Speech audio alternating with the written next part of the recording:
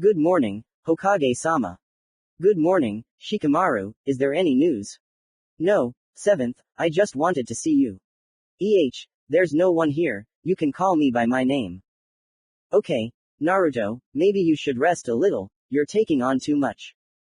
It's okay, Shikamaru, no need to worry, I said, leaning against the soft back of the chair. This is how the day begins, as always, every morning, I begin to remember my past.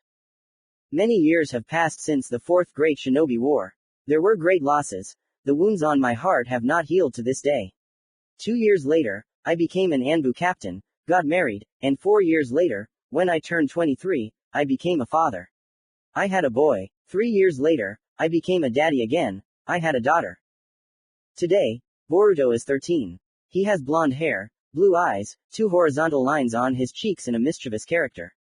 Himawari is 10. She has short blue-black hair like Hinata, also blue eyes and lines on her cheeks, you can tell that they are my children. I am 36. My wife Hinata and I have wonderful children growing up. A year ago, I became Hokage, the strongest and most respected ninja in the Hidden Leaf Village, but at the same time the busiest and most tired. I appointed Shikamaru as my advisor. Because of my position, I began to distance myself from my family, often using shadow clones to come home instead of me. Boruto really didn't like this and I began to think that he was not like me at all, except for his appearance. Himawari also suffered, but she is modest, just like her mother, so she didn't say anything. Modest, but strong. Oh, how I remember what happened when she awakened the Byakugan. Even Kurama was thrown off track, because she hit the place where the seal was. Then only Hinata was able to stop her, and it seems to me that the genes of the Uzumaki women were passed on to her daughter, she was so bloodthirsty and evil then. I immediately remembered how Sakura and I ended up in the small Tsukuyomi. Then I met with the wrath of my mother and my father antidepressant.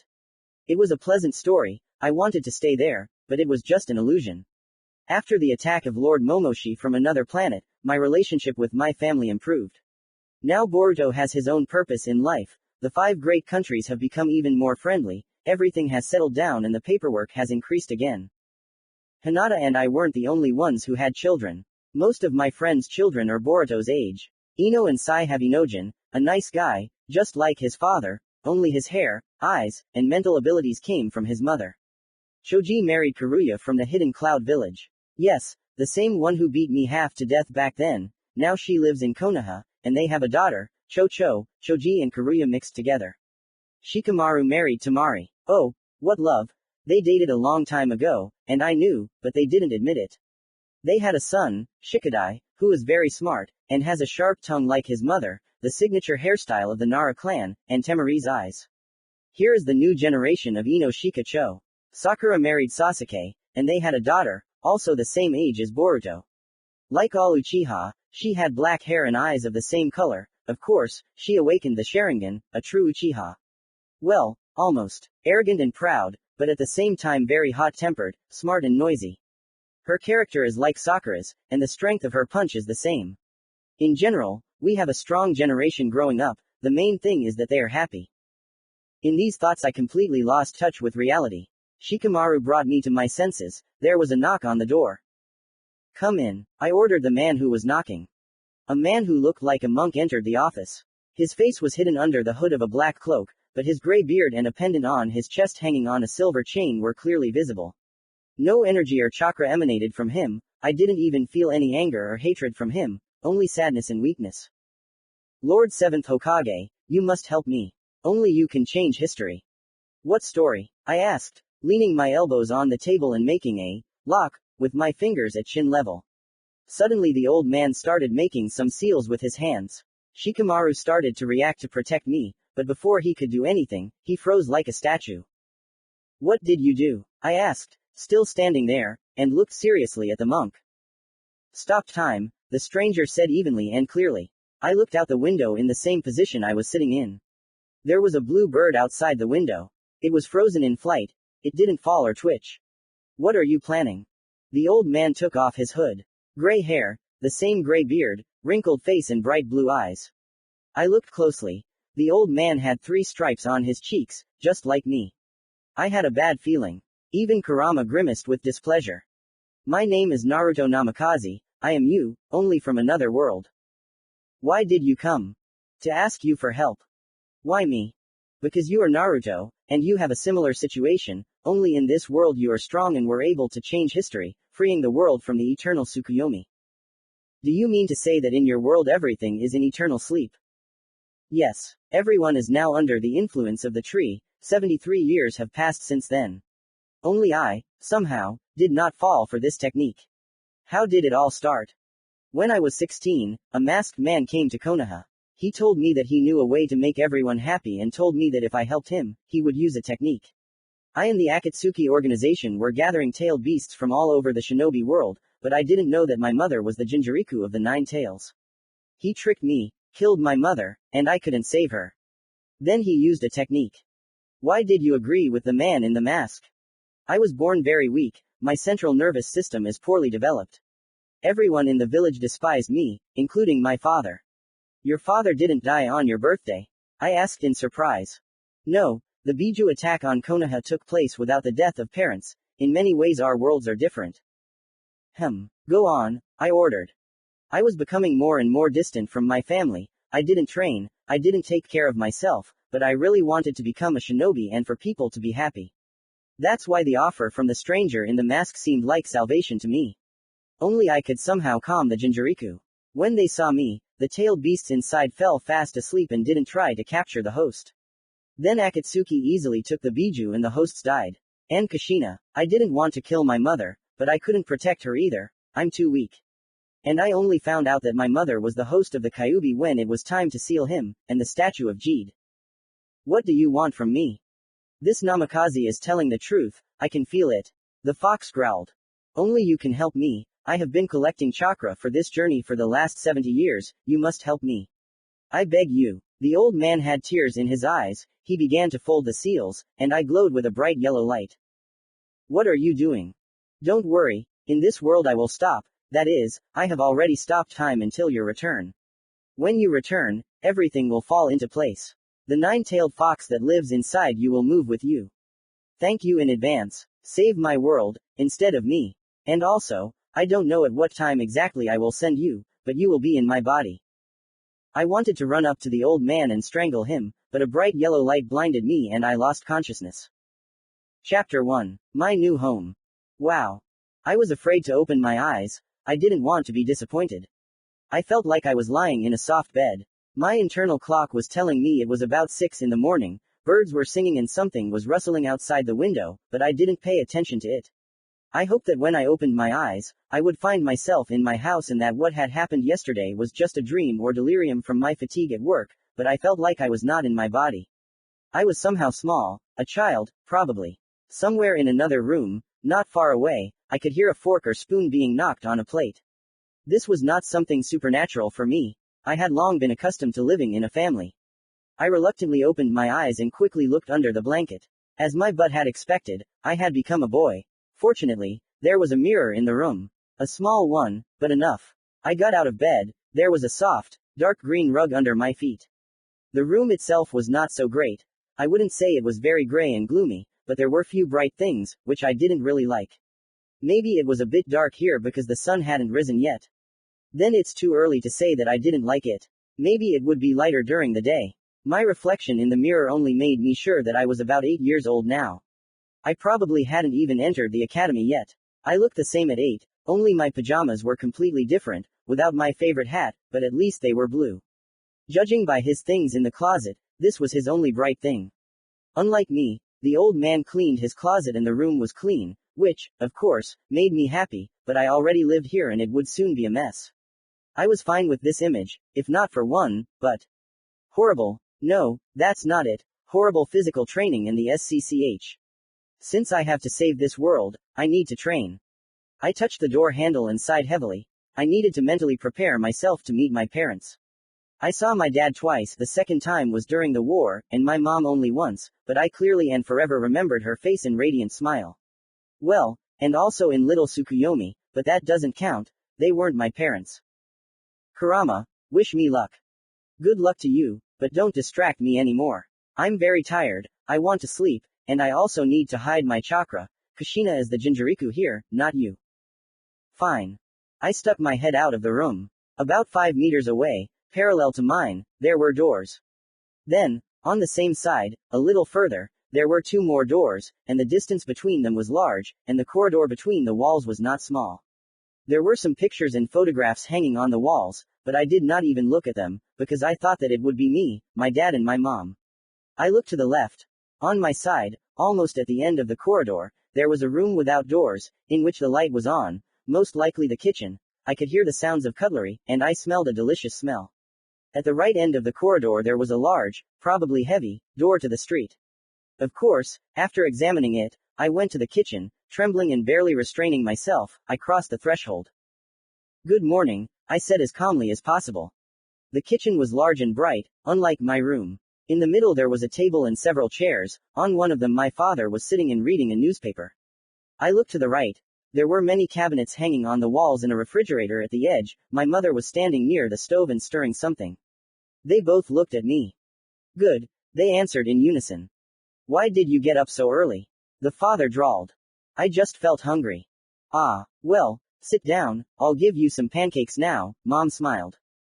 My father looked at me tenderly as I sat down at the table and continued reading his newspaper. To tell the truth, I expected him to show me contempt and shame, as Naruto had said, but here Minato treated me normally. It seemed that I had been dragged back to the age when my father had not yet become disillusioned. This was good. I had a chance to mend my relationship with him. I decided that I would change, little by little, so as not to arouse unwanted suspicion. My mother placed a plate of pancakes in front of me, the same ones Hinata had made for me when I left for work. Being Hokage was not easy. "Well, how's your head?" asked the father, without looking up from the newspaper. "Yeah, okay, I think." I became wary. It seemed like something happened yesterday. What happened? You don't remember? No. Yesterday, after the bath, you went to your room, slipped and hit the edge of the nightstand. There was no blood, but you lost consciousness. Hiroshi carried you to your room. "Who is Hiroshi?" I asked, and two surprised glances suddenly turned to me.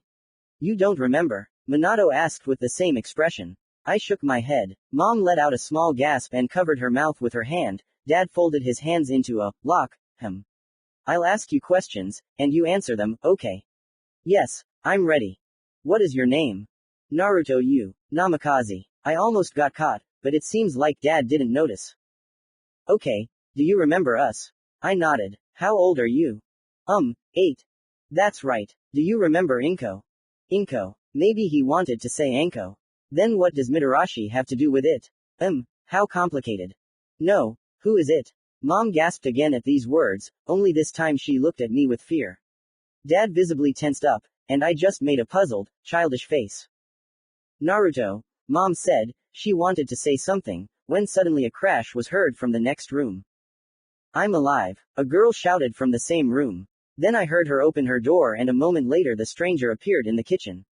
Mom instantly made a serious face. A little girl of the same age as me stood on the threshold. She had the same pajamas as me, only green. What surprised me was the color of her hair. I thought she would be red-haired, like her mother, or blonde, like me and my father. But she had straight, waist-length, light brown hair. Surprisingly, our faces were very similar, only she had blue eyes and no stripes on her cheeks.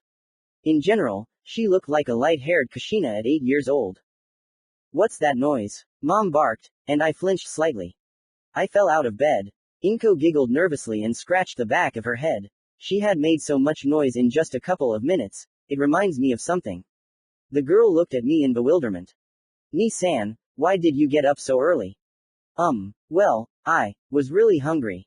"Inko," my father interrupted me, "we are having a very serious conversation." "What happened? Did I do something wrong? Or was Hiroshi saying nasty things about me again?" "I didn't say anything about you." A voice came from behind the girl, and a boy of about 15 walked into the room. Honestly, Nagato, only without the Rinnegan and Akatsuki cloak. I almost had a heart attack. What is Nagato doing in my house? No, of course I'm glad to see my relative again, but it was too unexpected. "Hiroshi, come on, admit what you did to Naruto yesterday." "What?" Mom seemed to be really angry. "A snitch," Hiroshi snorted quietly to his younger sister. "Well, yeah, I was the one who pushed Naruto yesterday. He slipped on the water and hit the corner of the nightstand," my older brother said calmly. What? Do you even know what you've done? His mother's hair split into 9 strands and began to flutter in the air in a hostile manner. Hiroshi swallowed convulsively. Kushina, calm down, he will definitely be punished, Minato said like a true Hokage. You'll be cleaning the whole house for a month. I've said it all. Habanero turned around and started washing the frying pan. Inko smiled slyly. She had already thought of something. Hiroshi noticed it. For what? I didn't kill him, especially if he wants to become a ninja, such injuries should be nothing to him. The red-haired man answered calmly. It seems that his character is all like his father. Calm, reasonable, probably smart and well-trained. He was wearing an Anbu uniform, which surprised me a lot. Although, he is Minato's son, anything is possible. Father made his face even more serious. Inko shuddered, it seems that she was not used to seeing him like this. This time, everything is much more serious. The thing is that after yesterday's incident, Naruto partially lost his memory. What? Inko looked at me worriedly. Hiroshi tensed up. Maybe he was scared. Hi. I waved my hand at them and smiled, with all my teeth. My brother snorted. Maybe it will be good for him. At least he learned to smile. The red-haired man continued. Father looked at me with slight shock. Now I was sure that the local Naruto was a gray mouse. Do you remember me? Inko asked. Tears appeared in her eyes when I shook my head.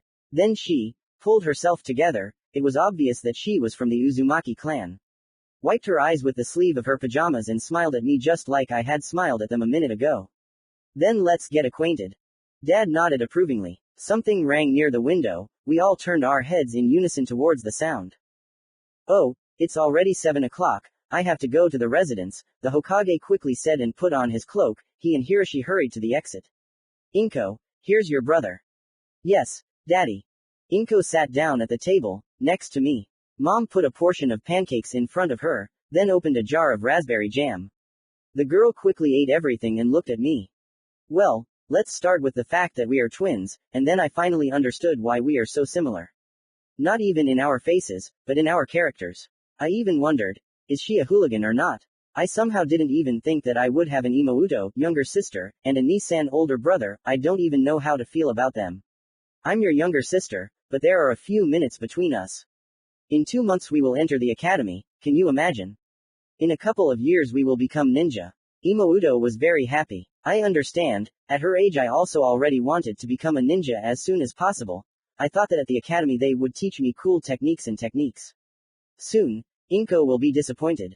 But Hiroshi has already become an Anbu captain, like our friend Itachi. You remember Itachi, right? Well, Itachi is my friend. So he didn't kill his clan. It's good that he didn't join Akatsuki, it would have been more difficult. I wonder how Sasuke is. What is he like here? What is Sakura like here? I really want to see them. Yes, but I only remember his appearance. He is from the Uchiha clan and he has a younger brother. Yeah, right. Itachi and Hiroshi are the same age and best friends. Sometimes it pisses me off that Hiroshi treats you like that. What did he say about me? I tried to make a surprised face. I didn't really like that my new brother had a grudge against me. That was the last thing I needed.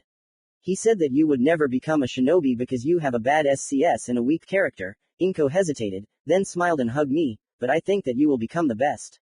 We will both become the best shinobi of all time and people. And Hiroshi can bite his lip. She stood with her feet on the chair she had just been sitting on. I did the same. No way. After all, in the future I will become Hokage. And we laughed loudly. Mom looked at us tenderly. Go get dressed, I have a mission for you. A mission? We both cried out joyfully. We're not even ninjas, so what mission does she want to give us? This time I became truly interested.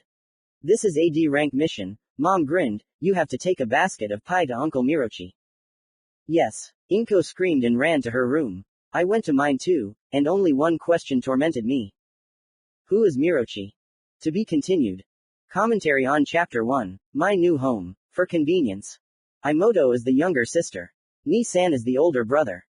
Chapter 2, Clan. I rummaged through the closet, trying to find at least some bright clothes.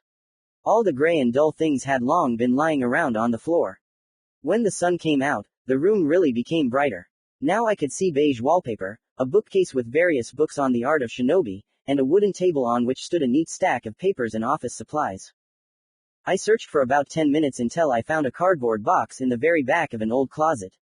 The box was big and heavy. I pulled it out and opened it. On top was a family photo. Dad was holding a little me, about 3 years old, in a fox costume. Mom was standing next to me. She was holding Inko. The girl was in the same costume, and in front of them was Hiroshi, smiling stupidly. I wondered why this photo was in the box. There wasn't a single photo in this room, and there were plenty of them on the walls in the hallway. I still looked at those photos on the way to the room. Inko took up most of them, but I was only in a few and, most importantly, I was kind of sullen and gloomy and smiled only in one photo. There I was, probably, about 5 years old, and we were celebrating my birthday with Imaudo, since we were standing there covered in cake. When I looked at the family photo in the box, I remembered my family from my world. We had similar photos. Me, Hinata, little Boruto and, still a baby, Himawari. Small tears welled up in my eyes, but I immediately wiped them away with the sleeve of my pajamas and continued to examine the contents of the box. There were neatly folded bright t-shirts, shorts, breeches, a vest, socks, pants, and I was very happy that everything was orange. There were also red and green things. Everything was new and clean. Some of the clothes were too small for me. It seemed that the old man was not always gloomy and secretive. Something happened in his childhood, because of which he did not train and fenced himself off from society. Something or someone broke him. Of course, the first suspicion fell on Hiroshi, but this still needs to be verified. He can't hate me so much, especially since I am his brother. Inconsistency. It was summer outside, so I put on an orange t-shirt with a white maelstrom, Uzumaki clan, sign and light-colored shorts without thinking. I didn't want to clean up after myself. Well, I'm not used to it, so I just threw everything in this very box. Bright and cheerful colors took up the space in the closet.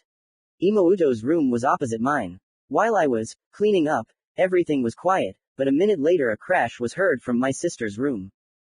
I'm alive, Inko screamed. She must have fallen out of bed again, I thought. I decided to go and see Imaudo's room. It's funny. When she fell out of bed, I got worried. For the first time, I felt like an older brother. An unusual phenomenon for me. In my world, there was Konohamaru, but he was more of a student than a younger brother. Now this student is a teacher himself, and he is a teacher of my son and my best friend's daughter. I knocked on Inko's door. Come in, she answered cheerfully. When I entered the room, I was very surprised. Lots of orange, yellow and green. As if the sun had settled here. But what surprised me most was that it was full of toads. Not literally, but figuratively. Soft toys, stickers on the mirror, a picture on the blanket on the bed, on the rug, all frogs. And the girl herself was standing by the window and looking somewhere. Then my sister noticed me. Ni-san, is that you? Well, yes, so what? I didn't stay on the threshold and sat down on the chair that stood near the door. You never wanted to come here, the girl hesitated, but I saw sparks of joy in her eyes. Do you like my room? Of course, I'd rather live here than in that boring crypt. Well, it won't last long, I'll take on that room, it won't be any worse. Of course I do. Do you like toads? I drawled, guessing why she had such a craving for these amphibians. Yeah, when I graduate from the academy, I'll ask my dad or godfather to sign a contract with them. Can you imagine? Inko started jumping on the bed. I was very happy that Jiraiya was also my godfather and not only mine. I wanted to see him. I hadn't seen him for a long time, but I would never forget him. He became a real teacher for me. Although I didn't immediately find out that he was my godfather, I accepted him as a kindred spirit. I had a lot of trouble with this pervert, but I forgave him. That's why when he died, I was in despair. It was painful, difficult, but I felt that he was near. Granny Tsunade cried bitterly. She was sad. She drank a lot of sake to calm down, and only the position of Hokage and responsibility for the village prevented her from becoming a complete alcoholic. More than anything, I wanted to see the old pervert. Where is Jiraiya now? A perverted hermit somewhere in the land of waves, probably at the hot springs, spying on women. Imoto answered phlegmatically. Ahahaha, we are too similar. I laughed heartily. Okay, let's go to Mirochi. Inko got off the bed, waving at me. She was wearing yellow breeches and a green t-shirt. We left the house, and I carried a basket with an apple feast covered with a white towel. A minute later. Who is Mirochi? I asked Imaudo. She sighed heavily. You forgot that too. It sounded more like a statement than a question. Mirochi is the advisor to the head of the Namikaze clan. Oops, something interesting. I woke up just in time. The fox yawned sleepily in his subconscious. Kurama, you're sleeping too much.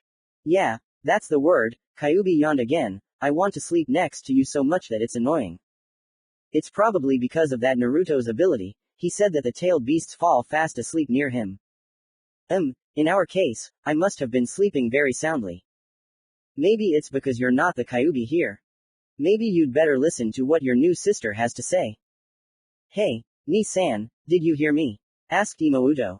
Maybe you should tell me first, I don't understand anything.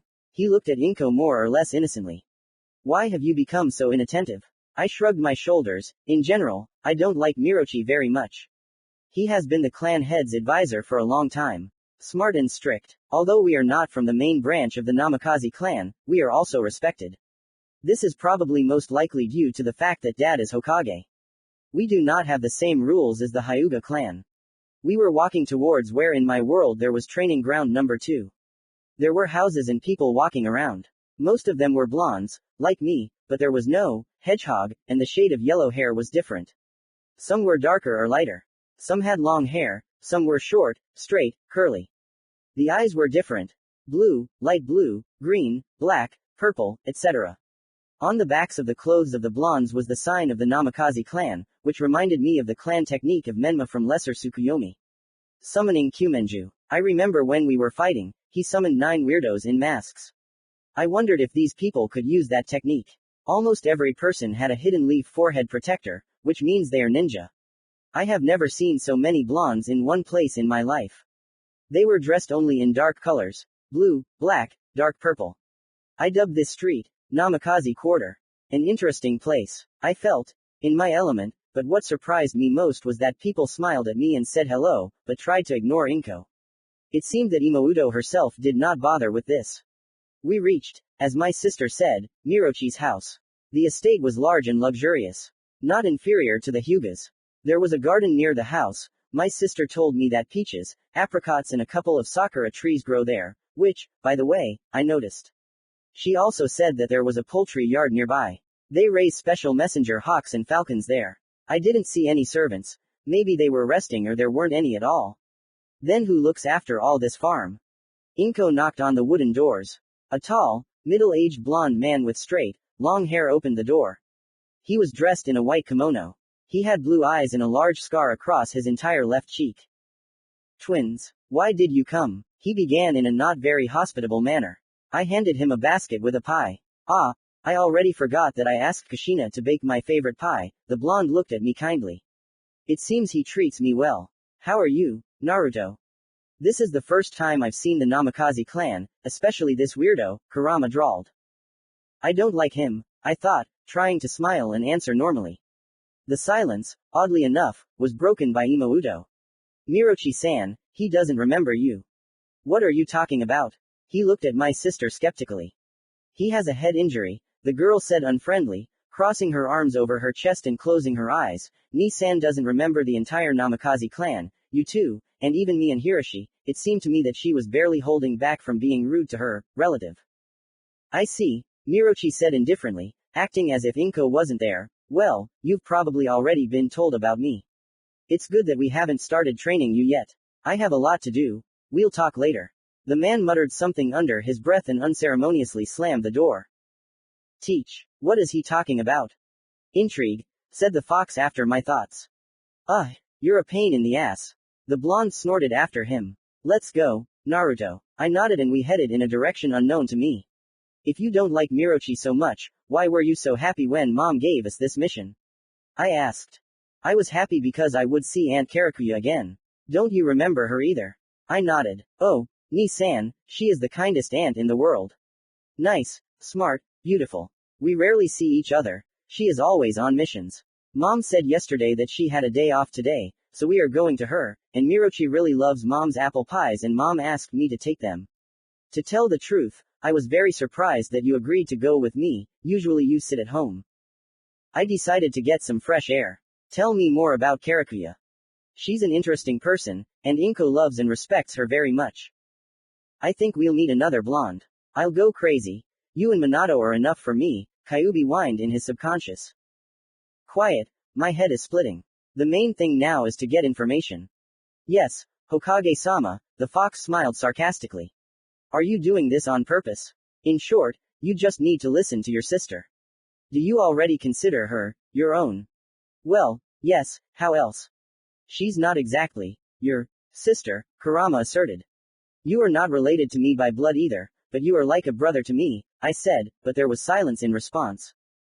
What else can I tell you? She's 23 years old, an elite jonin, my father's personal guard.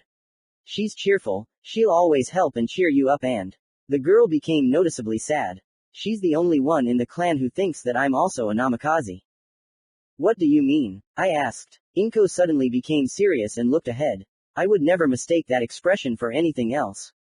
The namikaze clan began to die out little by little. From the youth there remained only you, Hiroshi, me and one other guy from the clan.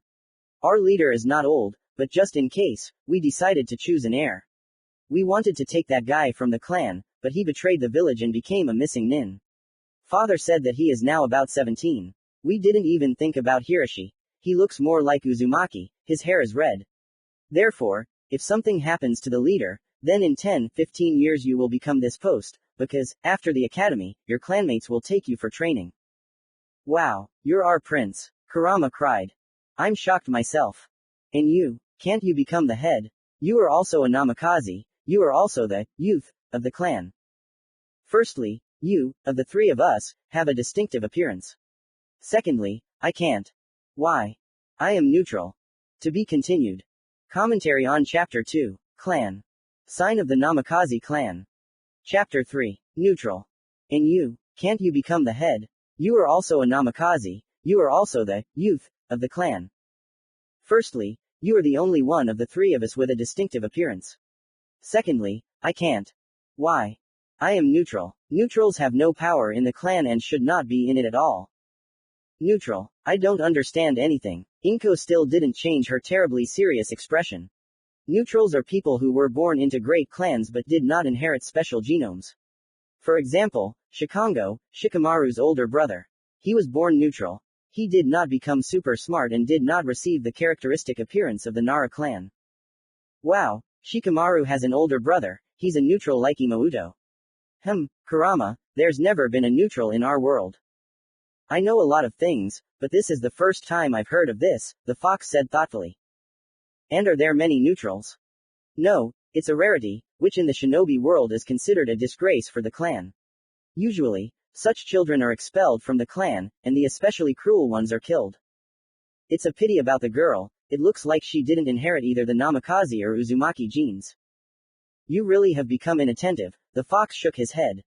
You mean her facial expression? And not only that, her speech is very reminiscent of Minato. But I don't think he was that serious when he was 8, I said incredulously. Like that girl, Minato was very serious when talking about things like that. How would you know? Well, one day, back in your parents' first year, the village was attacked, the academy was attacked, and the kids were taken hostage, including your father. He broke free and decided to free his classmates, including Kushina. I watched as he quickly knocked out all the attackers, acting like an Anbu captain, clear and calm, sometimes even cold-blooded, giving orders to the kids to run away. Then the Anbu arrived, took Kushina away, so I don't know what happened next. Why don't I know about this story? I asked, puzzled. Well, you didn't ask, Kurama said. I'm talking to this girl and it feels like I'm talking not to an 8-year-old child, but to a real genin or maybe even a chunin. While we were chatting like this, Inko also became lost in her thoughts. So, it turns out that in the village there are only you and that Shikango neutral. I asked the Imouto. There are also some in the Uchiha clan. Uchiha. Wow, I thought all Uchihas were born as the best warriors and geniuses. What a turn of events. The nine-tailed fox whistled. His name is Sakata Uchiha, he is 16. He tries to imitate his clan, to be proud, calm, patient and cool-headed, but he is not very successful. I can't understand why he was born neutral. His parents are both Uchiha, and his father is the head of the clan, 2 younger brothers were also born Uchiha. He is in the same group with Shikango, they are the same age. Sakata's father and his entire clan are ashamed of being neutral. Just like the Uzumaki and Namikaze are ashamed of me. The Uzumaki refused to give me a surname.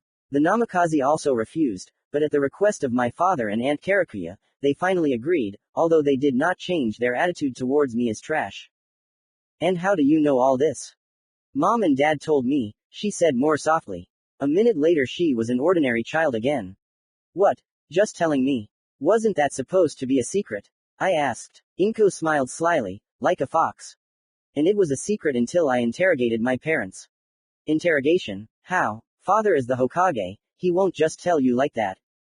I have a special method, I came up with it myself, and it works, the girl grinned. Which? It's a secret. If they hide something from me, I will find out the truth at any cost, Imoto repeated childishly, one might even say naively. If she was even able to interrogate father, then what are we going to do, Kurama, if she starts to suspect us? The girl is not that simple, you need to be careful, the friend replied. We walked through the Namikaze district for another 5 minutes, until my twin sister stopped near the ninja dormitory. The building was 5 or 6 stories high, with a flower bed planted in front of the entrance, the flowers gently swaying in the wind. We met a fair number of blondes along the way, some looked at me with pity, and 2 were noticeably whispering that they were unhappy with the leader's choice regarding me because I was too weak. They were probably censors and sensed my meager amount of chakra. But most nodded to me in greeting. I wonder if that old man Naruto knew that they wanted to take him as the next head of the clan. I thought in my head. You better watch where you're going now, Kurama brought me back to reality. We were already heading towards the entrance, and if it weren't for my tailed friend's warning, I would have hit my head on the closed door. Imouto sighed sadly. She was probably already preparing to laugh. I opened the door and we finally went inside. According to my sister, we needed to go to the 4th floor. The girl cheerfully ran up the stairs, and childhood woke up in me, and I ran after her. Oh, Hokage-sama, you're 36 years old, Kurama sneered. One doesn't interfere with the other, I snorted. We finally ran to Karakuya's apartment. Inko knocked on the door, but there was no answer. I pulled the handle and the doors opened. Imouto and I exchanged glances, Inko's eyes were worried.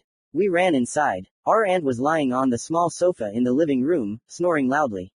The sofa was noticeably too small for her height. Her head was thrown back, beyond the sofa, due to which only her open mouth and nose were visible. I saw that she was also blonde. One leg was thrown over the side of the sofa, and the other was touching the floor. Her right hand was lying on her stomach, and her left hand, like her left leg, was hanging off the sofa and holding an open bottle of sake. Oh, we both said. Looks like someone was celebrating yesterday, I continued. We need to wake her up, said my twin sister and began to gently tug at her. Oba-san, wake up, said Imouto, almost whispering. Maybe we shouldn't, I asked. She'll have a headache later, let her sleep. Ahahaha, what, did you remember how drunk you got that time? Kurama laughed mockingly. Let's not remember that incident, we were just celebrating my 20th birthday, I said, but Kyuubi's laughter didn't stop. Yeah, you were running around Konoha, almost completely naked, shouting, Madara, you bastard, Kagaya up your ass. Ahahaha, the fox didn't let up. And in the morning you were so hungover that I had to help you, ahaha. Well, that's enough.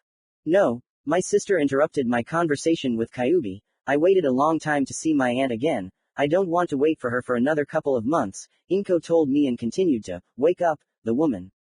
I looked at the girl in her unsuccessful attempts, and remembered how Himawari woke me up in the same way, and then how Boruto woke me up. Well, this way you will never wake her up. Then what? Asked Imouto. I grinned wickedly. Ni-san, what are you planning? Watch and learn. Taking a couple of steps back, I, using almost half of my chakra volume, jumped up and immediately fell on my aunt's stomach. She immediately woke up, her eyes were round as saucers. A couple of seconds later, the woman came to, and stared at me in shock. I smiled at her, with all my teeth. Naruto? The woman asked, puzzled. Inko clutched her stomach from laughter. Inko. Good morning, Oba-san, Imouto continued mockingly, wiping away her tears. The woman grabbed her head with one hand and threw it back, massaging her temple. Of course, I'm glad you came, but my head hurts so much. We have a problem, the girl interrupted calmly. Oba-san instantly made a serious face. I got off her and stood next to my twin sister. The blonde with long, straight hair and kind blue eyes sat down normally and looked at us with a demanding look. What's happened? It so happened that Ni-san lost his memory. And her sister told her everything in great detail. I see, the aunt sighed heavily and stood up from the sofa. Only now I noticed that her hair was very long, it almost touched the floor of the apartment. The blonde invited us into the kitchen and made tea. What happened yesterday that you celebrated so well? I couldn't help but ask, sipping jasmine tea. Yesterday, Tsunade and I completed a difficult mission, decided to celebrate and played cards, she answered, gracefully taking sips. Inko repeated after her. I hope the girl won't gamble like Karakuya. Auntie isn't the best role model in this regard, I thought, remembering Granny Tsunade and her drinking. But what a reserve of chakra she has. Kurama said with admiration. Did you play for money? I asked, squinting slyly. She just nodded. And how much did you win from Granny Tsunade? Oba-san looked at me in surprise. How do you know I won? Well, Granny Tsunade always loses, she's the legendary loser. After all, the woman looked at me with even greater surprise at these words. I didn't think you knew Haim's nickname, you surprised me, she said and calmly continued drinking her tea. But why do you call her Granny? She's still quite young. But you know her real age. Huh, Imouto intervened in the conversation. Real age? Isn't she the same age as Auntie? Oba-san grinned cheerfully and shook her head. She's well over 50, the woman said, leaning on her left hand, and looked at the girl with a smile, waiting for a reaction. How much? She screamed. Oba-san grimaced. It seemed the hangover had not yet passed. The girl looked into her mug. My attitude towards her will not be the same now. We sat for another half hour chatting like this. Inko was actively telling us something about frogs, we were laughing and enjoying the conversation. To tell the truth, I enjoyed talking to this woman. Namikaze chatted, at our request, about her missions, how she chased a damn fast missing nin from Iowa, about her difficult job as the Hokage's personal guard. Her father trusts her very much. She is from his clan and helps our family. We would have continued sitting like that, but an ash-haired man in a mask and with a leaf ninja headband covering half his face knocked on the kitchen window. Pa of Inko Namikaze. Someone knocked on the window. Oba-san opened the window. Kakashi-san, my father's student, appeared in the room. He waved his hand to me and my brother as a sign of greeting. His one eye showed that he was glad to see us. Without saying a word, he silently handed my aunt a scroll on which I saw the rank S symbol. My aunt read the scroll and grimaced in displeasure. There was something very important in there. Sorry, kids, but I have to go, I'll be gone for a few days. But, Oba-san, aunt threw the scroll on the floor, and before I could say a word, the two jonin disappeared from the room. I looked at Naruto. He picked up the scroll and began to read, his brows furrowed in thought. I also looked at the scroll, but I didn't understand anything, since there were some scribbles on it. My brother broke the silence. I need to help my aunt, are you with me? End of Inko Namikaze's POV. Commentary on Chapter 3. Neutral. Oba-san, aunt. In our case, it's just a child's way of addressing his aunt. Iwa Iwagakure no Sato is the village of the hidden stone. What does Karakuya Namikaze look like, in a FF hat? Come and subscribe, follow the news about this FF in my group in VK. Pages S. Contact Alex Popov, fake page. Chapter 4. Mission, Rank S. Sorry, kids, but I have to go.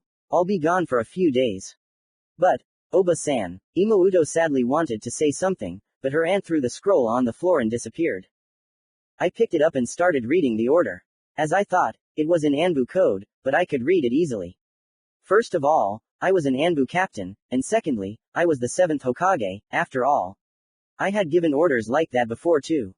It said, Karakuya Namikaze, urgent S-rank mission. Another missing nin from the hidden stone was spotted yesterday in the forest near the hidden leaf. He somehow managed to survive. Capture him, find out information about the purpose of infiltrating the territory of the Land of Fire, and destroy the facility. We contacted Iwagakure, but Sato, they confirmed that the missing nin is especially dangerous and is currently wanted. Go immediately. The journey will take about 1 to 2 days. Take Kakashi Hatake with you. One Anbu cat will go with you. The mission is secret, no one should know anything. I authorize the use of secret techniques. Sorry for ruining your day off. The 4th Hokage. Do you think Kurama could help Auntie? You know perfectly well that you are too weak now. You have never even trained and don't know what you are capable of. You even used almost half of your chakra to make that jump on your aunt. And we will try not to get involved in the battle, Karakuya will do that. We? Who else are you talking about now? I need to help my aunt, are you with me? I asked my sister. She looked at me in surprise at first, then nodded hesitantly. Are you crazy? She's too small. Well, okay, you have a lot of experience. And Imouto-san has no experience or skills.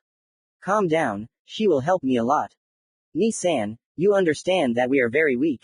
How can we help? This is not our level, Inko asked. She did not expect such a question from me, but I felt that she was not going to refuse such a tempting offer, although she was a little afraid. We won't get into a fight, I have a plan. I will always follow you, brother, what have you come up with?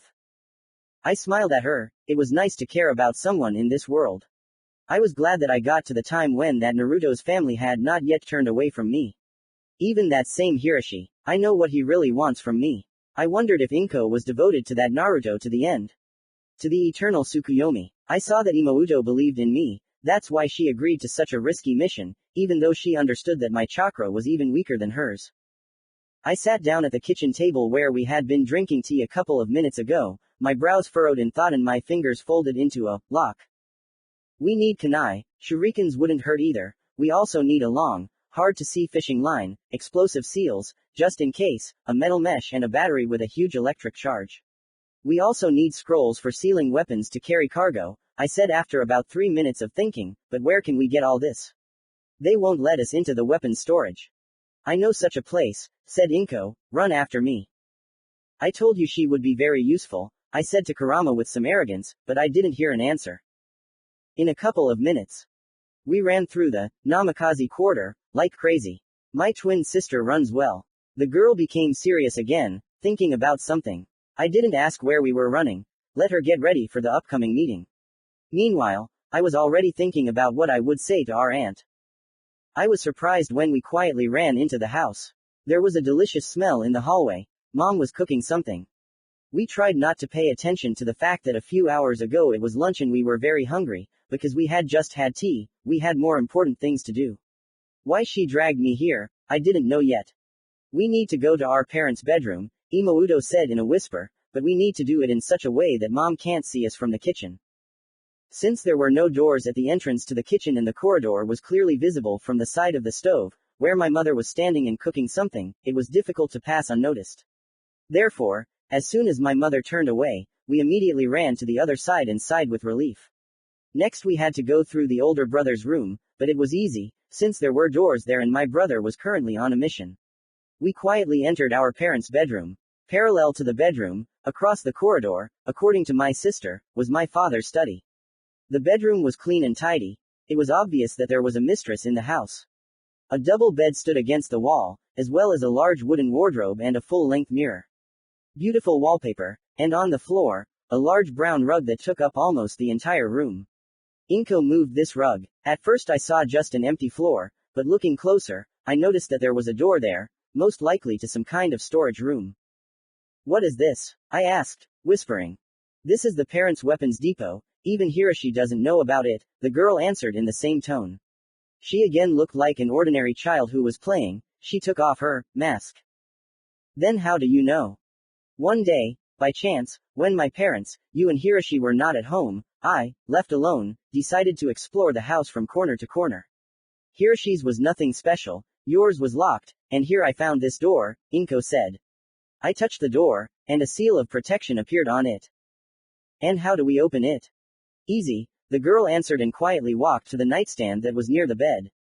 She took out a piece of paper with the seal, key, from there, then put this key to the door and the shield disappeared, thereby opening the door. How does she know all this? Flashed through my mind, but then I remembered what my sister had said about her secret way of finding out the truth. Do your parents know that you know this? I asked the girl. Imouto just shrugged. Go and take everything you need, and I'll keep watch. Okay. I started walking down the stairs. It was dark, but when I went down, I could feel the switch on the wall. A huge room appeared in front of me, with many shelves, like in a library, only instead of books there was a pile of neatly folded kunai, shuriken, senbon and other small cutting metal. Of course, a separate shelf was occupied by Dad's special kunai for the God of Thunder technique. On the walls hung coils of fishing line and strong ropes. By the wall there was a glass cabinet with various poisons. It was really cool there. I looked at every shelf with admiration. I found the right net with special small hooks. When the victim is caught, the hooks cling to the clothes, thereby detaining the caught one. Another rack was completely filled with explosive seals. I took about 10 of them. On the next one there were many identical, small, convenient scrolls for sealing. Then I found the most powerful battery. There were many other interesting things in that warehouse. Great, I whispered under my breath, I'll still need this. In the first scroll I sealed a lot of small cutting weapons for the first attack, and a fishing line. Just in case, I also sealed a rope. In the second, a net with a battery and explosive seals. In the third, a few more things that were interesting to me. I tried to take the weapons so that it would not be visible that their slices were no longer there.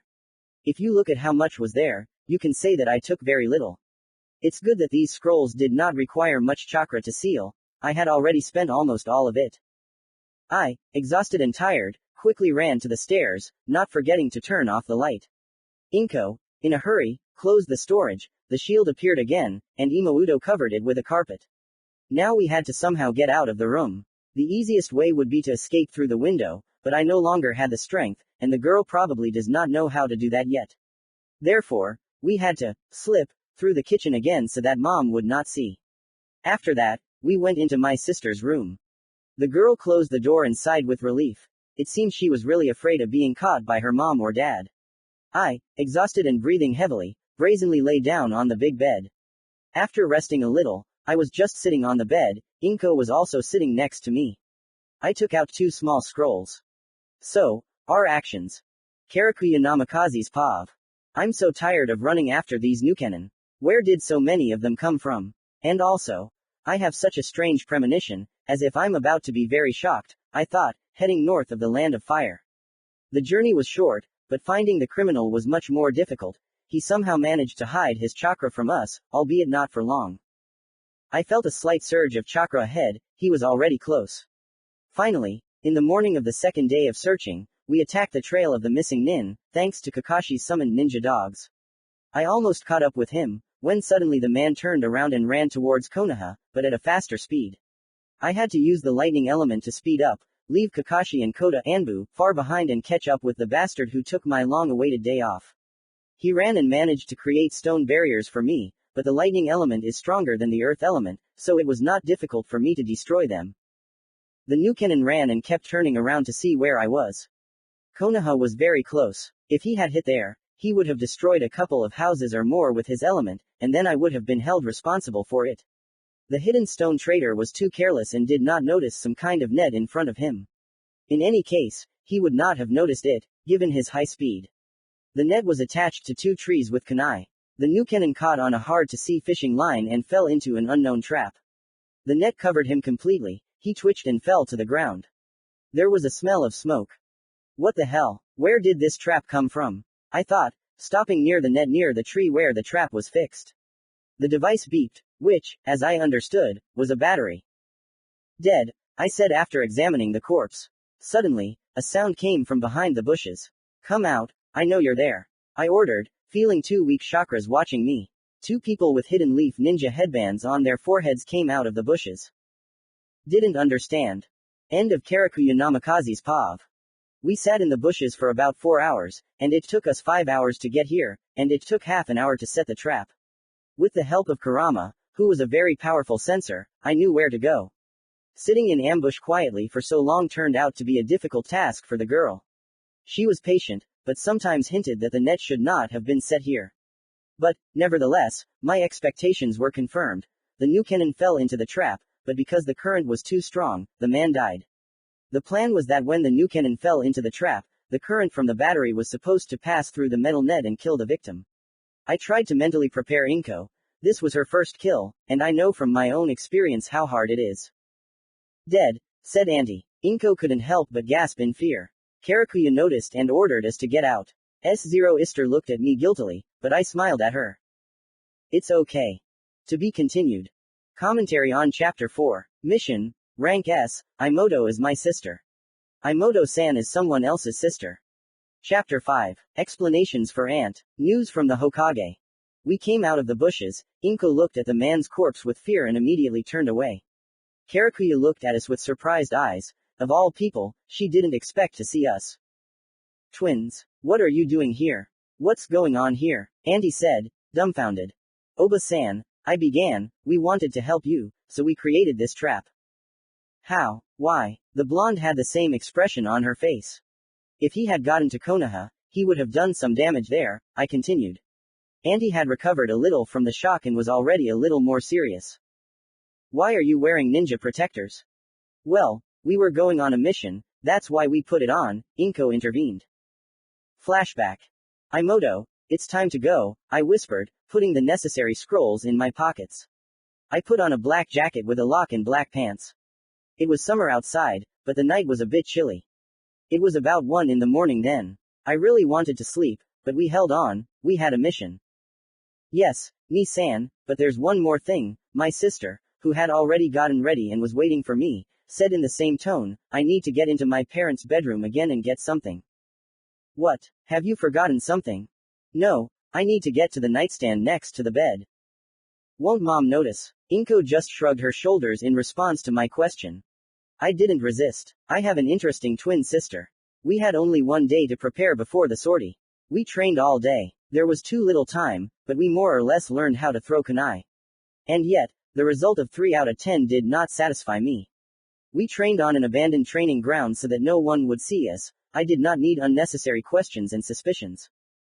We quietly opened the door. Fortunately, my father was at work, and my mother, like me, was fast asleep. Inko crawled to the nightstand and carefully opened the topmost compartment. She took something and waved her hand at me. When we left the house, she showed me what she had taken.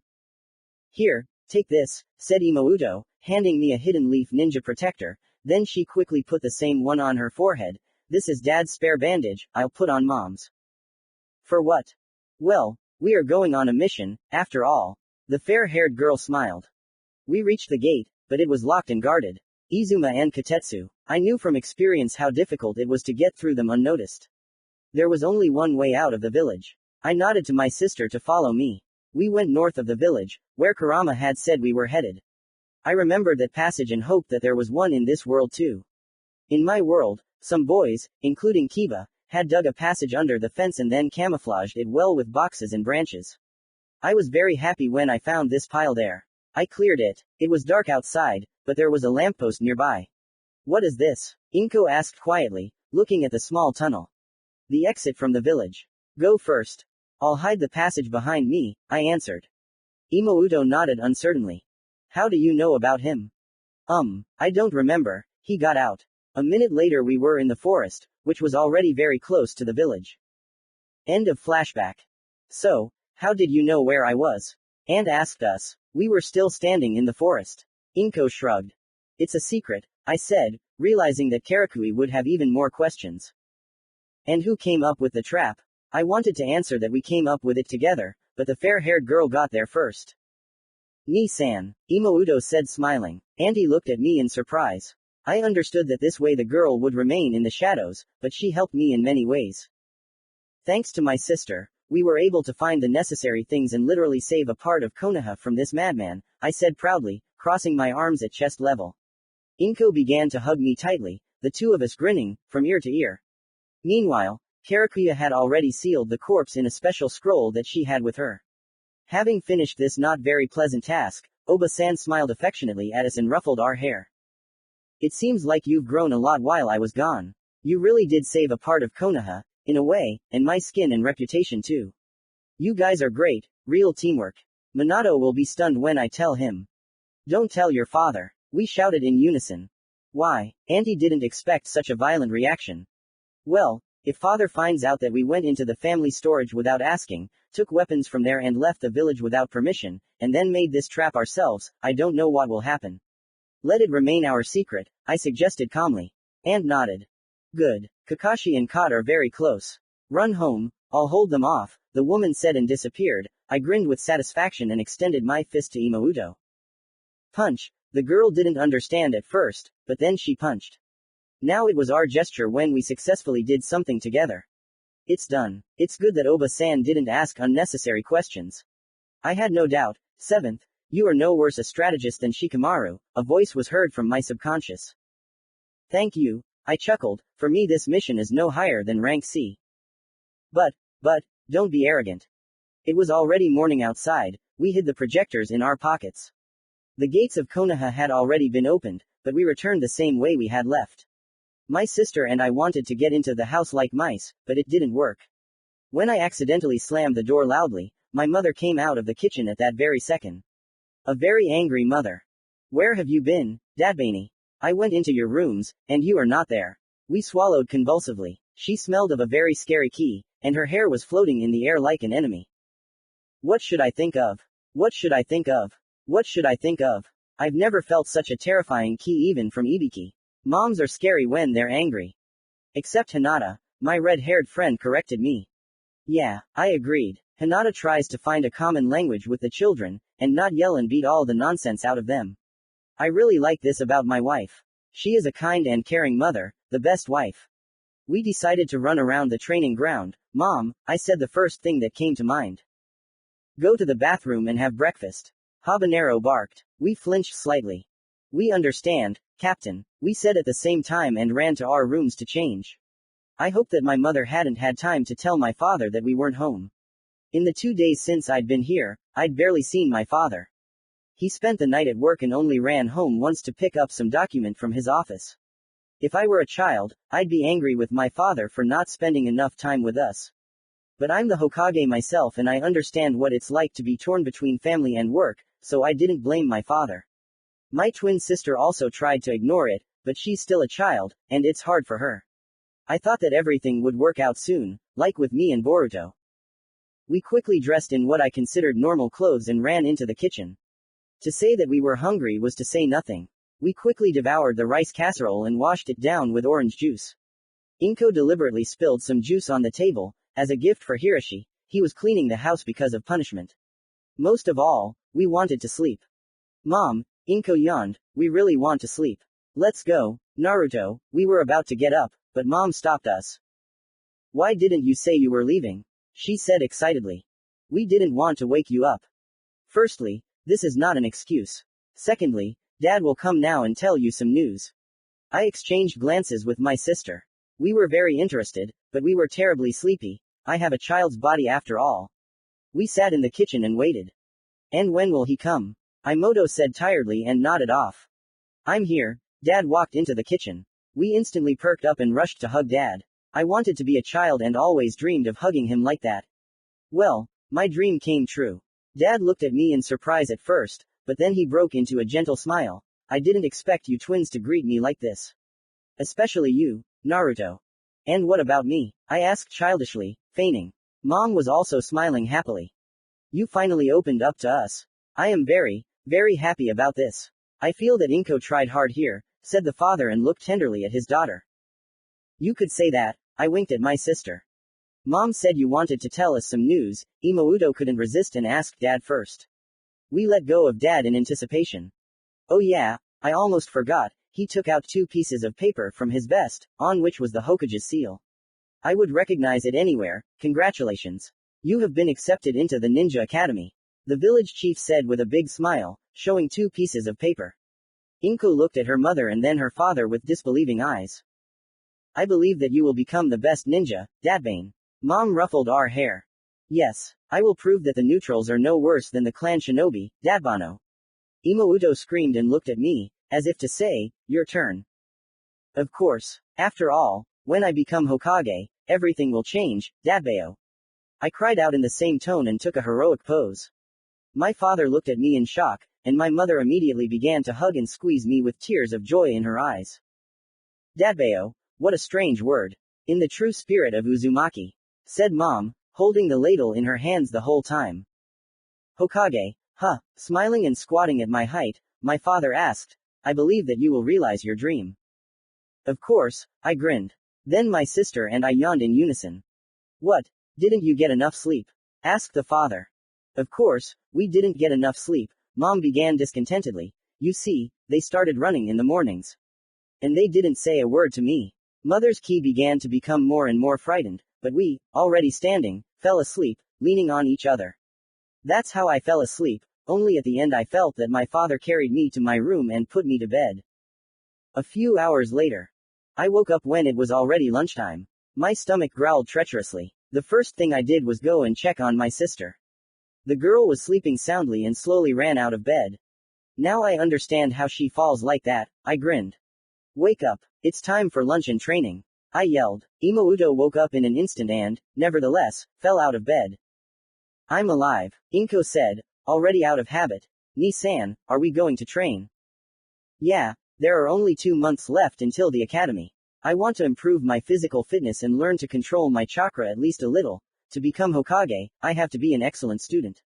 Are you with me? The girl nodded cheerfully. Great, let's go have lunch first. We ran to the kitchen. There, besides Mom, Hiroshi was sitting at the table. Having weighed all the pros and cons, I approached him. What do you want, Otudo? With the intonation of, why did you come? Are you tired of living? The red-haired man asked and looked at me, frowning. Ni-san, train us. Commentary on Chapter 5. Explanations for Ant. News from the Hokage. Ototo is the younger brother. Chapter 6. The dream came true. Pav Hiroshi Namikaze.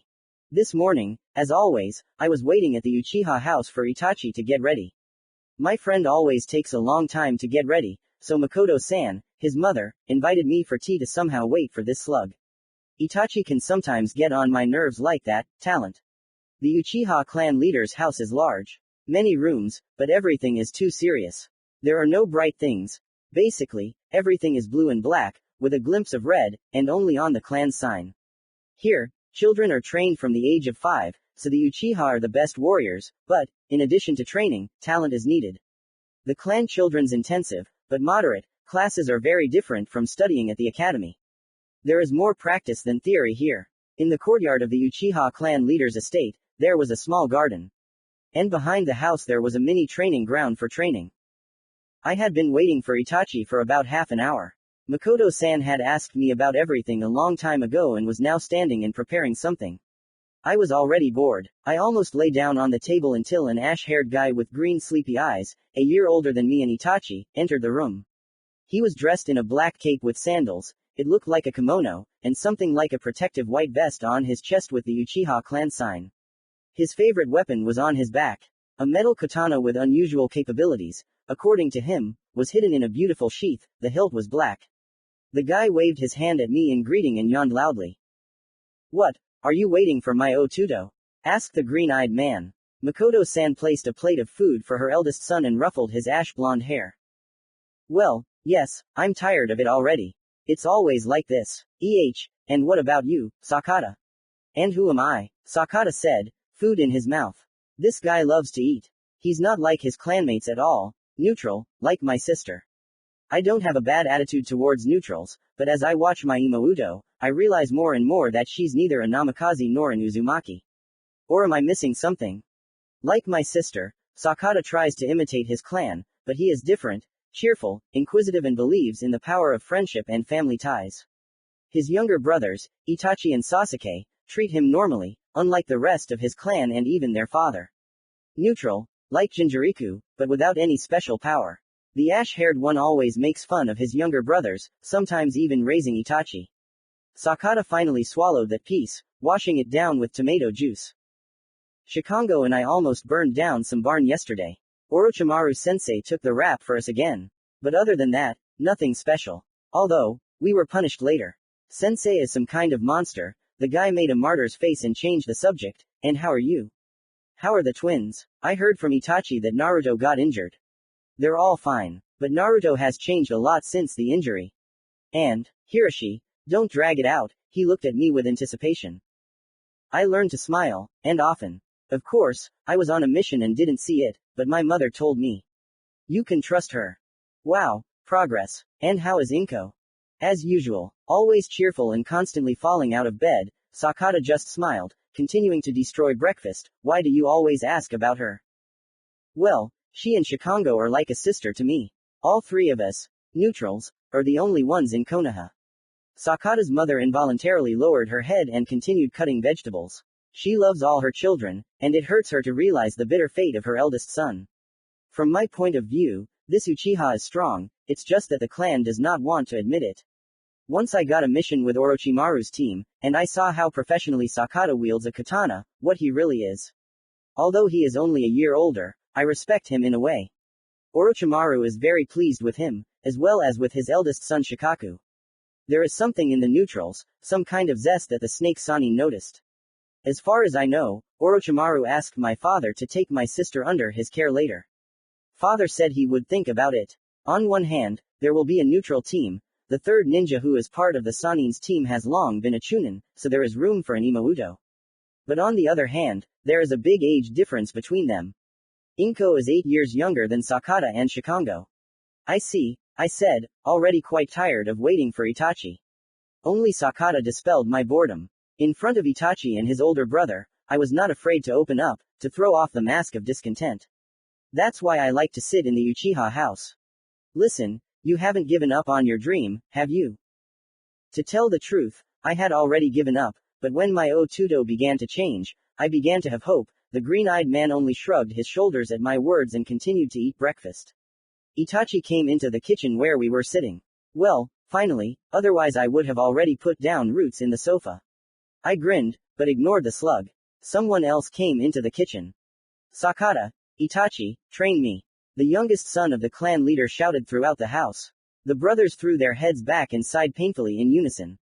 Sasuke, I don't have time, Shikango promised to show me something. The ash-haired man made excuses. But, Ni-san, you promised. The boy, realizing that Sakata would deny, again, turned to Itachi and looked at him demandingly. Sorry, Ototo, Hiroshi is waiting for me, we have a day off. And I want to see how you train your brother, I said with a fox-like smile. Sasuke looked at me with gratitude, and Itachi, for what, Hiroshi-kun? Let's do it next time, Sasuke, I have things to do. Business can wait. You both promised me training. Sasuke kept saying, looking at me for help. I dreamed that my brother would also run after me like that and ask me to train him. I would train Sasuke myself, but that is not what I want. Naruto was very closed, he only communicated with his mother and Inko, and occasionally with his father. And because of this, I got mad and said that he would never become a shinobi. Later, I felt very sorry for him, but I did not show it. Apart from the two Uchiha, no one knows about my dream. It is difficult to always be calm and unperturbed around my brother. I wanted to shake him up, but he looked so scared that I was even afraid to touch him. He would get scared and not talk to anyone for a whole week. This has happened before. And then, after the injury, when he smiled at my sister and me for the first time in several years, hope awoke in me. When I returned from the mission, my mother told me that he had become friendlier, more open. In my heart I rejoiced, but outwardly I only snorted. Okay, I began, getting up from the table, you train here, and I'll go home. I've been waiting for Itachi all morning, and it's already lunchtime. Mom must have cooked something. Thank you, Hiroshi-kun, Sasuke thanked me. I ruffled his hair and left the house. I put on my mask of excessive calm again, slowly walking through the streets of Konoha. My father's stone face looked at me from the cliff. I chuckled to myself. I finally reached my home. Hi, have you been to Itachi's house? Mom asked, putting food in my bowl. Yes, we couldn't escape from his younger brother. I didn't bother them, they're training there now and all that. I see. The twins are still sleeping, they are very tired. My mother looked at me with a joyful smile and blue eyes. Why are you tired? I asked, trying to act more phlegmatically. We were running. I don't understand. Without telling me anything, they went to the training ground to run in the morning. They're still sleeping, my mother informed me with a hint of displeasure and joy. What's in it for me? I turned away so my mother wouldn't see my face. I was confused, then I finally pulled myself together.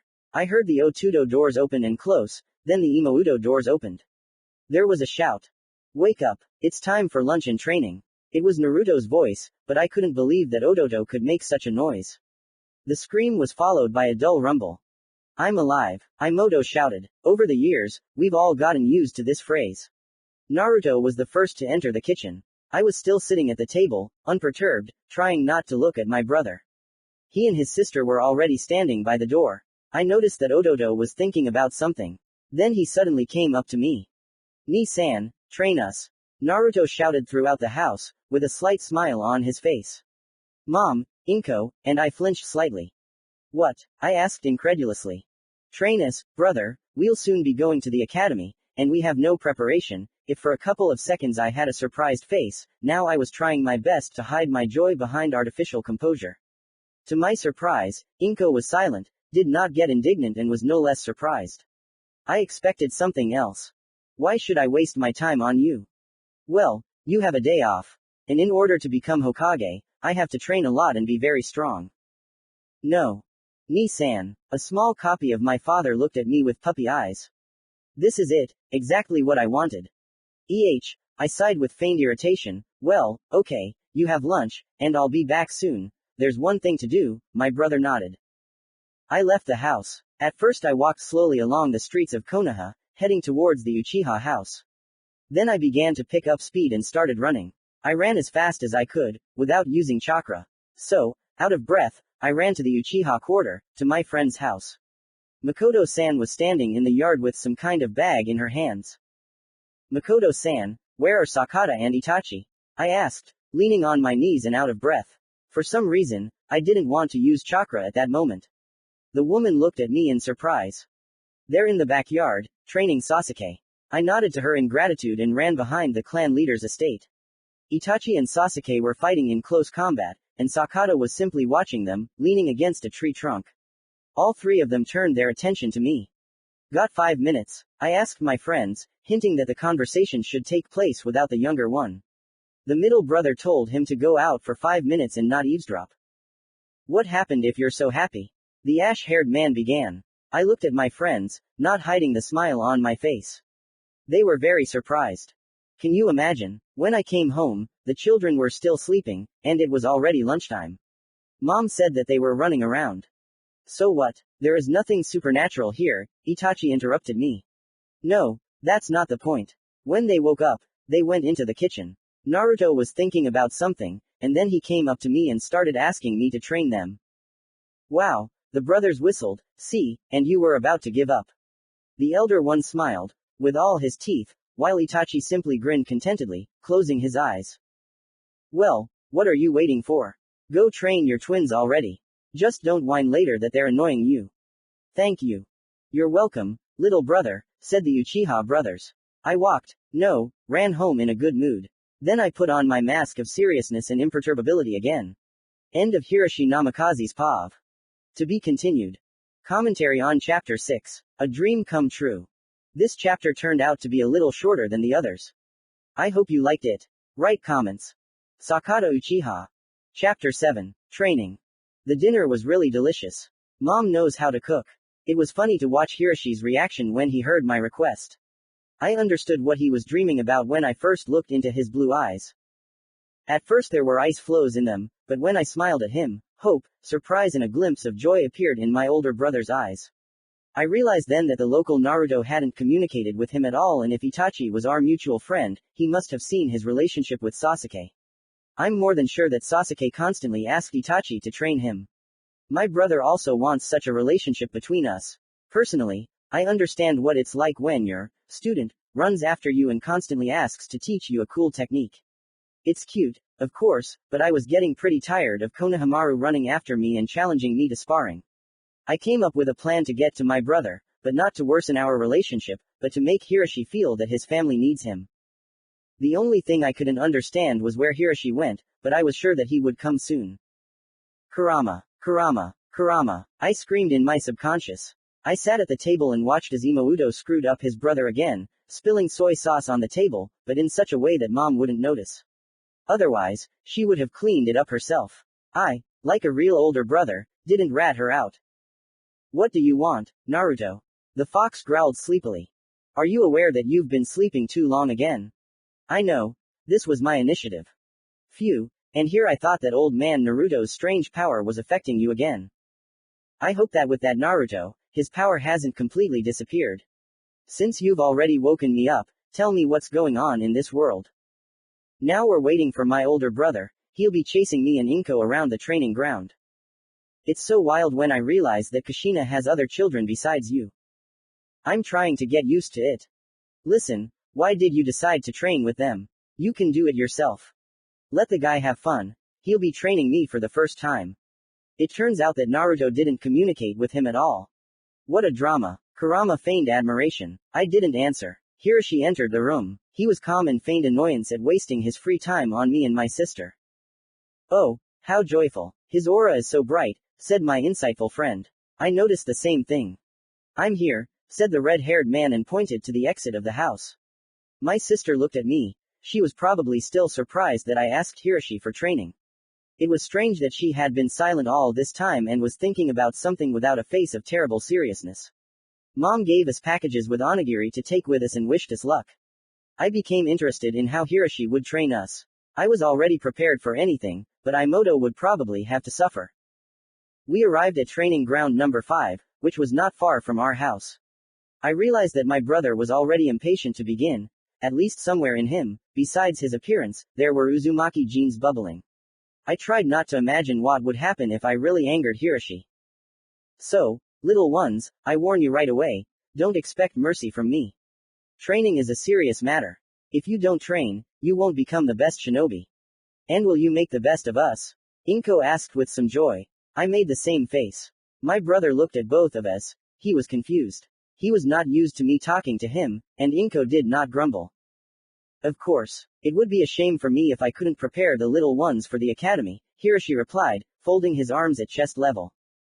Then let's start immediately. I and Imoto screamed in unison. My brother blushed a little. You have the same brains. Kurama laughed. First, run around the training ground 5 times. How much? The girl asked in surprise, looking around the entire area. It was quite large. I, at 8, ran 10 laps on the same ground to become the best. But I didn't say anything to my brother. Yeah, I'll have to do some extra training, just 1. Listen, Super Ninja, with a body like that, even 5 laps will be enough to leave you out of breath. You won't even make it to the 7th. Dadbeo, I don't like this. It's okay. By the way, I don't know how, but your chakra center has increased a little since that mission.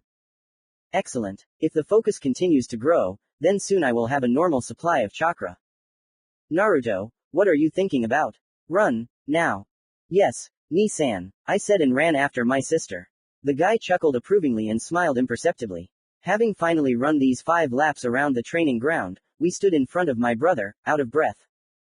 Even out your breathing. Try to concentrate your chakra in your lungs. It's hard, but learn to control your chakra a little faster, advised Hiroshi and showed me the concentration seal. I quickly did everything as needed. In my world, I already had absolute control over my chakra. There is little chakra in this body, but I wouldn't say it's easy to control it. This chakra is a little different from my own, it's more viscous and cold. Hard, but quickly, I evened out my breathing. I can't do it, said Imoto, looking at how quickly I completed the task. Don't rush, I began, feel your chakra. Imagine it. What color it is, what temperature it is, how it moves through your body, concentrated right in your lungs. The girl nodded, made a seal and closed her eyes. A few seconds later she was breathing normally. Yes, I did it, did you see? Dadbano. Inko jumped around us with happiness. Well done, Otudo, did you think of it yourself? Asked my brother, putting his hand on my shoulder and smiling lightly. I read it in a book, I wriggled out. Hiroshi removed his hand. Let's continue. We'll learn to hit the target with kunai and shuriken, said Hiroshi, pointing at the tree with the target. Then he took out the stars from his pouch. I don't think I need to explain to you what these are. We shook our heads. Okay, let's start with 10 hits. If by the end of the day each of you has 5 out of 10 hits, I'll grant you 1 wish for both of you, but if you don't hit, I'll make you 1 wish, okay? Okay, Inko said, smiling slyly and shaking her brother's hand as a sign of agreement. Who's first? Me. We both cried out, then looked at each other. Of course, I gave way to my sister, hinting that she shouldn't say that we had already learned to throw kunai, although it was of little use anyway, we had too little time. Imoto confidently took the kunai in her hand and aimed at the small red dot on the target. The first 2 times she missed, but on the third she was right on target. I already have 1 hit. My turn, I said, picking up a kunai. In my first year at the academy, I had absolutely no idea how to throw a kunai in my world. Only Sasuke always hit the target. 10 out of 10. It seemed like an easy task. Throw a shuriken at a target, but some small detail from the outside world could change the trajectory of the weapon. These details could be anything. For example, the enemy hit the shuriken, and it is already lying on the ground, not having reached the target. Many things can affect the stars, and change their trajectory. Even the wind. Come on, Naruto, you're our 7th Hokage. Kurama grinned. You know, I never thought in my life that I would learn to throw kunai again. Don't let us down. Easy to say, I hurried and hit the target for the first time, but not exactly on target. Already better than last time, Kyuubi praised me. I'm not happy about this. I don't have basic protection. You have experience, Naruto. You are more experienced than anyone here, even the fourth. Although he was in the third Shinobi War, it is nothing compared to the fourth. Especially with what happened there. You have long surpassed your father. So, don't give up, wimp. I don't want a weakling as my Jinchuriki. Hey, well, okay. Let's try again, I said and picked up another kunai. My brother was silent and watched. Concentrate, I whispered to myself, calculating the flight path. It helped me, and I hit the bull's eye. Now it's me, Inko said, when I took my kunai from the target. You can't just throw them around during training. Small weapons are not issued by the state, ninjas buy them themselves. So it's better to pick up the kunai after yourself during training. Then luck decided. That's how, by the end of the day, we both scored 5 hits. It was already 8 o'clock in the evening, and we were returning home. Inko, remembering Hiroshi's promise, smiled slyly. Hiroshi, we won. It's your time to fulfill our wish, right Naruto? I nodded to her. We stepped back a little and discussed our wish. Hiroshi began to get nervous unnoticeably. Who knows what his twin brother and sister will think of? Will they take revenge? But we are only children. Our wish, I began, is that you carry us on your shoulders. I will be on one side, and the Imouto on the other.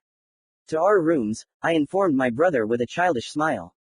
He sighed with relief. Then he turned his back to us and crouched down so that we could cling to his shoulders. My brother lifted us up, but almost fell, and we laughed merrily.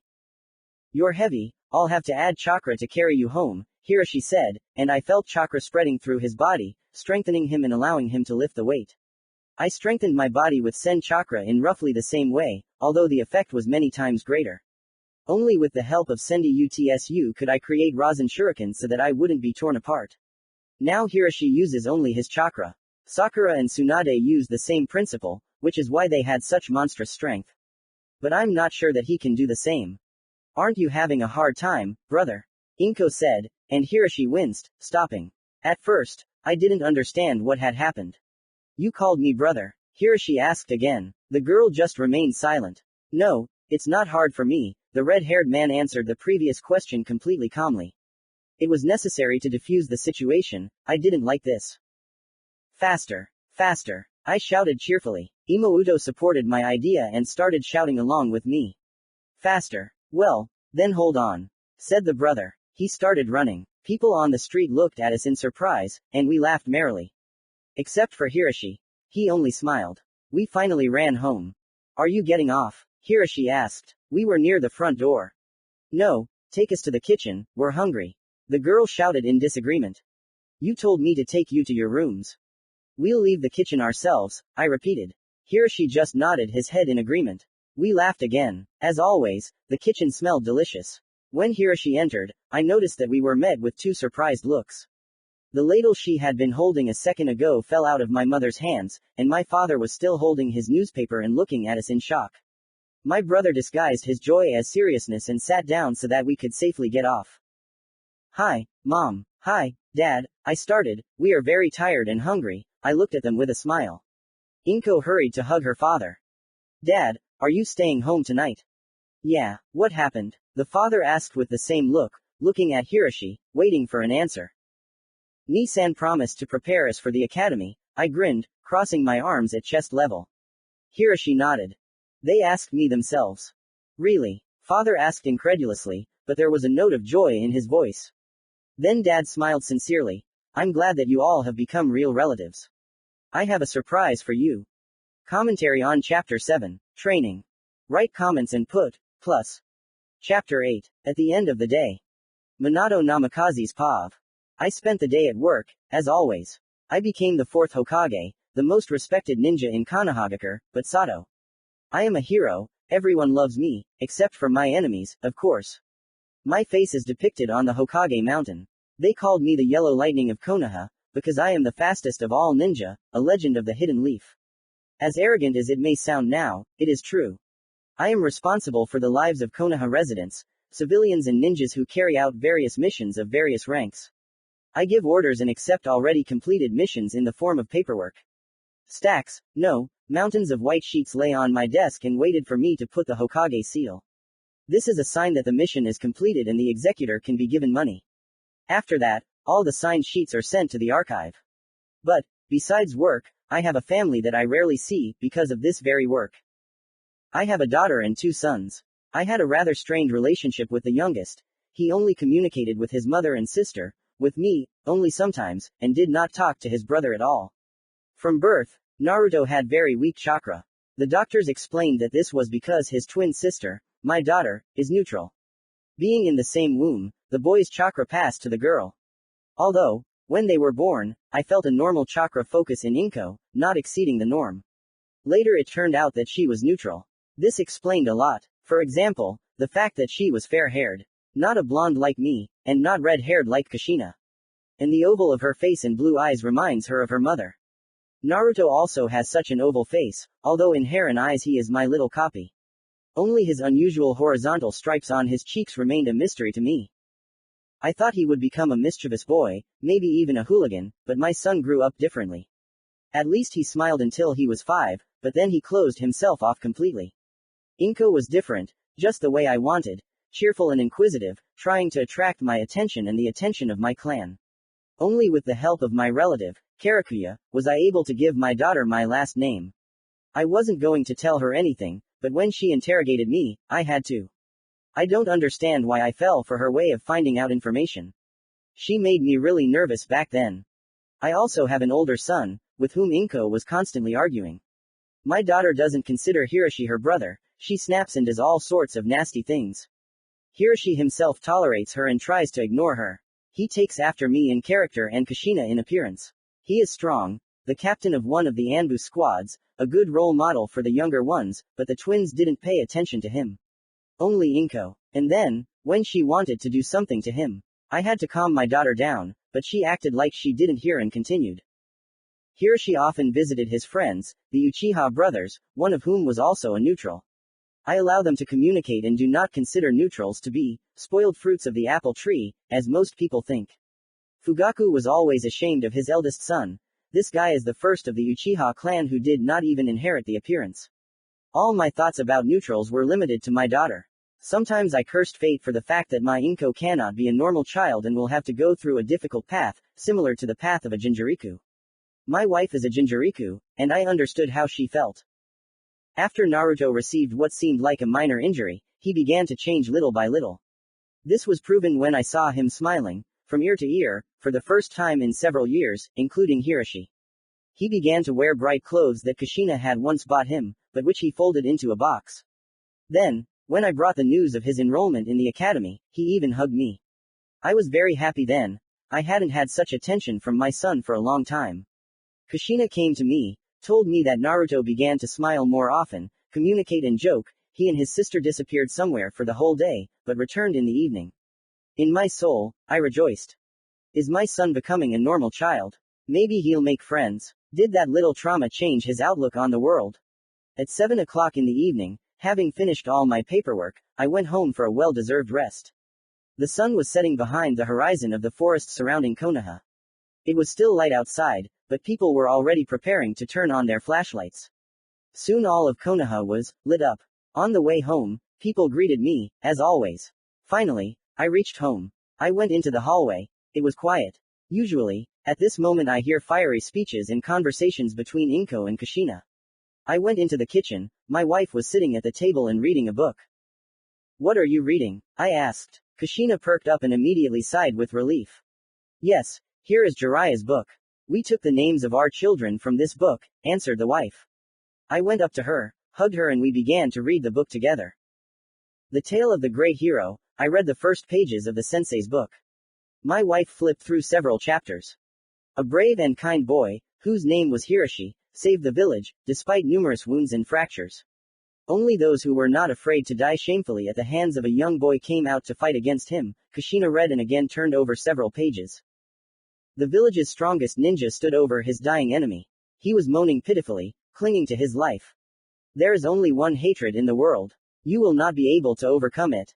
The enemy shouted. I will free people from hatred at any cost. If they cut off my hands, I will fight with my feet. If they cut off my legs, I will breathe fire on the enemy. If they sew my mouth shut, I will burn the enemy with my gaze. If they gouge out my eyes and cut off my head, my spirit will haunt my enemy's dreams and I will drive him crazy, said the young ninja. The enemy looked at him in confusion. What is your name? My name is Naruto, I read. You know, Minato, it seems to me more and more that the twins will live up to our expectations, just like Hiroshi did, Kushina continued. I always believed that, I said and kissed my wife on the cheek. Can I ask you something? She nodded. Where are the children? It's so quiet. I took off my Hokage cloak and Jonin vest. It was very warm in the house. You have no idea what happened. But I'd rather not tell you. Ask the children yourself when they come, Bloody Habanero said with a smile. All I had left to do was sit and wait for the children to return and read the newspaper. So I spent an hour waiting for my little ones. I was getting worried, but Kushina continued doing her business with a ladle in her hands and humming an old lullaby. And if Habanero wasn't worried, then everything should be fine. I heard the door open in the hallway. There was some noise, and Hiroshi came into the kitchen, or rather came in, and the twins were hanging on his shoulders like sacks of potatoes and laughing merrily. Hiroshi smiled easily, but then became normal again. He sat down, and the children got off him. The awkward silence was broken by the sound of a ladle hitting the floor. Hi, Mom. Hi, Dad, Naruto said with a smile on his face. We're really tired and hungry. My heart sank. How I wanted my son to say that at least once. Inko ran up to me and hugged me. Dad, are you staying home tonight? Yeah, what happened? Ni-san promised to prepare us for the academy. My youngest son grinned, crossing his arms at chest level. Hiroshi nodded. They asked me themselves. Really? I couldn't believe my ears. Did they really ask their brother to train them? I was very happy. The parental heart rejoiced. I'm glad you've all become real relatives. I have a surprise for you, but it'll be after dinner, I said. Inko pouted. I want it now, Dabano. The daughter stamped her foot. Eat your dinner first, I answered her with a smile. My sons and daughter sat down at the table. It had been a long time since we had sat like this as a family, smiling at each other. The youngest especially, which was a novelty to me. So, how did the first training go? I asked the children. Overall, it's fine, Hiroshi replied. Ni-san taught us how to throw kunai at a target, Naruto said, busily devouring a bowl of ramen prepared by Kushina using a special Uzumaki clan recipe. Special ramen was for special days. Like today, for example. The red-haired demons were not only great at fuinjutsu, but also at making mind-blowing dishes. These people had a big appetite. I watched my son wolf down the food. He had never eaten so much before. Yeah, I hit it 5 times, can you imagine? Inko started telling how their training went. Hiroshi listened and blushed, and all because in almost every sentence she praised her older brother. I heard these words for the first time from my daughter. It seemed that she liked having an older brother by so many years, and not just the same age. I hit 5 times too. We won a bet with Hiroshi, and he carried us on his back. I looked at my son. He had grown a little in his soul, and I didn't even notice when. Work took up too much of my time. And before that we did a warm-up. 5 laps. Daddy, Hiroshi made us run 5 laps around a huge training ground. My daughter said passionately, showing a huge ring with her hands. Her face was so sweet that I couldn't help but smile. Everyone laughed again. By the way, Naruto understood perfectly how to control chakra. At least, not everyone who is already studying at the academy can even out their breathing so quickly after a long run. Moreover, Odoto perfectly explained to Inko how to sense chakra, Hiroshi said with a hint of praise. Naruto scratched the back of his head. Well, I read it in the book, that's why I know, Naruto said quickly, looking at our empty bowls. We've already eaten. What surprise have you prepared for us? End of Minato Namikaze's POV. After my question, my father got up from the table and went to the refrigerator. I managed to change the subject. I didn't need unnecessary questions. Inko almost climbed onto the table to see my father's surprise. Hiroshi and I just sat and waited. Personally, I had to sit in ambush on missions for more than these few seconds. Here, the father smiled, holding a bar of chocolate in one hand. In the shinobi world, chocolate is a very rare product, a delicacy, so to speak. I have eaten chocolate only twice in my life. The first time was on a mission, when I accompanied a very rich woman, and the second time was when I had already become Hokage. Then a feudal lord of the Land of Fire congratulated me on my promotion and gave me quite a lot of sweet food, not just chocolate. Candied fruit, lollipops, and so on. Chocolate is produced only in one country, the land of beans, but the harvest is small and it is very difficult to bargain with them. Even the cages cannot cope with it, only the richest people and feudal lords. In general, everything was wonderful. So when my father gave us a piece, I was a little happy. Yummy. Imoto and Mom cried out, having already eaten the third piece. Well, one was enough for me, although I am a glutton. I yawned loudly and got up from the table. Okay, I'm going. I headed to the bathroom and washed myself under a hot shower. It was an interesting day today, I thought, lying in a warm bed. So, Naruto, did you like your new life? A familiar voice sounded from my subconscious. Kurama, what does the next day have in store for me? Who knows, friend, who knows? To be continued. Commentary on Chapter 8, at the end of the day. Write comments and put plus. Chapter 9, what a meeting. I woke up very early, probably my consciousness had already gotten used to the fact that after I became Hokage, I always woke up at 6 in the morning. I was in my blue pajamas. Then I went out into the corridor, my father was standing at the threshold and putting on his Hokage cloak. Are you leaving for work already, Dad? I asked. My father turned around, came over to me and squatted down. Well, yes, I am the Hokage, you don't hold it against me because of this, do you? No, of course not, I'm proud that I'm the son of the strongest of all Hokage. My father just smiled and hugged me. Okay, I'm going, keep an eye on your sister, don't be bored. Can I come to your residence? I asked again. Father froze for a couple of seconds. Sure, come, just warn your mom, otherwise you and I will get into trouble. The blonde answered, closing the door behind him. I wouldn't say that I don't care, I felt like I was in Boruto and Himawari's place. It was sad, of course, but I wasn't offended, I was in the same position myself. The first thing I did was wake up my sister. I opened the door to her room and was greeted by bright yellow and orange colors in a sea of soft frogs. Even though it was only almost 7 o'clock, it was already time to race around the training ground. Oddly enough, Inko was still asleep. I just didn't yell so she wouldn't fall out of bed again. Imoto, it's time for training, I said, tugging my sister's shoulders. She lazily opened her eyes and rubbed them with her fist. Ni-san, isn't it too early? No, we want to become strong, right? Then we need to train hard. I said and pulled the girl by the hand when she got out of bed. We need to wake up Hiroshi. We both smiled slyly. We opened the doors of his room. It was obvious that the captain of one of the Anbu squads lived here. Everything was neat and clean, everything was in gray and white, black tones. The first thing that caught my eye was the red-haired top of my brother's head on the pillow of his bed. We decided to wake the boy up together. Good morning, we shouted throughout the house. Huh, what? The boy perked up, anxiously looking around the room. His gaze stopped on us. What are you yelling about, little ones? The brother asked with relief. It's high time we went to training. I said. Don't your muscles hurt after yesterday? To be honest, my whole body hurts, the girl complained, yawning sleepily. I had to pretend to do the same. Did you try, Kurama? I asked my red-haired friend. He was the only one I could talk to back then without hiding anything. It happens naturally, you're a Jinchuriki. Kurama replied. Why aren't you sleeping? You're not Hokage anymore, you can sleep for a while, enjoy. Go get some more sleep, Hiroshi said and lay down on the soft pillow again. Inko yawned and stomped off to her room. And I had to just go to my room, sit and wait. I waited for about 3 hours and the snow became bored. Brother and sister were still asleep. I put on a white t-shirt with the drawings of the sign of the land of fire. Fire symbolizes determination and strength. In my world, I also had such a t-shirt. Then I went to the kitchen, where my mother was clearing the table from crumbs that father left behind in the morning.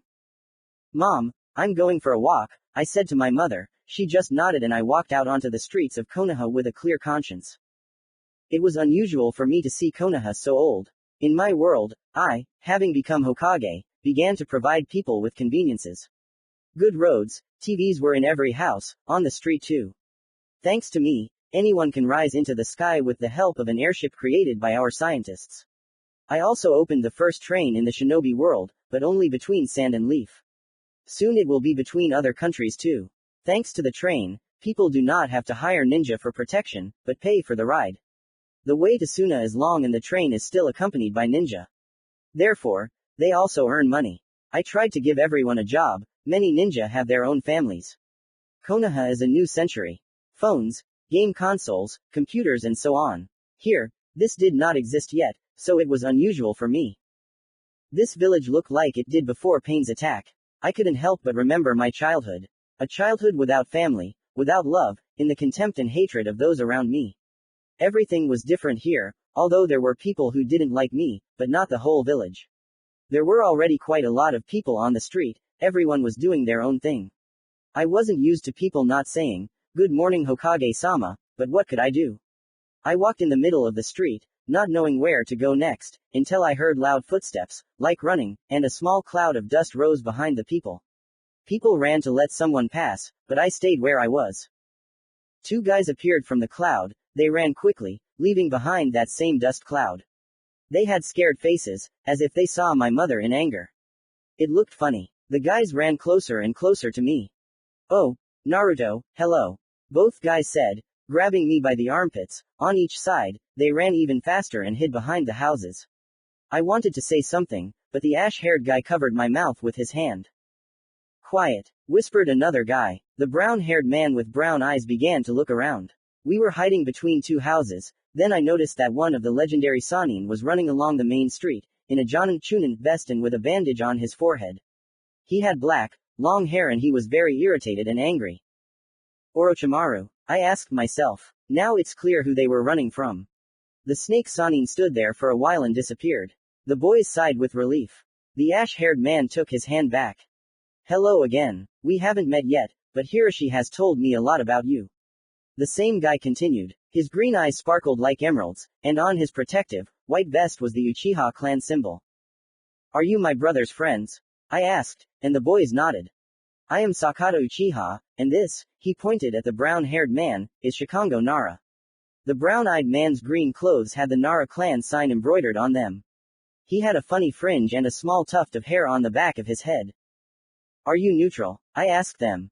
"They don't look like Uchiha and Nara at all," I thought. "Your sister isn't like Uzumaki and Namikaze either," Fox drawled, telling me the obvious. "Yeah, like Inko. Why is Orochimaru chasing you?" "Well, we were experimenting with explosive seals," Shikango scratched his head. "And accidentally blew up a small part of the Konoha forest. And Orochimaru found you. Sensei always covered us, but his patience is not limitless and now it's better not to catch his eye for a few hours." "He's your sensei?" I asked the guys again, almost shouting in surprise. It was a shock to me that in this world Orochimaru wasn't a traitor to Konoha, but when I found out that he also taught children here, I almost went crazy. "Yes, we are on his team," Sakata answered, then abruptly changed the subject. "By the way, you are the same age as our younger brothers, I think Shikamaru and Sasuke wouldn't mind being friends with you. Although, I doubt Sasuke, he never had friends." "What? Now I'm completely confused. Why does he call Sasuke his brother?" "Okay, let me explain," Kurama began his story. "Imoto-san said that Sakata is the son of the clan head, and Itachi and Sasuke are also the sons of the Uchiha clan head. So it turns out that the three of them are brothers." Wow, I'm shocked by this world. I have a brother and sister, Shikamaru has a brother, and Sasuke has another older brother who's older than Itachi. "That's it, we can go." Shikango distracted me from my thoughts after examining the main street. "We have to go, say hello to your sister from us in." Nara didn't have time to finish speaking before a tall, long-haired brunette in a Jonin vest put his hands on the guy's shoulders. The man exuded an evil ki that threatened trouble. "There you are." Sannin grinned contentedly, the guys perked up. "Ah!" The boys screamed, trying to run away in all directions, but Orochimaru grabbed them by the collars in time. "And now to the Hokage, you will answer for your misdeeds," said the snake. "Oh, Naruto-kun, what brings you here?" "Well, I was walking around Konoha and they met on my way." "I see." The brunette with snake eyes shook the two guys and dragged them along the ground like sacks of potatoes. Of course, I followed them. "Naruto-kun, do you need something?" "No, I was just supposed to go see my father." "Well, sensei, we won't do it again, no need to go to the Hokage." The guys whined, still caught by the collars. Silence. Orochimaru roared and stretched out his neck and tongue unnaturally, then hissed like a snake. It was truly creepy. "If you don't shut up, I'll beat you half to death, and then I'll order my snakes to crawl through your mouth and inside you." "Why yes Orochimaru sensei," the boys said, their eyes wide as saucers, convulsively gulping air. "That's great. Why do I always have to calm these blockheads down?" Snake complained. The guys folded their arms at chest level and pouted. A few minutes later, we reached the Hokage's residence. On the way, people looked at us in surprise. Well, how else? One of the three legendary Sannin was dragging two of his students along the floor, and the youngest son of the Hokage was walking next to him. Soon we were already standing near the doors of the fourth's office. Naruto-kun, please open the door. Orochimaru asked me so kindly that it gave me goosebumps. I nodded and opened the small wooden doors. The Sannin immediately threw the guys into his father's office. The two guys rolled like balls to the fourth's desk. Minato, think of something for these blockheads. They blew up, albeit a small part, of the Konoha forest. Snake complained, telling what a nasty thing they had done. Father, having listened to Orochimaru, frowned in displeasure, but then changed his brows in surprise when he saw me. Naruto, what are you doing here? And I was on the same path as them, I said the first thing that came to mind. Father sighed heavily and looked at the two neutrals again. Your excuses, said the father. The boys immediately rose to their feet. We were just testing new explosive seals. We overdid it somewhere and the explosion was too strong, Shikango explained, with a rather serious face, like Sakata's. Do you have permission? No, Hokage-sama. You broke the law. Things won't go like this. The forest surrounding Konoha is, in a way, the protection of our village. If you are so irresponsible, I must take away your ninja title. Give me your protectors. Father ordered, looking sternly at the guys. They lowered their heads and were already removing the protectors from their right forearms. Orochimaru became alarmed and wanted to say something, but I did not let him finish. Father. Commentary on Chapter 9. What a meeting. Shikango Nara. Orochimaru. Write comments and put plus. Chapter 10. They are looking for something. Father. I addressed him, crossing my arms at chest level and closing my eyes. Even though they broke the law, they did not cause much damage to the forest. There were no casualties, no one was hurt. I believe that because of this, they should not be stripped of their ninja title. I said calmly and looked at my father seriously. Orochimaru's team looked at me in surprise. It's not for nothing that you became the 7th Hokage, I have no doubt that you will convince your father, my red-haired friend grinned. With serious people, serious conversations, Kurama. This isn't the first time I've had to deal with such people, especially the former Raikage. Hey. In general, you're right, but if they're so irresponsible, there's no point in me keeping them in the ranks of the shinobi. Irresponsibility is not an argument.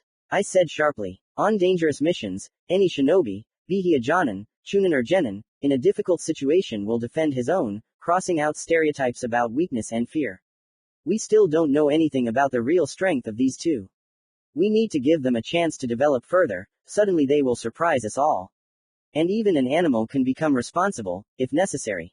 In an adult manner, like a true 7th Hokage, I explained to my father what and how. At first, he looked at me in shock, Orochimaru and his wards included. Then my father closed his eyes and, frowning, thought about my words. Okay, you've convinced me. But next time, I won't forgive this. You can all go free, except you, Naruto. The neutrals perked up and, not missing the chance, left the office with their sensei. Father, obviously, had mixed feelings. What was that? He asked sternly. I am for justice, dads. This is not a crime. It is another matter if they betrayed the village. Moreover, they are neutrals, how will Inko react if she finds out that you expelled these two from the ranks of shinobi? She will think that you consider neutrals weak and losers, but she is the same as them. I explained, making my father more and more surprised. I think it's time for me to go home, my mother is waiting for me. I waved my hand as a sign of farewell, closing the door behind me. I left my father in thought. I could only hope that he would make the right conclusion. The main thing was that he would not suspect anything. Although, after this incident, he will probably have doubts about me. I screwed up. Even so, but I really wanted to help those two and their sensei. As wild as it may sound, Orochimaru really was worried about his wards. I quickly walked home. I had the feeling that I had not just talked to my father, but scolded him. Wow, I never thought that this could happen.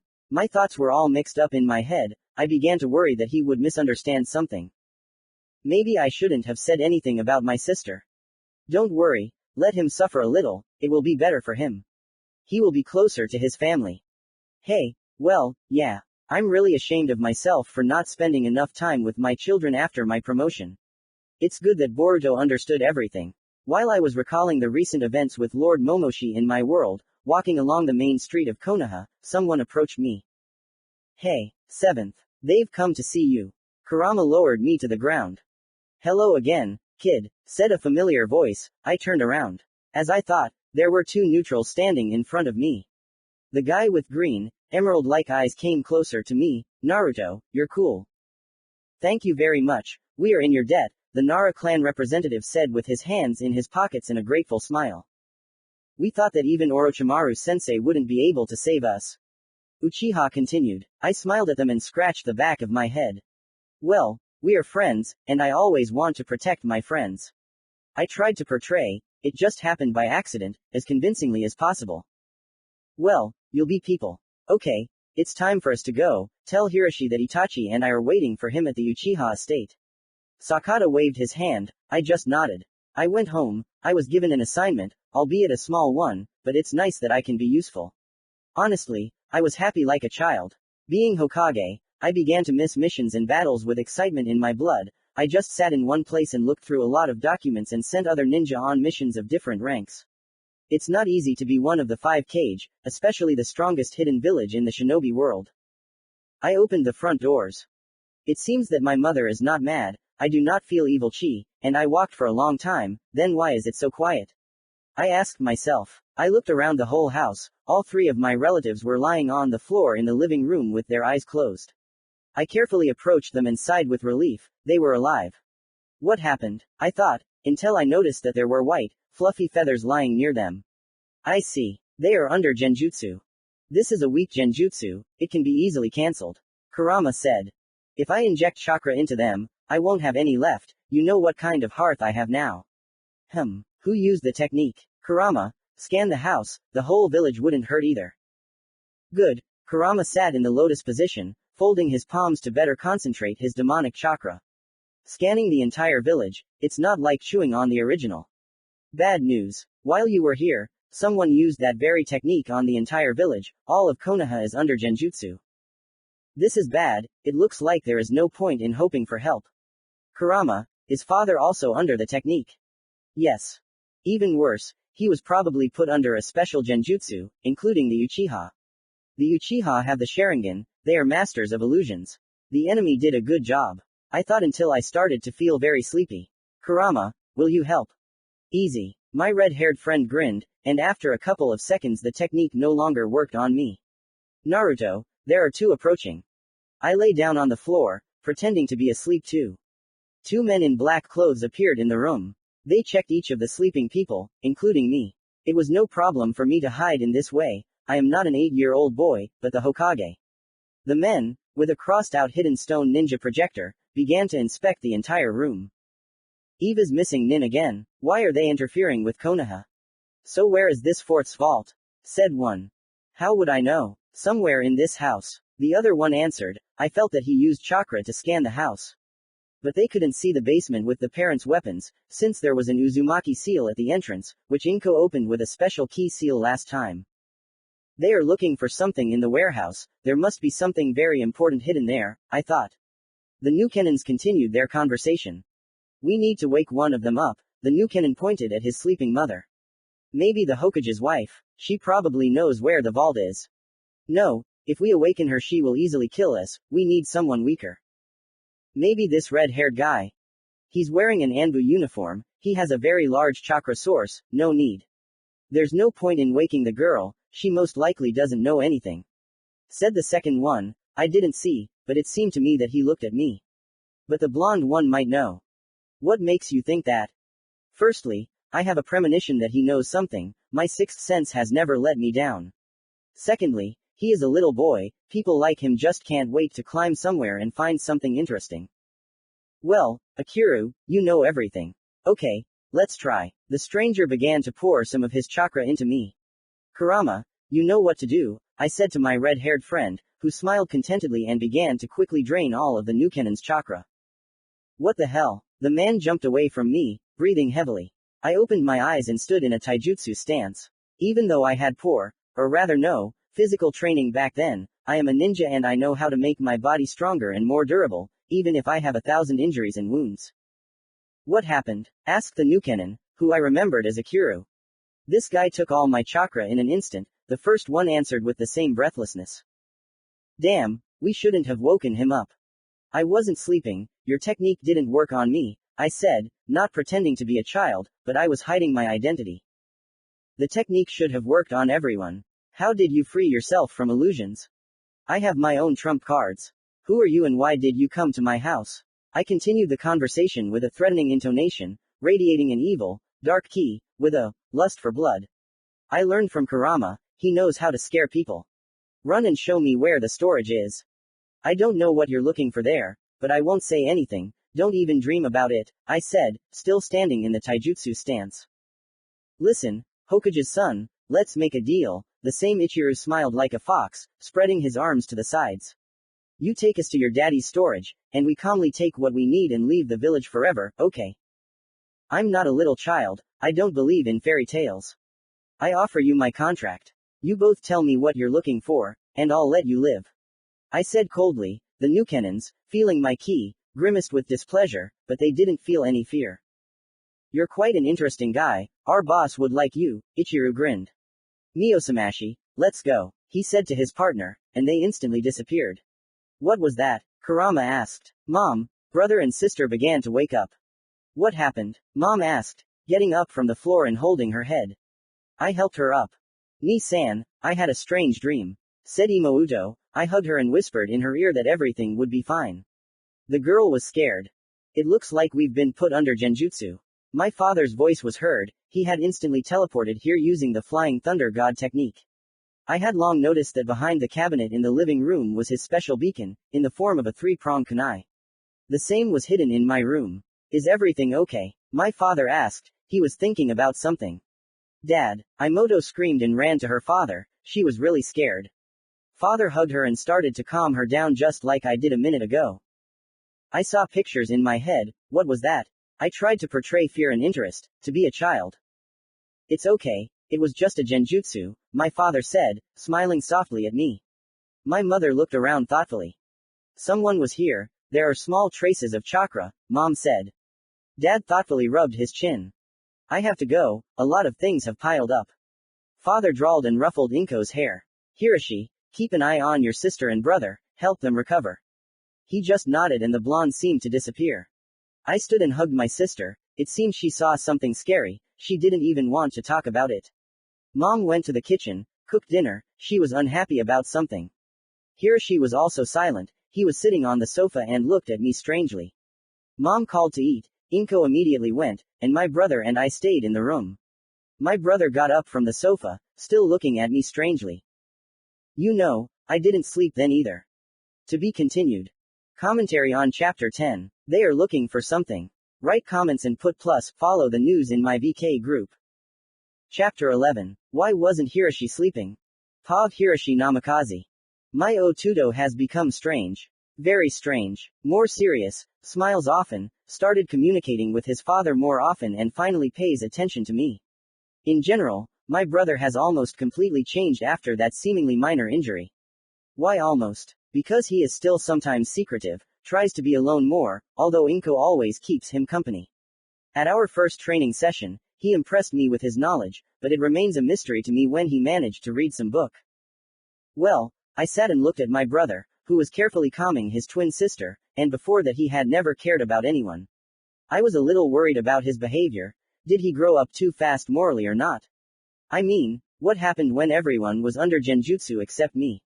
Genjutsu never worked on me, not even Itachi's Sharingan. I have an innate genome, even representatives of the Yamanaka clan can't get into my head, not to mention a simple jutsu that somehow covered the entire village. Although, I was even surprised why not a single ninja had immediately broken out of the illusion.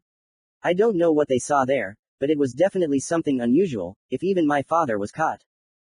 When Naruto talked to the missing nin of Iowa, he didn't speak like a child, but like an experienced ninja who had gone through many missions and battles, although the voice was his. He wasn't afraid at all, he even threatened them. Ototo's iron, cold-blooded words put pressure on his self-confidence, and his ki. His aura was very creepy. I haven't seen such ki even in my mother when she was very angry. Thus, he could easily suppress people's psyche and would cope in the Konoha reconnaissance squad even better than Morino Ibiki. I wondered what Naruto would have done if the missing nin hadn't retreated. I had many questions, in particular about the storage. Judging by Ototo's words, he knows what kind of storage it is and where it is. I got up from the couch when Imouto went to eat. The perfect moment to talk to my brother. End of Hiroshi Namikaze's POV. You know, I wasn't sleeping then either, my brother said unexpectedly. I almost fell. XO, I checked. He was sleeping. I repeated in my head in disbelief. At that moment, I was unable to hide my surprise. My brother abruptly took my hand and dragged me into his room. Closing the door behind him, he set up soundproofing with the help of chakra. Tell me, why didn't the genjutsu work on you? My brother asked sternly. There was no point in lying about stopping the circulation of chakra in my body. Experienced shinobi would have freed themselves long ago. So it wasn't such a simple genjutsu. I couldn't tell him the truth either. Should I repeat the question? The copy of Nagato, without the Rinnegan, asked in the same tone. I don't know, honestly, I don't know, I answered guiltily. Even if it's not in my principles, the price of this piece is too high. Hiroshi must not know the truth. Although I would trust my elder brother with my secret, I didn't know how he would react. Why did you talk to the enemies? They could have easily killed you. Hiroshi was clearly not in the mood, even a little agitated. I want to become Hokage. And Hokage is never afraid of anything, I said in a slightly raised voice, looking seriously at my brother. He looked at me in surprise, then made a stern expression again. You're not ready to fight S-rank criminals yet. You haven't even entered the academy yet, and you're already rushing into battle so thoughtlessly. A shinobi is supposed to be stealthy and quiet, a cold-blooded killer. Wasn't I like that? I asked evenly and clearly with an indifferent and calm face. My brother was dumbfounded for a moment. I didn't tell them where the storage was, I broke the silence. Hiroshi made a stern face again. What storage? The red-haired man asked again. And why did you say that? A voice from my subconscious asked with some confusion. There's no point in hiding the weapons cache from him. Sooner or later, he would find out. Moreover, he can help me find the thing those two were looking for. Hey, when you became the 7th Hokage, you finally learned to use your brain, Kurama smiled sarcastically. I just snorted. Under our house, in the basement, there is a secret warehouse with weapons, poisons, sealing scrolls, and so on. My parents are hiding something there, and those Nukenin were looking for that thing, I answered. My brother had mixed feelings. He didn't know about it, maybe he felt betrayed. How do you know about the warehouse? Inko told me. She found it a long time ago, but only recently told me. Now that you know about it, I think it would be better if we didn't tell our parents what we know, I suggested to my brother. Hiroshi rubbed his chin thoughtfully. Yes, you can't tell your parents, agreed Hiroshi, with the same serious face. Now tell me, what kind of key do you have? How did you learn to consciously release it? Especially such a powerful one. You're only 8, the guy asked persistently again. Correction, 36, I joked in my head. To my brother's question, I just smiled and scratched the back of my head. Don't tell this to my mother, I learned it from her. She's terribly angry. I hope it will pass, I thought. Hiroshi just massaged his temple, then, with some hope in his eyes, looked at me. I would like you and your sister not to hide anything from me, Hiroshi said the rest, removing the soundproofing and opening the doors for me to go out. Naruto, my brother suddenly whispered to me when I was already in the corridor, there's a general meeting with the Uchiha and Shikango brothers tonight, are you coming with us? There's only room for guys there, Hiroshi smiled with intrigue. I looked at him in surprise and simply nodded. Be ready, my brother whispered again and closed the door in front of me. That's news. You're invited to hang out with the elders, the fox sneered. Children's play, but I'll go. I wonder how the Uchihas will communicate. Sakata will definitely be there. After all, Hiroshi mentioned Shikango, I answered phlegmatically. After lunch, I went to rest in my room. Mom was very thoughtful, and Inko was still scared. But why? I didn't ask. Let her recover. Kurama, I have some questions that are bothering me, I said to my red-haired friend, lying on the soft bed. You mean those Nukenins? Yeah, how did they manage to put the entire village under genjutsu? How did they get in here so easily? What the hell are they looking for in that storage room? I screamed in my mind. Naruto, do you remember you asked me to take all the chakra from that first one? I just nodded. Well, that chakra seemed familiar to me. That ninja had mixed chakra, most of which was not his own. So, we can assume that those missing nin took that chakra from someone. They took a colossal amount of chakra, it's amazing that their bodies could withstand such a load. Now it makes sense how they were able to use genjutsu. I was wrong about the ease of the technique. It's easy to use, but much harder to remove than the one Orochimaru used during your Chunin exam. It seems that those missing nin have some source of that colossal chakra. If they already have power, then why are they looking for something in their parents' storage? But I don't know about this at all. The fox spread his arms, or rather his paws. We must try to find that strange thing. They may continue to attack the village and endanger the people of this complex world. Hey, the spirit of the Hokage lives within you, Naruto. Since childhood, I wanted to continue the sentence, but another question came to my mind. Kurama, what do you think Inko saw when she was in Genjutsu? I don't know, that's not my thing anymore. Shukaku did a great job of brainwashing, you know that. Okay, I'm going to bed, wake me up if anything happens, Fox drawled, yawned loudly, and fell into a sweet sleep. I just sat in the room for the rest of the day. I looked at all the nightstands and corners. Under the carpet, behind the closet, under the bed. By the way, under the bed I found a small hiding place where old man Naruto's savings were. There was an amount of money there that would buy about 25 bowls of ramen at Ichiraku.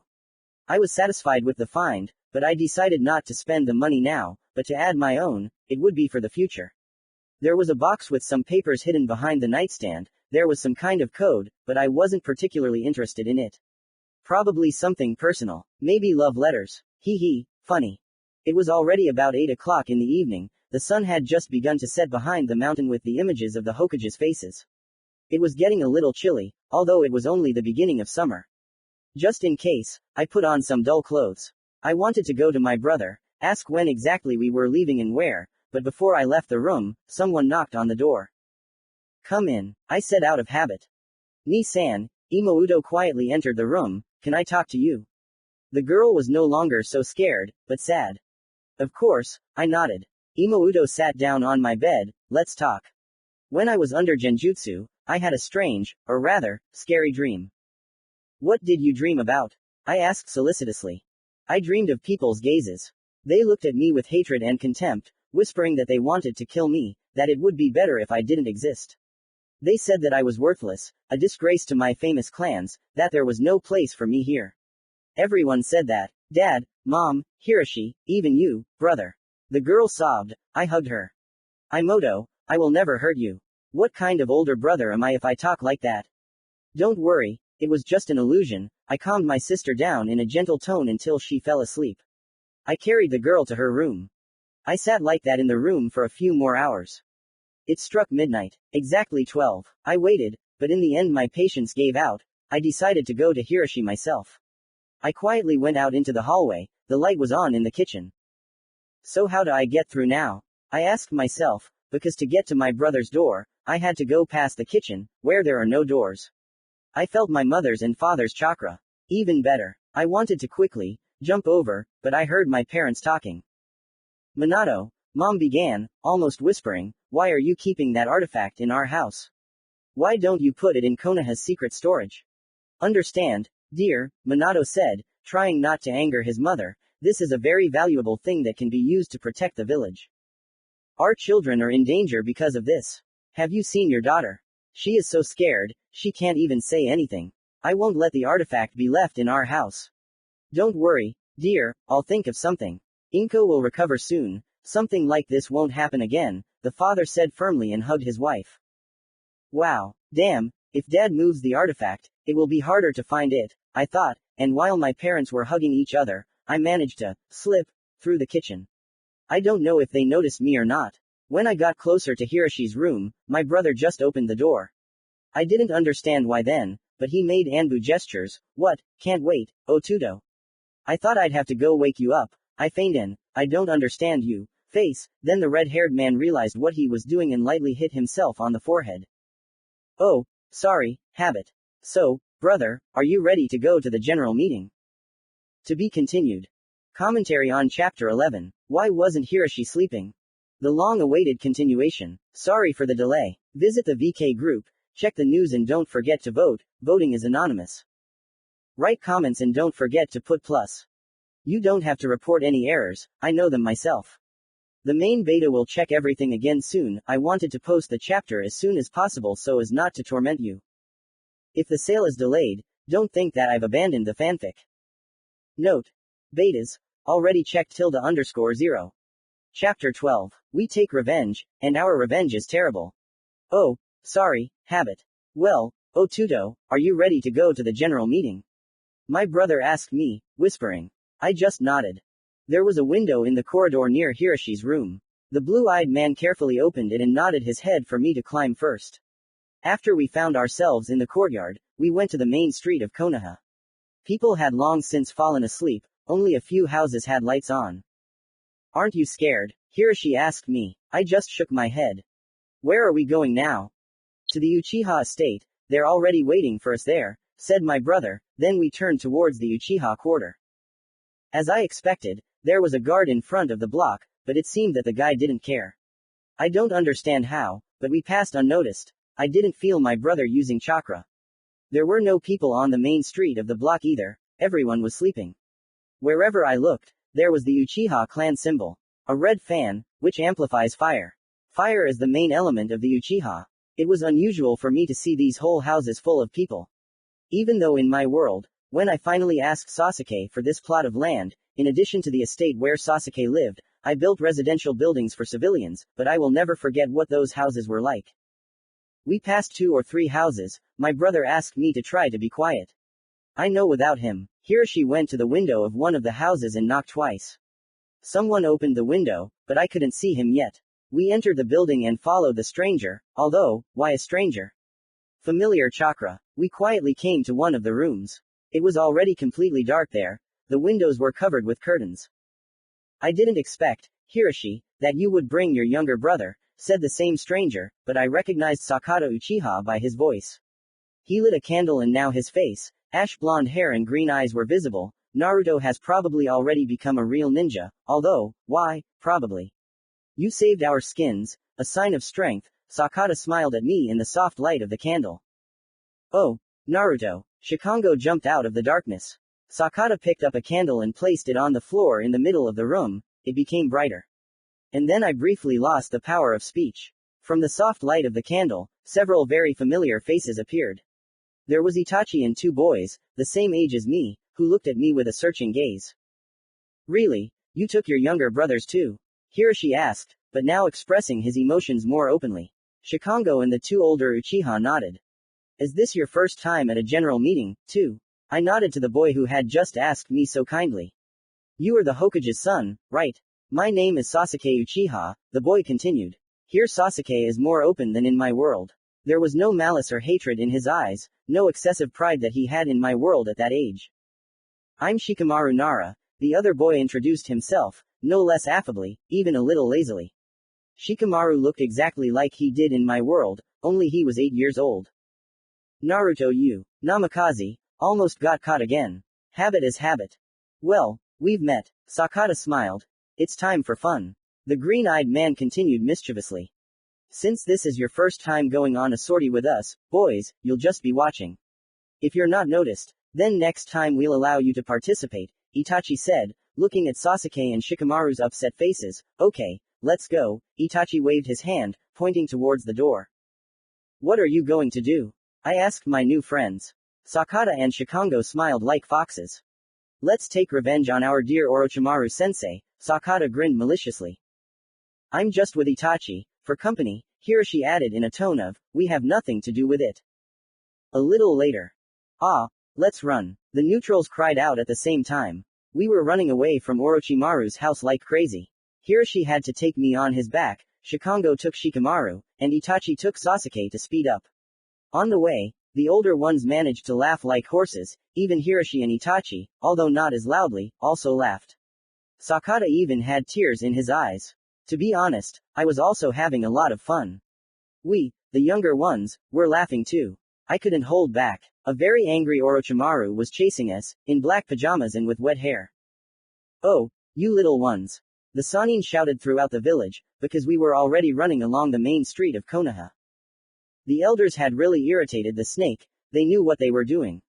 As far as I understood, looking out the window with the boys from behind the bushes, Orochimaru wanted to take a shower. The elders, hiding their chakra so that the Sannin wouldn't notice them, hid all his towels and clothes while he was washing. After he took a shower, He reached out to take a towel, but couldn't find one. He even extended his arms with his signature technique, to no avail. Orochimaru had to wrap himself in the shower curtain and go look for towels. Shikango sneezed very unsuccessfully, and the Sannin noticed the elders with towels in their hands. Orochimaru's face instantly became angry and irritated. It seemed that the boys were bullying him not for the first time. And I, too, bullied Iruka-sensei when I was a kid. There was a time. Sakata and the others ran out of the house. Orochimaru quickly put on his pajamas, which somehow appeared at his side. The chase began with a lot of curse words from the Sannin in our direction and abnormal laughter from us. We need to get away from him, Itachi said after laughing. Any ideas? The neutrals and Hiroshi shook their heads, and the evil snake was already catching up. I had to give him a hint. Make clones and confuse him, I shouted to the elders. They first looked at each other, then nodded, and each created one shadow clone. Only those were without their little brothers on their backs. The clones ran to meet Orochimaru and through a smoke screen, thanks to which we were able to hide from the Sannin. We hid in some abandoned house, barely holding back our laughter. We didn't want Orochimaru to find us by sound. I like this sortie. After a minute of suppressing laughter, the elders sighed with relief. Judging by his reaction, this isn't the first time you've pestered your sensei, I began, looking at Sakata and Shikango. They do this all the time, they even dragged us into it, Itachi continued, but I admit, even though it's called hooliganism, it's fun. We got caught a couple of times and got scolded by my father, but that was a long time ago. We've learned to hide from trouble now, Hiroshi said, scratching his head. Okay, guys, Naruto and I are going home. I nodded and waved to my peers. We returned home. My brother himself carried me to my room on his back. It was a good idea to create clones. Get some sleep. Tomorrow morning, that is today, there will be training, Hiroshi whispered and closed the door of my room behind him. Remembering our adventure, I fell asleep and slept through the appointed time. 2 months have passed, and in 3 days it's time to go to the academy. Not much has happened in these 2 months, mostly the three of us have been training. Or rather, Hiroshi has been training us. Inko has completely recovered from the genjutsu. She has never shown her brother how serious she can be in difficult situations, which surprised me a little. She is smart and quick-witted, and knows how to find a common language with people if necessary. Her antics reminded me of me as a child, impatient and hyperactive. Hiroshi has become more emotional, but he still often wore the face of Sasuke from my world. Over these months, we improved our skills in throwing kunai and shuriken at a target. 8 out of 10 is not a bad result, but I still didn't like it. Hiroshi drove us around the training ground, until we were sweating, and, most surprisingly, Inko never complained to our older brother. Several times, our brother taught us taijutsu. Well, his training is not as effective as Kakashi-sensei's, but we can improve. One time, my father came to practice and watched us hit the red dot on the target. We showed my father how to use taijutsu. All this time, I had to pretend that I didn't know anything. It was difficult. I constantly wanted to tell my sister how to hold a stance correctly and where to aim her fist. My father praised us and said that he was proud of how quickly we learned. He said it from the bottom of his heart, a happy parent. Minato began to come home more often and tried to start conversations with me. It seemed to me that he was afraid that I would not talk to him. After all, it was unusual for him to see his son like this. Mom also came to our training a couple of times, stood there and was touched, sometimes shouting at us not to give up. My mom is cheerful. Just like in my world, she has a habit of constantly saying, I guess. Hee hee, every day she spoiled us all with new dishes. So delicious and familiar. She said that these were special dishes of the Uzumaki clan. Then I realized that in addition to Namikaze, there were also my blood namesakes. I wanted to see my relatives as soon as possible. It was funny to watch how after dinner, Dad put on Mom's pink apron over his blue turtleneck and cleared the table, then washed the dishes when Mom was already fast asleep at the table. All this time I was thinking about that artifact. Father hadn't moved it to another place yet, and I had to hurry to find it. I didn't discuss this matter with Hiroshi yet. I hadn't thought of anything yet. Karakuya came to visit us once, and my twin sister greeted her with hugs.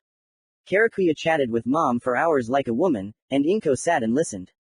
The long-haired blonde was telling me how tired she was of missions and wanted to try to risk asking Minato for a vacation. During this time, we had another general meeting. Then we decided to play a joke on Granny Tsunade, although I knew that it would not end well. After that incident, Sakata and Shikango spent a week in the hospital. I was offended that their parents never came to visit them, but our entire meeting was not lazy. One day, my sister came with me, and that's where the neutrals met. Sometimes all the Uchiha brothers, including Sasuke, and the Nara brothers came to watch our training. The boys supported the initiative and joined the training. One time, late at night, I couldn't wait, and I went to the Hokage residence to see my father and try to drag him home. Well, I succeeded, although before that my father scolded me for leaving the house late at night. It was already quite dark. The people who were then in the residence looked at us as if we were a miracle of miracles when we walked along the corridors of the building and my father held my hand. I felt my father's aura glow with happiness. Well, soon the academy. To be honest, I never liked to study. I learned during the battle. On missions, especially if they were S-rank missions, I always discovered something new. Although I did not become either a chunin or a jonin, but after the battle with pain, I became stronger than everyone from my village. In this world, I decided that I would be an excellent student. It would be easier to develop my abilities. I wanted to show everyone that, even if my chakra was weaker than others, I was no worse than a wealthy genin or an average chunin. I had plans for the future and the first thing I wanted to do was finally see Hinata. How I missed her then, and the children too. But this is not my wife, but her analog. Also, all this time, I always kept a scroll with me, in which some weapons from my parents' warehouse were sealed. For the academy, Mom bought us everything we needed and didn't need. I bought 5 or 6 soft toys in the form of toads for Inko. They bought me one too. I left the toy in the room. By the way, about the room, as I promised myself, I made it bright and comfortable. I furnished it the way I wanted, but I never got around to cleaning it. Because of this, Mom yelled at me. Although after training, when I came to the room, everything was already clean and tidy, all that was left was to thank Mom. This is how my summer went. September is coming soon, and then there's already the academy. To be continued. Commentary on Chapter 12. We take revenge, and our revenge is terrible. New chapter. Thanks to those who voted in my group. I remind you that voting is anonymous. Write comments and don't be lazy to put plus. Chapter 13. Resentment and Forgiveness. There was a great rush that morning. Inko was so happy that she was going to the academy, she couldn't find a place for herself. All that was left was to wait for the entrance ceremony. Mom was in a hurry to feed us and take us to the academy, and Dad was at work. Then I thought that he would come straight to the celebration. The Hokage should conduct the entrance ceremony for the students of the academy for future ninja. That first year, when I became Hokage, I also had to, albeit only once, conduct the ceremony in person, to tell them what cool ninja the children would be if they studied well, and also to hand them documents with the Hokage's seal. This means that they are now studying at the academy. We arrived at the academy courtyard. Me, Inko, Mom, and Hiroshi. My brother also wanted to come with us, probably because Dad hadn't arrived yet. I had a feeling that Dad wouldn't come, and my brother just wanted to support us. I saw how Inko's joy was slowly fading. Dad was too busy. In the courtyard, besides us, there were other children, and their parents were chatting about something. Everyone was happy, in a good mood. I looked closely at the children who were keeping up with the adults. Some had already managed to make friends. I saw Shikamaru, his father, Shikaku, and his mother, as well as Shikango. The brothers just waved their hands at us. I looked out of the corner of my eye for the Uchihas and found them. Sakata and Itachi were talking to some teenager who was about their age. Fugaku was standing next to him, his arms crossed at chest level, and next to him was the Uchiha brothers' mother, Makoto. In those 2 months before the academy, Aunt Makoto often came to us to chat with Mom or borrow some kitchen appliance. To be honest, Sasuke looks a lot like her. The same bluish-black hair, black, deep eyes, but Sasuke inherited the oval of his face from Fugaku. Itachi held Sasuke's hand, who was clearly unhappy about something, although I was already used to it. Every time he returned from a long mission, in my world he met me in my office, as always with an indifferent and cold look. Sasuke here is a little different in that he is a little more naive. He did not communicate with anyone, only with the General Assembly and Inko, because we trained together a couple of times. He noticed me and instantly perked up. Naruto, Inko, Hiroshi. Sasuke suddenly shouted and, smiling, waved at us with his only free hand. The entire Uchiha family immediately turned their heads in our direction. It was funny. Makoto and Mom also perked up when they saw each other. They are best friends after all. By the way, besides Sasuke's family, there were a couple more Uchiha families. They were also all brunettes, jeans. One boy even reminded me of Madara with his hair, but I did not feel any hostility towards him. We came closer to Sasuke and his family. The only one from this group of people who made me wary was Fugaku, the father of the Uchiha brothers and the head of the clan. He was somehow secretive. At that moment, I smelled gunpowder for special ninja weapons. Is he really planning a coup d'etat? I thought, looking into the eyes of Fugaku, who was about the same age as me in my world. If so, then why so late? Kurama asked me. For 2 months he was so bored that he talked about something every day and every hour, laughing at his own jokes, complaining about his boring life, and so on. Yeah, Sasuke was 6 years old when Itachi killed the entire clan. This world is different from ours in many ways, the fox noted. I don't argue. Father, mother, brother, sister. It was a shock for me. But you're already used to it, aren't you? Not really, it's just the beginning, I answered mentally, without even noticing it, looking sternly into Fugaku's eyes. Naruto. Mom whispered to me. Thanks to this I woke up from some kind of prostration. There was an awkward pause. Naruto, look, don't lag behind me, Sasuke interrupted the pause and chuckled proudly. I wouldn't even think about it. I smiled mischievously. The younger Uchiha chuckled again. And you too, don't lag behind, Imouto-san, Sasuke addressed my sister, smiling slightly, but Inko wasn't listening to him at all. Her thoughts were on something else entirely. The girl tried to, as unnoticeably, look for something with her blue eyes. I guessed what exactly. The boy repeated, but Inko only nodded. He began to look at me with a demanding look for an explanation, but I only shrugged. It seems like you've already found your friends at the academy, Mom said with a smile. Aunt Makoto just giggled under her breath, covering her face with her hand. It's time for us to enter the academy. The doors of the academy opened for the future ninja and their parents. All the children, including the Imoutos, looked in all directions, except for me, of course. I already knew everything here. I don't know if the elders noticed that I didn't care. At least, there was only one thing that interested me in the academy, the incomprehensible kanji on the ceiling and at the entrance to the building, before the teachers' offices and classrooms. Most likely, these were protective barriers, perhaps even of the Uzumaki clan, which is alive in this world. Sasuke, who was walking next to me, noticed how I was looking at the ceiling, and also tried to make out the kanji and runes. To no avail. Naruto, the younger Uchiha said quietly in my ear, what did you find there? No, nothing, I just got curious, I smiled slightly.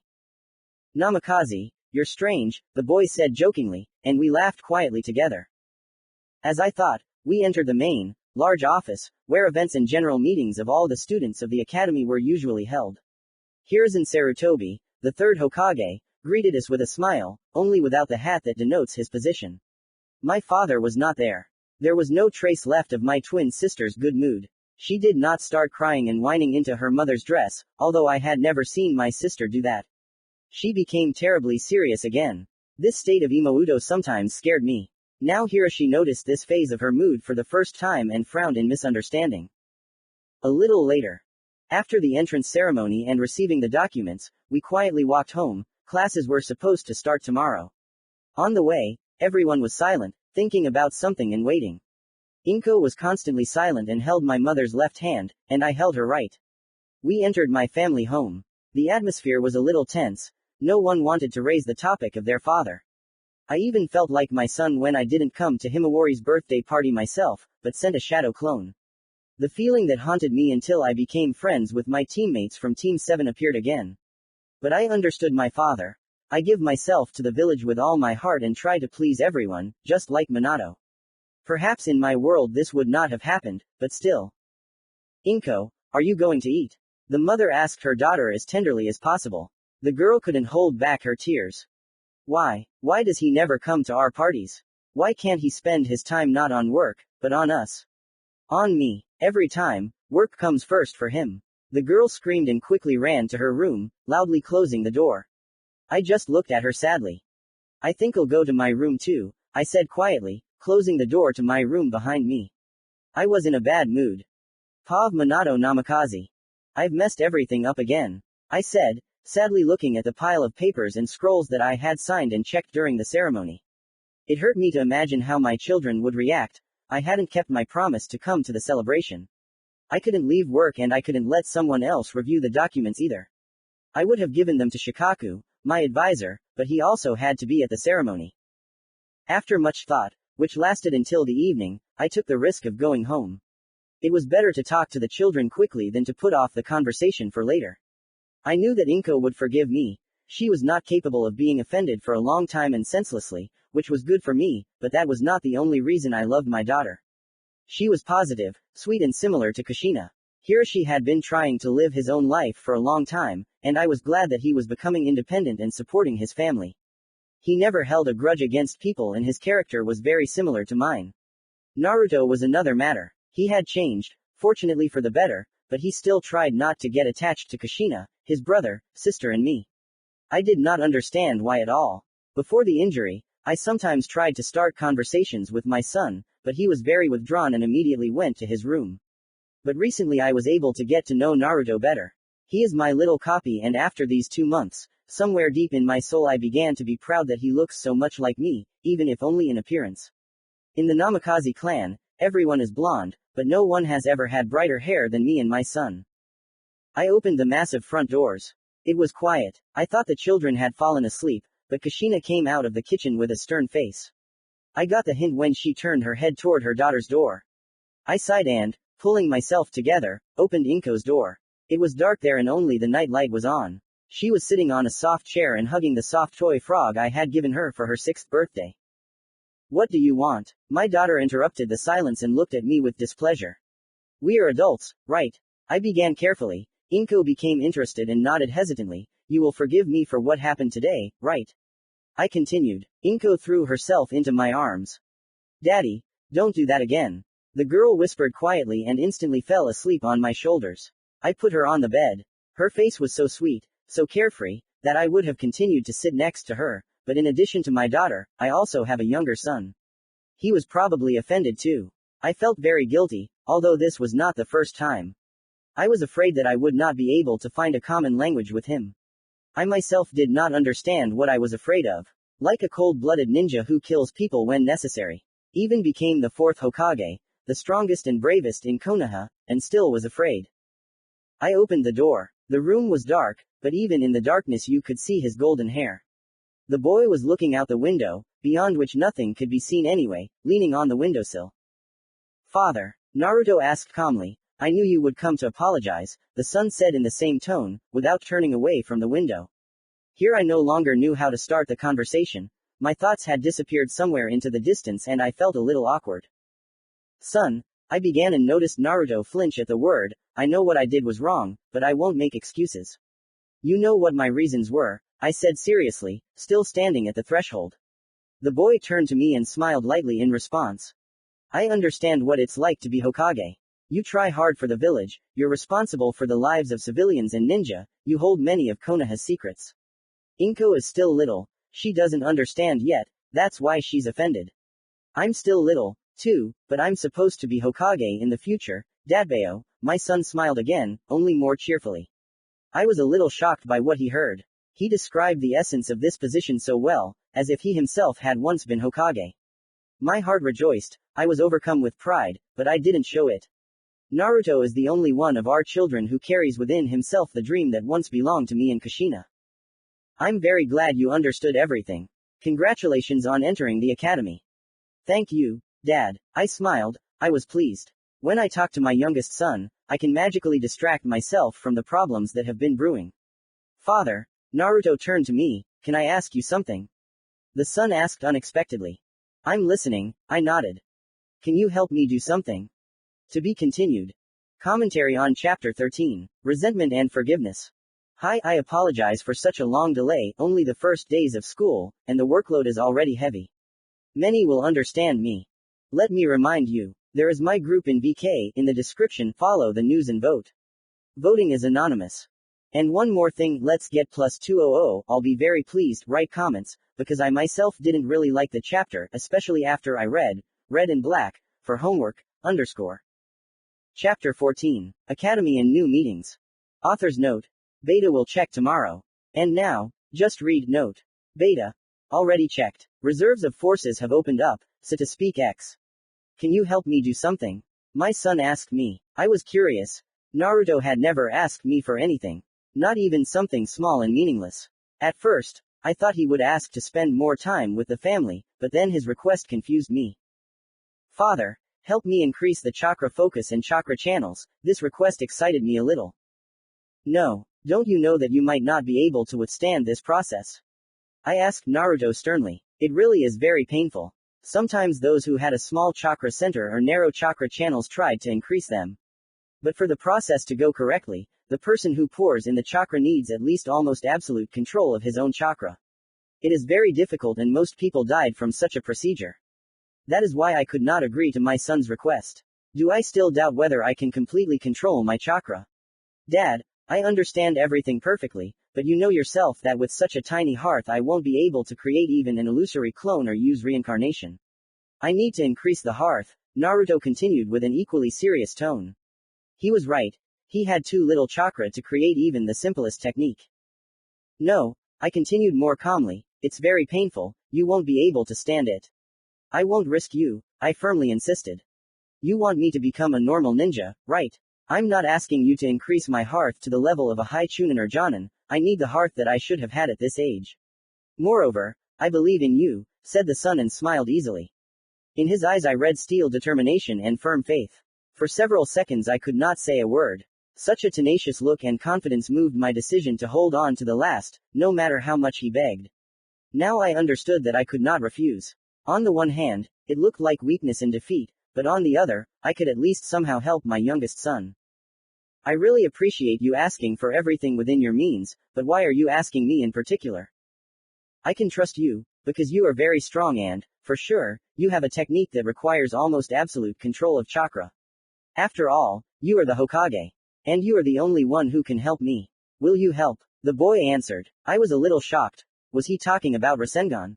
I had a feeling that he knew a lot for his age, but I immediately rejected this thought, because I understood that this was the delirium of my fantasies. Having weighed all the pros and cons, and there were more cons than pros, I finally decided to answer this crazy question. No. Good night, I said sternly and closed the doors behind me. End of Minato Namikaze's POV. No, I shrugged and lay down on the bed. The room was already quite dark. Even though the idea was quite crazy, asking my father about it, it was worth it. Well, you knew that your father wouldn't agree to such madness, so why did you turn to him? Should I explain everything to you?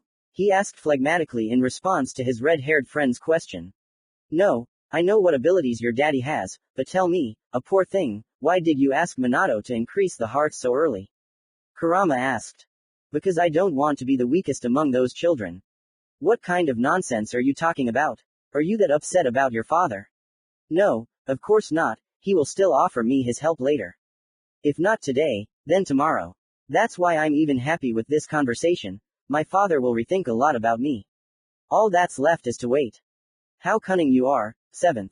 Okay, go to sleep, otherwise you'll be late for the academy, the red-haired man drawled, yawning loudly. Thank you, Kurama. For what? For always being there. Go away. Kurama growled in embarrassment and blocked the mental connection between us. I just chuckled under my breath and curled up comfortably under the blanket. I have things to do tomorrow. The next morning. Get up, Mom shouted from the hallway, and I immediately left the room. Inko did the same. We almost bumped heads. Good morning, Imouto, I said with a smile. Good morning, Ni-san, she said with the same tone and smile as we ran down the hallway to the kitchen. From there, the mind-blowing smell of Mom's delicious breakfast could be heard. Today is your first lesson, kids, show your classmates what you are made of. Mom greeted us with a radiant smile and a fighting spirit. Yes, we answered in unison and quickly ate Mom's delicious food.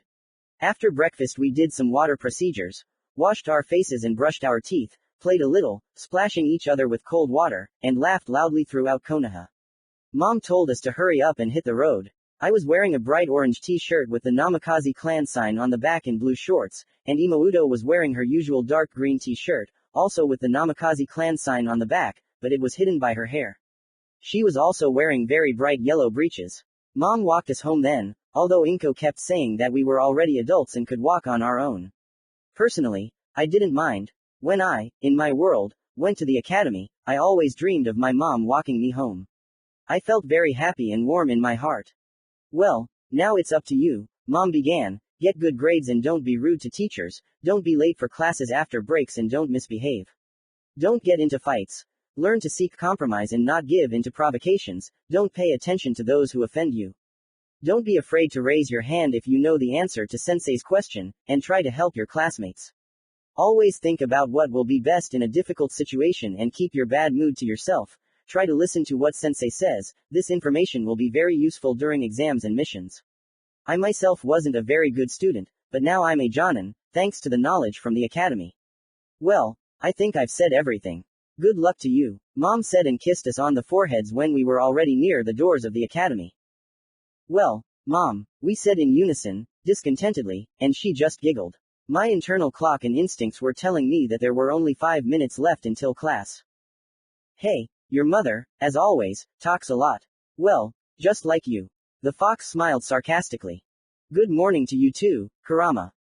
Bye, Mom, I said quickly and, grabbing Imouto by the hand, dragged him into the classroom. Sasuke was already waiting for us there, sitting at the edge of an empty 3-seat desk.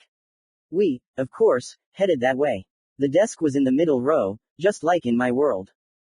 I've been waiting for you for a long time, the younger Uchiha began discontentedly. Sit down, I've saved seats for you. Thank you, Sasuke, said Imouto.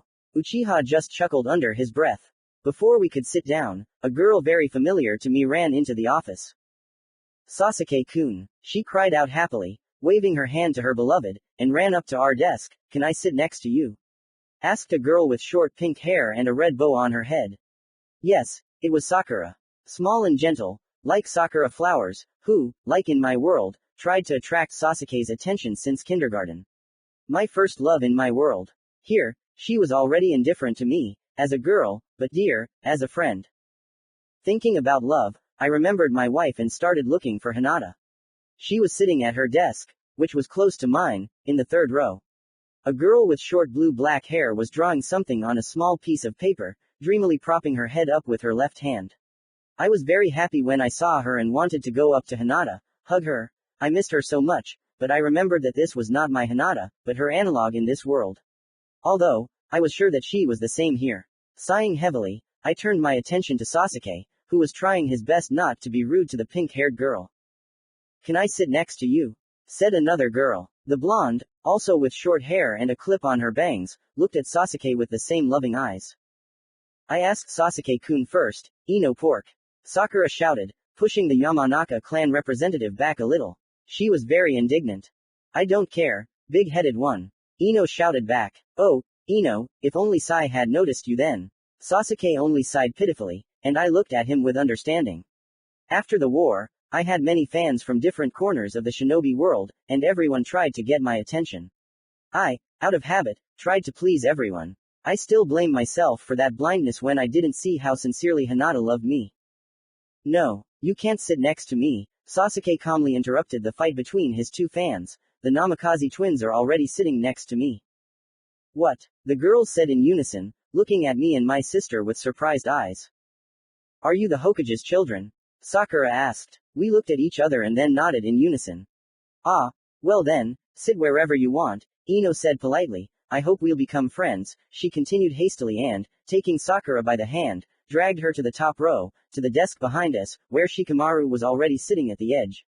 He only lazily but affably waved his hand at us when we noticed him. I hope they'll be friends with us for more than just being the Hokage's children, Inko whispered to me and sat down at the desk in the middle. I shrugged. My thoughts were elsewhere. Hinata, how I wanted to go back to her. To go back to Boruto and Himawari. My heart was filled with melancholy until the bell rang for class. By the way, in the first row I noticed that boy who looked a lot like Madara. All in black, just like Sasuke, but pale as chalk. In the classroom, besides Sasuke and that boy, there were 3 more Uchiha. 2 girls and a boy. They were sitting in different corners of the classroom and weren't talking to anyone. Iruka-sensei came into the class. Still young. I thought he would be our class teacher, but it turned out a little differently. Good morning, children, my name is Yumino Iruka, I am the director of this academy for future ninjas, my former sensei said affably. What? I screamed in my mind. It was a shock to hear that my good-for-nothing sensei was not just a teacher at this academy, but the director. It dawned on me that someone else would be my homeroom teacher here. Uruka-sensei told us something about danger, precautions, and that if we study well and listen carefully to our teacher, we will definitely become the best. I think it's time to introduce you to your sensei, Uruka continued and entered the office. What? Wow. So what does this mean? My sensei is he? I screamed mentally, but outwardly I barely restrained myself from bulging my eyes like a lunatic. Don't shout like that. Kurama was indignant. So what? He's alive and well here, even though he's missing his left eye and covered in scars. But he's alive. I can see it myself. But I thought that if Kakashi has an eye patch on his left eye, then he's pseudo-dead here too. So this story turned out differently here, the fox drawled phlegmatically and went deep into my subconscious. Inko, who was sitting quietly next to me, perked up a lot. Little brother Obito, the Imouto cried out and smiled radiantly. Inko-chan, I'm glad to see you too, Obito said smiling. Hello, class. My name is Uchiha Obito, I'm your homeroom teacher. Commentary on Chapter 14, Academy and New Meetings. Hi, we still haven't reached plus 200 yet, but I hope we will. Vote in my V-Contacta group. Voting is anonymous. I'll be writing the sequel quickly, so wait, write comments and put plus. Obito Uchiha.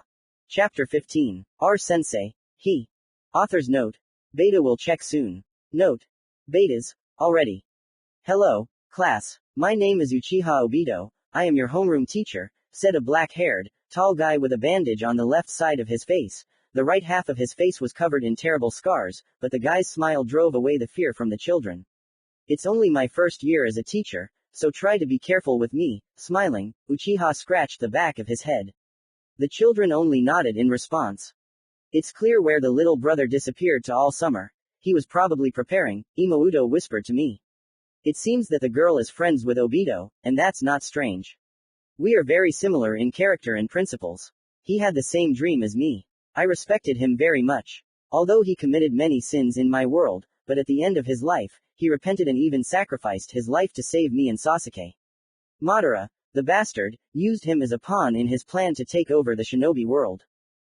It's time for me to go. Good luck to you, Obito-sensei, said Director Iruka and quietly left the office. It seems that Obito didn't give in to Madara for some reason here. Great, so it's not Obito who is the man in the mask here, I thought, and my soul felt lighter. I no longer had to convince Obito to become good again. So, kids, let's get acquainted. The new sensei interrupted my thoughts. Tell us your name, what you like and don't like, what you're interested in, and what your dream is. Tell us about yourself first, Obito-sensei. I shouted to the whole class, and all my classmates began to repeat after me. Obito was very surprised. As you already know, my name is Uchiha Obito and this is my first time teaching a lesson to so many children. I am a student of the 4th Hokage and an honored hero of the 3rd Shinobi War, which I miraculously survived, Obito said, pointing to his scars. I love. It doesn't matter, the black-haired man hesitated. Of course, I understood what he wanted to say. He loves that girl here too. I didn't know her, but I heard from Kakashi-sensei that they wanted to make her the Jinchuriku of the 3 tails. I don't know if she's alive here or not. I don't like those who don't value their friends and put the laws of the village above all else. I hope we'll become friends and continue to communicate after the academy. I believe that you'll all become the best ninja. Uchiha continued belligerently. It's your turn. My classmates started telling stories about themselves one by one. Most of the kids were familiar to me from my world, except for the 4 Uchiha and a couple of other unknown faces. I was bored, and so were Inko and Sasuke. We leaned on the desk and yawned occasionally. This continued until it was the turn of one of the Uchiha girls. Although Sasuke wasn't interested, he already knew who she was. She called herself Hikari. As far as I understood, she is excessively proud and arrogant. A natural leader, likes to command everyone. I don't like such people. She bragged a lot about being able to control chakra well and having some rare talent. She also said that she would awaken the Sharingan very soon and then become the best kunoichi in the entire village. I quietly chuckled under my breath in mockery. As far as I know, the Sharingan can only be awakened when the Uchiha really wants to protect someone dear to him. A relative or a friend. Like that time, during the mission in the Land of Waves, Sasuke wanted to protect me from Haku. This story ended sadly, but the Uchiha thanked Haku and Zabuza for awakening the Kekai Gekai. Hikari, after introducing Her Majesty, elegantly sat down in her seat. No one understood why she even got up. I don't like such people. Then the second girl introduced herself. Her name was Chihiri. She was calmer than Hikari, but just as arrogant and impudent. It turned out that these girls were best friends. It was good that they were sitting far from me. I would not have been able to restrain myself and would have said affectionate words to them, and then they would have run away and cried. Both were good leaders, but complete egoists. Chihiri and Hikari had the standard appearance of all Uchiha, only Chihiri wore glasses. The 8-year-old girls were well prepared and probably strong. Then Tsuyoshi Uchiha introduced himself. The same black eyes and short, tar-colored hair, and a strange mark on his left cheek. The guy was quiet and calm, didn't talk to anyone and didn't react to anyone. He hid in the very last desk of the high row. All the kids thought that something very serious had happened in his life, that's why he didn't even smile. But, in fact, it's not like that. I'm good at understanding people and I realize that the guy simply doesn't know how to express his emotions.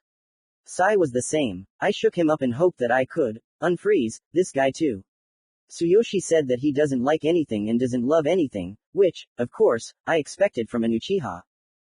Inko-chan, your turn, Obito continued the introduction. It seemed he didn't really like the introduction of his clansmen and decided to jump to us. Inko instantly perked up, and Sasuke began to listen with interest, although he already knew who she was. My name is Inko Namikaze. My father is the 4th Hokage, and my mother is one of the strongest kunoichi of Konoha and Whirlpool. My older brother, that is, Hiroshi, is an Anbu captain, and I have an aunt Karakuya, and also a brother Naruto. We are twins. He will tell about himself later, the girl said, nodding in my direction. I have many friends, Inko began, bending her fingers, Sakata, Itachi, and Sasuke Uchiha, as well as Shikango and Shikamaru Nara, and today I became friends with Sakura and Ino, Imouto continued. The girls behind her smiled and nodded that it was true. I really love my mom's signature dishes, listening to Aunt Karakuya's stories, and training with my brothers. I hate it when people ignore me. My dream is to break the stereotypes about neutrals and become stronger than even Tsunade Hime, Dadbano. The girl finished her story. Perhaps this was the best story of all. Uchiha's friends, aka Hikari and Chihiri, began to whisper quietly. Maybe they thought no one would hear, but I could. Well, yes, neutral is friends with the other two neutrals, as expected, Hikari whispered to the bespectacled girl. She is from 2 great clans and has inherited nothing, what a shame, Chihiri drawled in the same tone. At that moment, I barely restrained myself from yelling at the gossips. I was distracted by Obito-sensei's voice, so that I could introduce myself further, since Sasuke had already managed to get acquainted with the class. I am Naruto Namikaze, brother of Inko and Hiroshi, son of the Hokage and representative of the Uzumaki clan. I love my family and I have many friends, which my sister listed earlier. I do not like betrayal and people who are crazy about one bad goal in life and think that they must achieve it at any cost. I did not notice that I was telling as if I was reporting to Kakashi on a completed mission or something like that. I spoke clearly and evenly, as if I could not do otherwise, and this scared, no, rather, interested the whole class. Even Inko and Sasuke looked at me in surprise. I woke up, and continued more cheerfully, and I have a dream. I want to become Hokage and surpass my father, Dadbao. I said firmly. Obito smiled and suggested that I continue telling Sakura and Ino about myself. In fact, I dreamed of getting home faster. Hikari and Chihiro started whispering again, but I no longer wanted to hear them. I didn't listen to what Ino and Sakura were saying, but quietly and unnoticeably admired the analog of my wife. Hyuga, noticing my gaze on her, turned around. I waved my hand to her as a sign of greeting. The girl instantly blushed and turned around, hiding her face under her thick bangs. Now, the last one from our class will introduce himself, Kamakoto, Obito interrupted my thoughts. My name is Kamakoto Uchiha. I heard the calm voice of another guy from the Uchiha clan, which gave me goosebumps. It was the boy who looked a lot like Madara. The same hairstyle, the same bags under his eyes and an emotionless face. Perhaps this guy interested me more than those 3 Uchihas. He, like Tsuyoshi, was very calm and did not communicate with anyone. I like and dislike a lot of things. I don't have any friends because no one suits my personality. I have an older brother, Shitsui. I'm also the great-grandson of Madara Uchiha. I don't understand, I said mentally, barely containing my surprise in the outside world. Good. So we've met. Thank you, Kamakoto, for reminding us about your famous relative. Since our first lesson is the history of Konoha, tell us about your great-grandfather, said the sensei. I tuned in to listen to the boy attentively. Now it became clear to me why he was so similar to Madara, but Kamakoto himself did not look down on everyone, as Madara himself did in my world. The boy did not hold that malice and hatred towards anyone that is so inherent in all Uchiha. Madara Uchiha and the first Hokage created the village hidden in the leaves. Together they protected the village with all their might. There is a legend that in the Valley of the End, which is not far from Konoha, they fought together against some very powerful ninja. They say that the man summoned the Nine Tails and ordered it to kill his great-grandfather in the first, but the fox was sealed within the Hokage's wife. Madara and Hashirama defeated that ninja and continued to support Konoha's prosperity, Kamakoto said calmly and briefly. Oh, so Madara is all white and fluffy here. Kurama said in surprise. He was probably interested in that boy too. I'm shocked myself. I cried out in my subconscious, but then, who is behind the entire dark side of this world? Is Black Zetsu manipulating someone else here? Obito-sensei, can I add something? Chihiro raised her hand. Sensei nodded. My clanmates told me that during that battle, the unknown person used not only the Nine Tails, but also some very powerful artifact. Kurama, do you hear that? Yeah, she's probably talking about that thing hidden in your father's vault. Yes, I think so too. We need to listen to what she says. Madara and Hashirama were able to split it into two parts. They say that one part remained in the hands of that man's people, and the other is somewhere in Konoha. The girl continued and proudly raised her nose. That's right, Chihiro, you both learned the history of Konoha well, Uchiha-sensei praised and continued the lesson. So this is what Minato and Kushina are hiding in the vault, Kurama whistled. Now it's clear what those Nukenins from the stone were looking for. They probably have the second part of the artifact and it's a very powerful thing. I thought, we need to find the artifact as soon as possible. Maybe one of you would like to tell me a little about the first. My newly minted sensei suggested. I looked around. No one wanted to answer, and Obito was waiting for a sea of hands. I felt sorry for the sensei and raised my hand. Naruto, Obito said kindly. Hashirama was a very good person. He had a very rare genome, the wood element. He could also use the hermit mode. The first was very cheerful and mischievous. From him Tsunade Hime, his granddaughter, passed on a passion for money. After him, his younger brother, Tobirama Senju, became the second Hokage. Excellent. Perhaps, so far only a few people have received first marks for this lesson. Let's continue. There was nothing interesting in the rest of the lesson. Obito told us how great clans settled in Konoha and what great heroes appeared. I was bored and almost fell asleep, and would have fallen asleep if Inko hadn't woken me up. I silently envied Shikamaru, who wasn't embarrassed to brazenly doze on his desk. And then, finally, the bell rang for recess. My classmates, who were tired and sleepy looking at the world, came to life and immediately started talking about something of their own. So 2 weeks passed. Nothing new, only theories and history of Konoha. One day, Imouto and I returned home and saw Mom packing her things in a bag, humming a cheerful melody under her breath. Children, Mom began, today we are going to visit our relatives in the land of the whirlpool. To be continued. Commentary on Chapter 15. Our sensei. Phew. I wrote it. I stayed home today. I had a slight fever. That's why I wrote it. I had nothing else to do anyway. This chapter was supposed to be even longer, but I decided to feel sorry for Ohiko Namikaze and made it shorter. The beta has plenty of work of its own. I hope you like the chapter, write comments and put plus. Let me remind you, voting in my VK group is anonymous. Inspiration and good luck to all my colleagues. Kamakoto Uchiha couldn't make him chalky pale. Beta's note. Get well soon. No need to be sick when it's not even winter yet. Thank you for worrying about me, it's very nice. Chapter 16. Whirlpool and Uzumaki. Children, Mom began, today we're going to visit relatives in Voiceover. It was Friday that day, and the news that we were going to the land of whirlpools worried me a little. But I was happy. I would finally see representatives of the Uzumaki clan. Namikaze and Uzumaki seemed special to me, familiar and alien at the same time. Of Namikaze, only Aunt Karakuya became truly close to me. I did not yet know how this trip to relatives would turn out. I expected friendly people, cheerful and happy, like my mother. It turns out that Mom herself didn't want to go there, but some elders asked her because they really missed Mom. Kushina agreed, but she had mixed feelings. I knew that she was kind of angry at her clanmates because they made her the vessel for Kurama. But still, Mom agreed, that means she missed someone in the maelstrom. We walked, accompanied by 2 ninja. And why? Mom is a Jonin. Hiroshi is the captain of one of the Anbu squads, who, by the way, went with us. Only, Hiroshi was worried about something, and this made me worried too. Hiroshi, I said to my brother. He turned his head towards me. Is it hard to walk? Climb on my back, I'll carry you that way, Hiroshi suggested. He thought it was hard for me, since Inko was already hanging on my mother's back, and the road was long. Hiroshi offered my mother to carry my sister, but she refused, saying, and if Naruto gets tired, who will carry him? My brother immediately retreated. From his aura, it seemed to me that he was expecting something from me. It seemed that he liked carrying me on his back, especially after that incident with Orochimaru at the general meeting. Well, I don't know, that's not what I wanted to ask, but I'd be happy to go for a ride. I said smiling. The copy of Nagato only made a displeased face. I'm not a swing, the brother said quietly, then added louder, come on, you're just wasting time.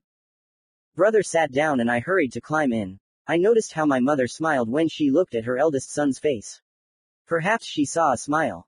Hiroshi had a peculiar way of communicating. He spoke evenly, calmly and harshly. Perhaps Naruto was scared of this, because he thought that his brother hated him.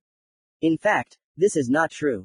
And Inko. What about Inko? Imouto wanted to quickly see this very famous city, which in my world was completely destroyed. So what did you want to ask me, Otudo? Have you already been to the land of the whirlpool? Of course I was. I was taught clan techniques there. I have one friend there. Although I was only at that academy for a year, I learned a lot. The last time we were all there, you were only 6 months old, Hiroshi drawled. Brother, did you study there? Asked Inko, who had been silent the entire time. Hiroshi only nodded. Mom, will Naruto and I study there too? Asked Imouto again. Mom tried to hide her sadness. I remembered how Imouto had told me that the Uzumaki refused to give her their last name because she was neutral. I realized that I would most likely be taken away to be trained by Namikaze, and Inko would be left alone. I didn't want the girl to feel isolated from society. I myself understood what it was like to be indifferent to everyone. After a minute of silence, Mom finally gave an answer. If you want to, of course.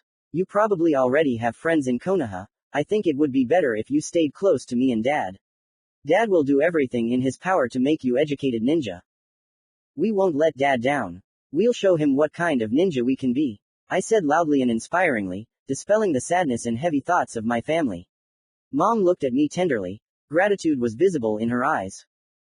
Oh ho ho, I just have to work and clean up all the ramen that was brewed, I thought until I saw the large gates of Uzushinogakure in the distance, but Sato. We were met by 2 Jonin. Guards at the gate, 2 red-haired men, after greeting us, smiled and told us that we could go further. The maelstrom itself was a little smaller than Konoha, but its beauty was no less than my hometown. These were my first impressions of this village. Then my sister and I walked, because we are not little anymore and can be patient. I looked around. There were many scarlet demons along the way, but there were also ordinary people, mostly civilians. A funny place. As we walked, people nodded to us kindly, but I could see in their eyes that they regretted what they had done. It seemed that no one wanted to make Mama a Jinjuriku, and they tried to justify themselves to her in every possible way. We stopped near a large building. Inko was holding Hiroshi's hand, and I was just standing next to her. This building was something like the Hokage's residence, only the residence of the head of the Whirlpool village. 2 elderly people were standing near it. A woman and a man. They were dressed beautifully and had a straight posture. Their red, faded hair was not as bright as that of the youth, and their faces were clearly marked by old age wrinkles. The granny with a long, high ponytail of faded red hair immediately perked up and came up to us. Kushina, my dear, how long have I not seen you? Granny said happily. Mom smiled back, and they hugged each other tightly as a greeting. How many times have I asked you to come? I can't count. The children have grown up so much. Oh, and how grown up Hiroshi has become. And what twins. The woman chirped admiringly, admiring the 3 of us. Mom, who is this? Inko asked quietly, slowly hiding behind Hiroshi. Before Mom could say anything, she was interrupted by a cheerful granny in a yellow kimono with black patterns on the sleeves. Oh, Kushina, my dear, haven't you told me anything about me? The woman asked pitifully. Well, I haven't had a chance to tell you about it yet, Mom answered, scratching the back of her head and smiling nervously, guiltily. Nozomi, I think nothing terrible happened. Now the twins will meet us and everything will be fine, right? The same old man who was already standing next to Granny Nozomi began. He smiled at us affably. He was a pleasant person. His aura gave him away. My name is Hibanushi Uzumaki, continued the old man in red clothes, with multiple drawings in kanji. I am the head of the village of Uzushinogakure, but Sato, and this is my wife, Nozomi Uzumaki, is the elder of the village. Nice to meet you. My name is Naruto Namikaze, and this is my sister, Inko Namikaze, and my brother, Hiroshi Namikaze, captain of one of the Konohagakure Anbu squads, but Sato. Our father is the fourth Hokage. As far as I know, you haven't seen us for a long time, so we don't mind communicating with you closer, as a true seventh Hokage, I said, and surprised everyone present with my speech. Well done, Naruto, you introduced yourself correctly. Appreciate your ability to communicate with people correctly. Maybe you will become some kind of commander-in-chief, Grandpa Hibanushi said with a smile on his face and ruffled my hair. Grandma Nozomi, recovering from the shock, changed the subject. Well, I guess we should go into the building, but first. The Ba-chan said with intrigue. Come with me, I'll show you something. We immediately followed the woman. Mom and Hibanushi stayed near the residence. I caught a glimpse of what they were quietly and seriously talking about. How is our experiment? Hibanushi asked seriously, looking into Kushina's eyes. She nodded. Yes, everything is going well. Kyuubi is not even moving. The experiment of the new seal is still working. He doesn't know anything. No, said my mother, and then I didn't hear anything. It was a very long distance. Kurama, did you hear it too? I said to myself. Yes, experimenters, damn it, it looks like they did something to this body, Kurama answered in a dissatisfied, even slightly indifferent tone. They were talking about some kind of seal, I said thoughtfully, following my granny, brother, and sister. Kurama, I have a task for you. Check my body to see if there is Uzumaki Fuinjutsu on it. Can you handle it? I am the great Kyuubi, but Yoko. This is nothing to me. You do not respect me. 7th, Kurama crossed his paws at chest level with displeasure. Yes, I know that. So, what's your answer? Ooh, you're getting on my nerves, mortal. Fine. Rakuto asked me to keep an eye on you and help you. Thank you. I thanked Kurama and immediately felt goosebumps run through my body. Oh, Miss Nozomi, are you really taking us to that place? Hiroshi asked cautiously and sadly. We walked to the edge of the village, and I felt the air around me become damp. A quiet, quaa, could be heard in the distance. Toads, Inko screamed, instantly perking up, and ran towards the sound. We all had to run after her. Imoto, wait, I shouted and caught up with her when she was already clinging to the fence, looking out for various frogs and toads. Behind the transparent fence was a small artificial lake, and there were too many amphibians in it. My mouth dropped open. It seems you really like toads too, huh? Granny Nozomi asked with a smile. Inko, not taking her admiring gaze off the lake, continued the conversation. Of course, I love toads. There are so many of them here. Imouto cried out. Her eyes were burning with fire, and she couldn't help but point her finger at some of them.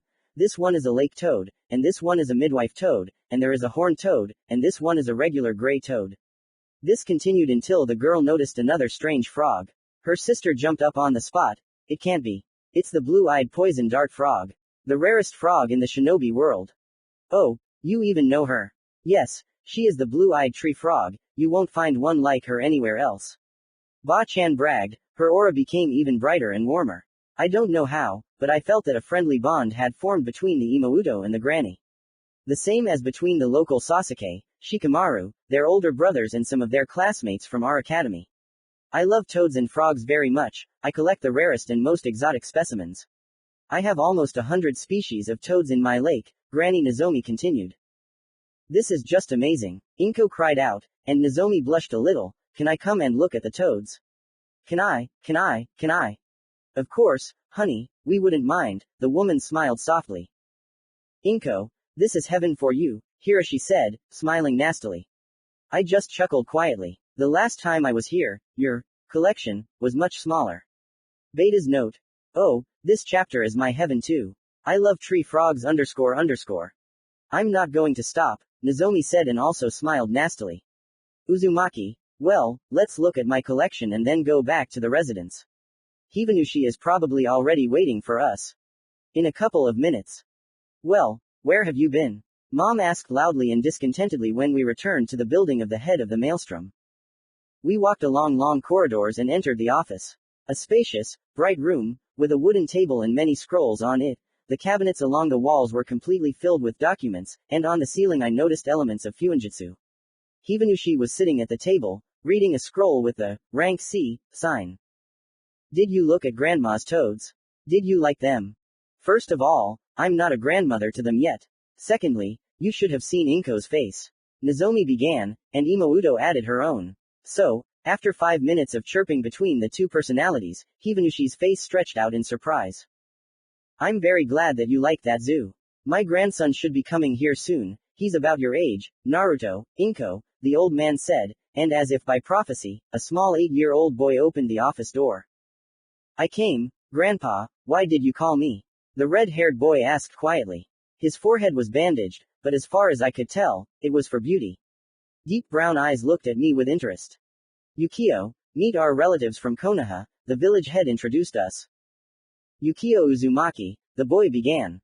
Before we could introduce ourselves, he opened his mouth again. Grandpa, you promised to show me the heart of the whirlpool. Commentary on Chapter 16, Whirlpool and Uzumaki. Hibanushi and Nozomi Uzumaki. Hi, sorry for such a long delay, a lot of things to do. I hope there are still those who read my FF. Go to the V Contacta group, in the header, and vote. Voting is anonymous. And LT, INGT, write comments and put plus, and LT, INGT. Chapter 17, The Heart of the Village. Yukio Uzumaki, the boy began. Before we could introduce ourselves, he opened his mouth again. Grandpa. You promised to show me the heart of the whirlpool. First of all, young man, be patient, I'll show you later. Hibanushi calmly interrupted his grandson. Secondly, you didn't even let our guests introduce themselves. It's not polite, they'll probably be offended. It's okay, my mother said, smiling. Coming closer to the boy, she ruffled his short red hair.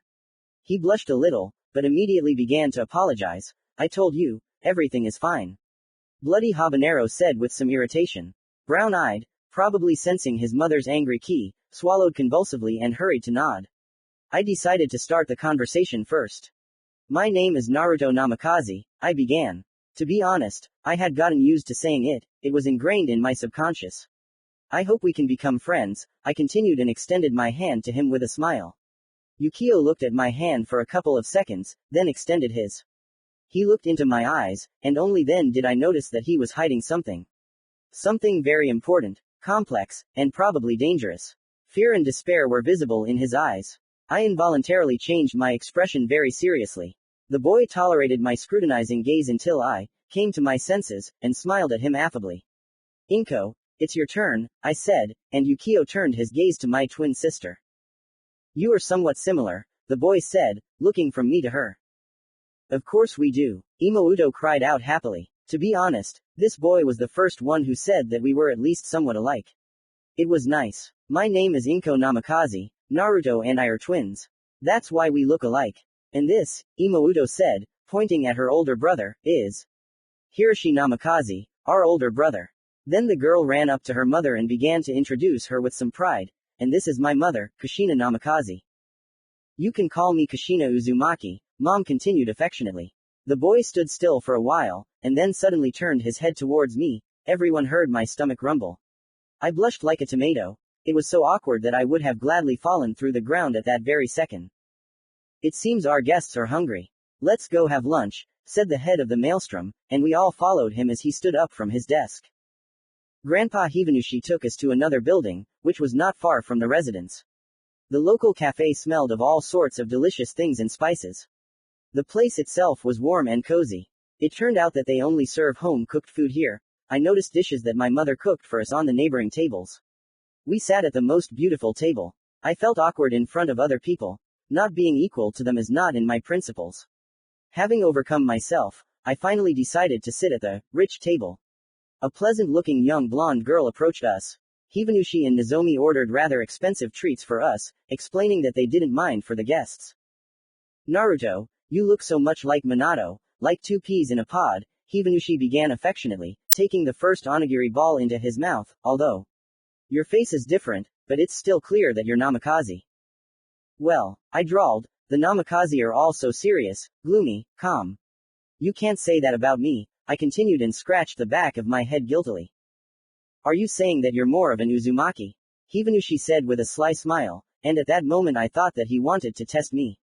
So far, I haven't seen you being capricious and destroying everything around you, as your peers usually do. Well, to be honest, not all Uzumaki behave the way I just described, said the grandfather, looking at his grandson with some pity. I've already eaten, can I go? The boy asked quietly, getting up from the table in a hurry. So quickly. No, young man, sit a little longer, Hibanushi said with a gentle smile. Maybe you'll show me the heart of Uzushinogakure already? Yukio asked again, with hope and despair in his eyes. What's the rush? I'll show you today, don't worry. The boy was a little upset by his grandfather's words, but he tried not to show it. Hey, today's youth is always in a hurry, but they're just starting to live. The old man said dreamily, then looked at the sun. According to my internal clock, it was already evening, about 6 o'clock.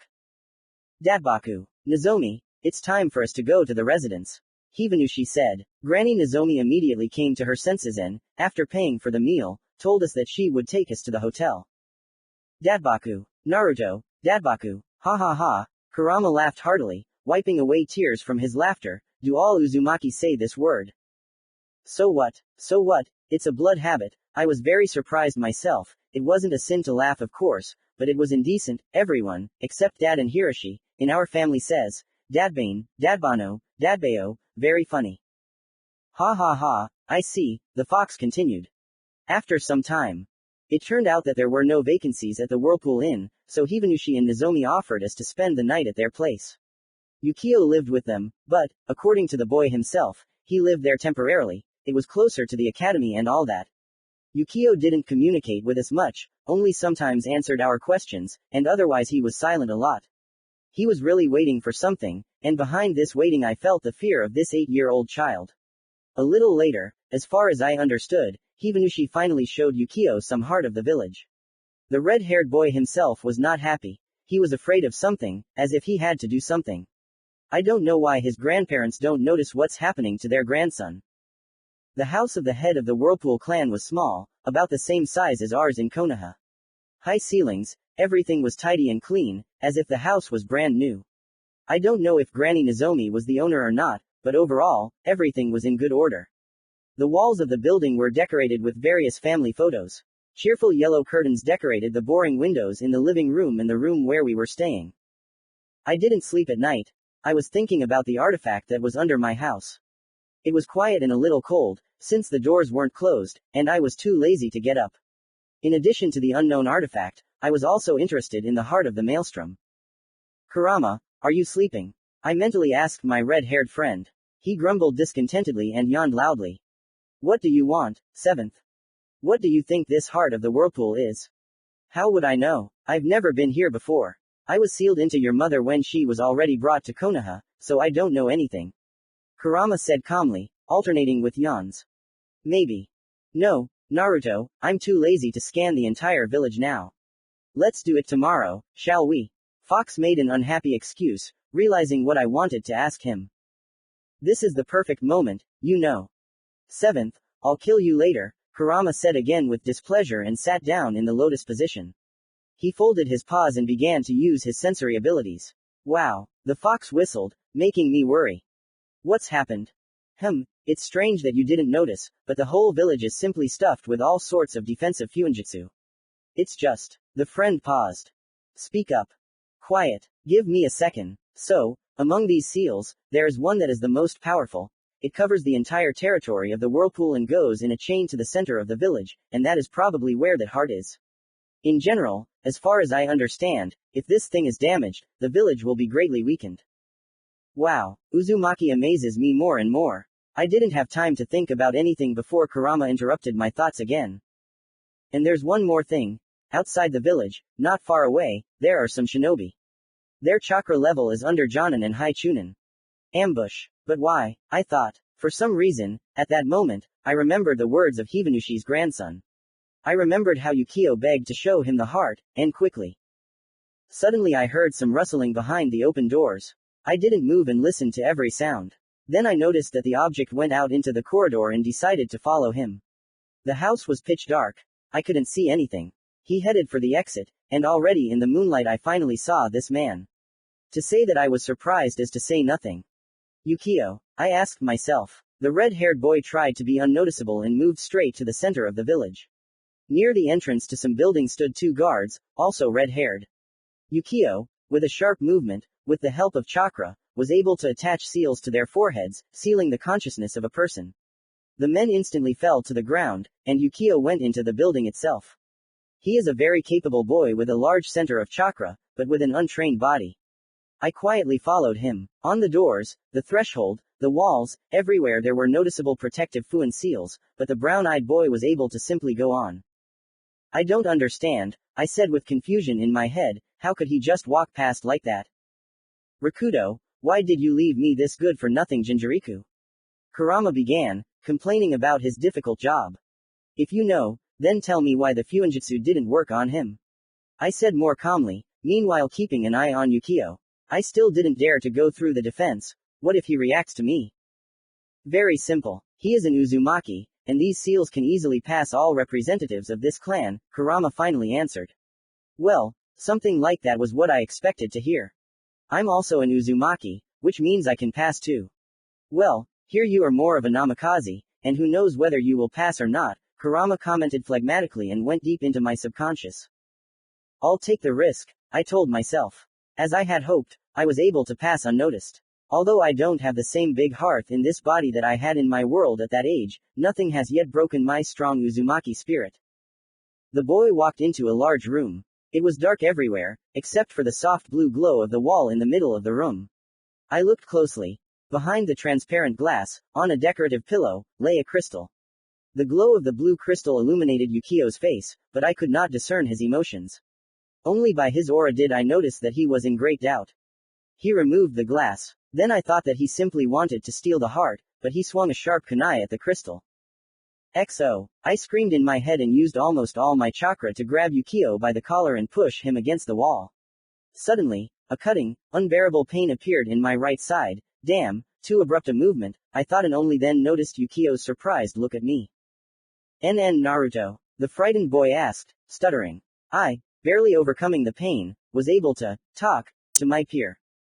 Are you stupid or something? I screamed quite loudly. I was out of breath. What are you doing? Don't you understand that if you break the heart, then consider the village destroyed? I screamed, trying to keep secret the fact that enemy shinobi were lying in ambush. I don't understand. Why do you need to destroy the crystal? I asked again, my eyes darkening and my body wanting to fall to the floor. They told me that if I break the heart, it will grant my cherished wish. Who are they? I asked again, and the pain began to gradually subside. Kurama had really helped out. The masked man, Yukio said. Before I could say anything, he started crying. He said the heart would help me. Let me break it. What do you want? I said in an even tone, and it seemed to frighten the boy even more. I want my sister back. To be continued. Commentary on Chapter 17, Heart of the Village. Hi, sorry for such a long delay. I won't make excuses. You know what's going on at school. Don't forget to write comments and put, plus, inspiration is slipping out of my hands, although I have an idea, support me friends. Let me remind you, voting in the V Contacta group is anonymous. Wait for the sequel and follow the news. Chapter 18, Yukio's story. I want my sister back. The boy cried out through tears, making me surprised and confused. Yukio wiped his tears with the sleeve of his black sweater. Get out of my way, you're not letting me achieve my goal. Those people deceived you, I said, still holding my right side, which Kurama was intensively treating. Brown-eyed looked at me with disbelieving eyes. No, you're lying. Only the heart can help me.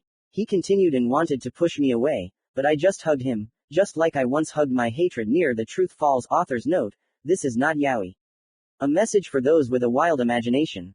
Listen, I whispered. Yukio was stunned. He didn't even move, he just listened to me with a shudder.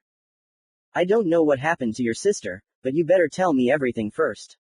Throw this heavy burden off your heart, I said in the same tone, and then walked away from him and looked straight into his brown eyes. So much sadness and pain was hidden in them. Tears flowed down the boy's cheeks. Judging by his glassy gaze, he was remembering something. He leaned against the wall near which we were and began to slowly slide to the floor. Tell me, it will make you feel better. I began cautiously, looking into the upset face of my peer. A year ago, the boy sobbed, I had a sister. Her name was Fukatsumi, Yukio began, pausing briefly. Well, you're something. 7th, you had to move so abruptly that some of your elm fibers tore in your right side, Kurama said to me with the intonation, fool. But I didn't answer him, and continued listening to my relative. She was 8 years older than me, but she played with me, took care of me, often trained me since I was 5. Her red hair was not like all the other Uzumaki, brown, like mine, her eyes warmed my soul. But, the boy stopped. Tears began to flow down his cheeks again. But, she gave her life saving me. I am to blame for her death. The red-haired man screamed for the last time and quietly roared into his knees, covering his face with them in his hands. I felt very sorry for this 8-year-old boy. According to his words, Yukio's sister, Fukatsumi, was killed right before his eyes. Yukio Uzumaki Pav. A year ago. Well, Otudo, are you ready to train? My sister said with a hint of arrogance, but still in a gentle voice. I nodded in response, satisfied and confident. Fukatsumi was 15 years old. Strong and brave, she was very respected in our village. Sometimes arrogant and proud, she is one of the best jonin of the hidden whirlpool village. Despite her young age, my sister could fight at the level of grandfather Hibanushi. Her red, slightly lighter than the rest of the Uzumaki, hair was gathered in a bun, from which 2 funny sticks stuck out, similar to those we usually eat with. Brown eyes, fair skin and a very kind character. On her forehead sparkled the ninja forehead protector of Uzushinogakure, but Sato.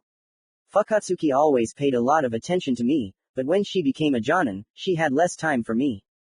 As far as I knew then, the land of Whirlpool was at odds with the land of Lightning, so my sister often had to go on particularly important missions and fight with the hidden cloud shinobi. Whirlpool is an island, it was hard to get to us. Moreover, we had many defensive fuijutsu techniques. One could say that our village was invincible, but grandfather Hibanushi told me that once, during the Third Great Shinobi War, Whirlpool was broken from the inside. That's how I learned about a certain heart of Whirlpool, but apart from the name, grandfather didn't tell me anything else. I studied the history of my village well, tried to become better. From textbooks I learned that Whirlpool was restored for a very long time and with great difficulty, the Hidden Leaf village helped us.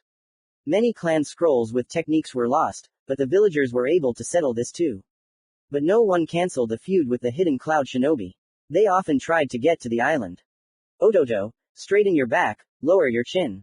Fukatsumi shouted at me. The training was intense that day and I quickly got exhausted, but I tried not to show it. Well done. And now, sparring, said my sister and came closer to me. At this point I couldn't hold back. Well, Anne, I sighed heavily, have pity. You hit too hard. Oh, come on, lazy Otudo, you've just lost your nerve, my sister smiled slyly. It always pissed me off when Fukatsumi said, lazy Otudo.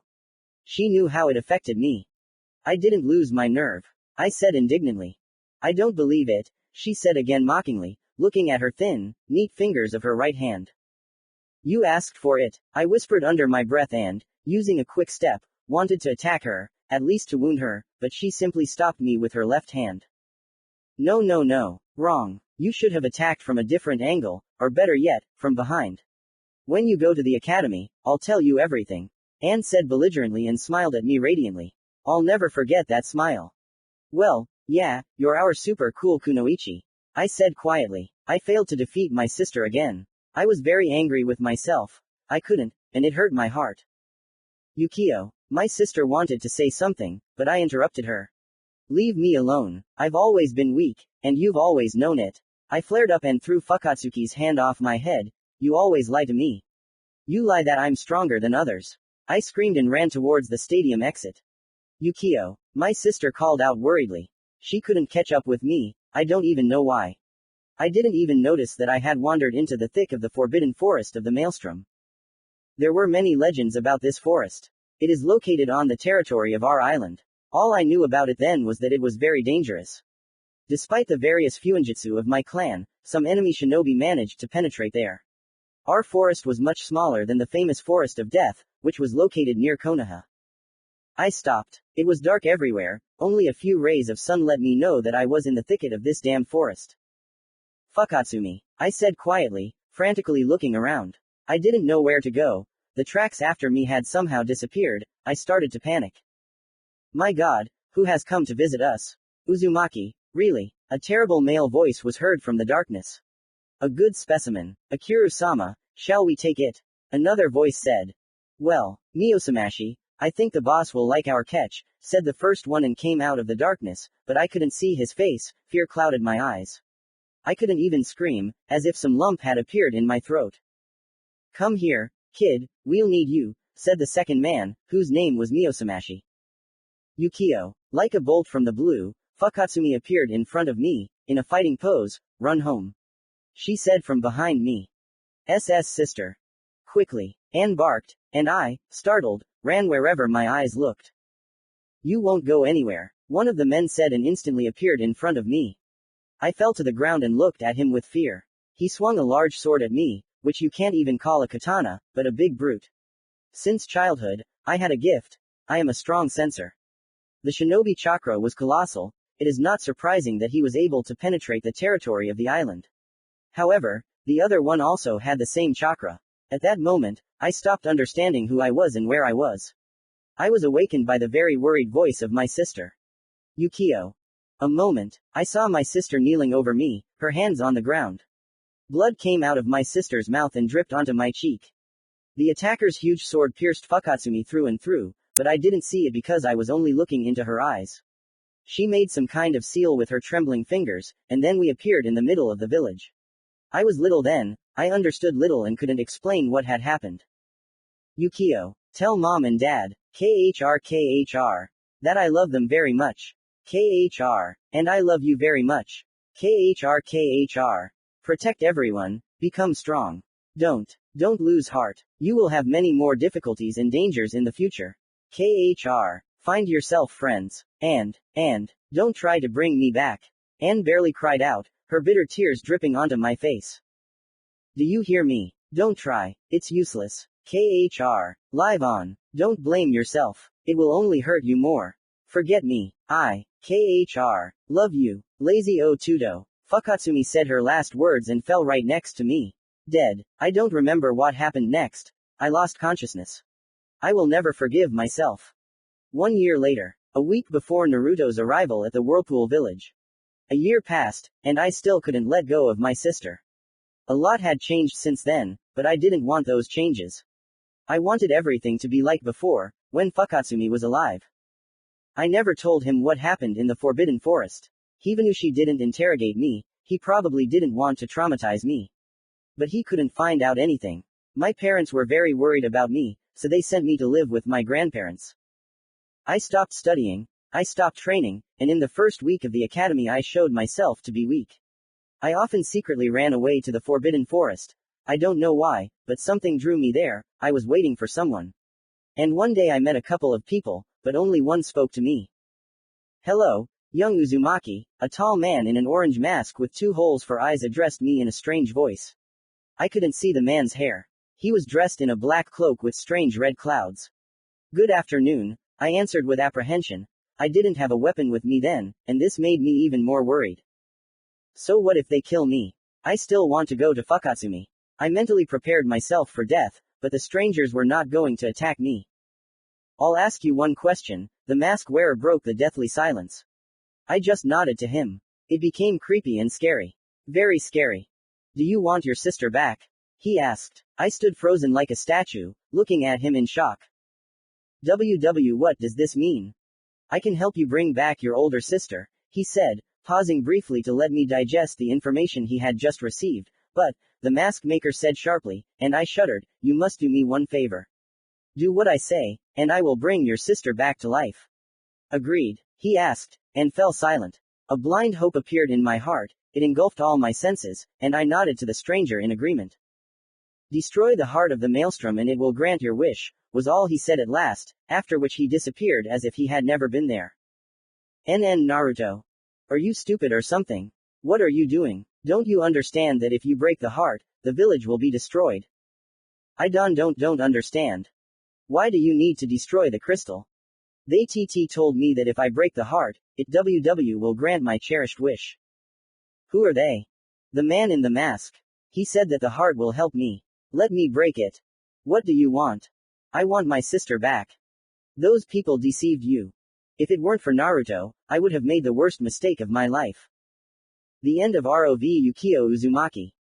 Commentary on Chapter 18. Yukio's story. Anne is my older sister. Anne is someone else's older sister. Fukatsumi Uzumaki. Yukio Uzumaki. Chapter 19. Farewell Whirlpool, see you again. I looked at this boy and understood little when he muttered something under his breath. Only the quiet, I will never forgive myself, I heard clearly. Well, what, are you going to sit like this any longer? I can already feel that other whirlpools will come here soon, Kurama said, bringing me out of my thoughts.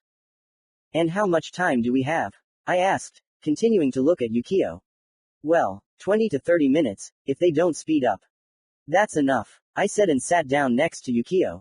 He looked at me with surprised eyes. Like him, my mood was spoiled. You know, I began, I once had a dream. I was an orphan, without a father or mother, without a brother or sister. I was completely alone, and the whole village hated me. They all said that I was a demon, a monster. No one helped me. No one. They beat me, they laughed at me, and I felt the same as you. Such pain and deep loneliness that words cannot describe. It was terrible. They didn't even tell me who my parents were. Then, in the dream, they told me why everyone hated me so much. I was the Jinjuriku of the 9 tails. I have never felt such hatred and fear before, I said. Yes, I had a hard childhood and I would never want to go back to that time. It hurts, of course, but my life is finally back on track, but here I am again, having to save the world, though not my own.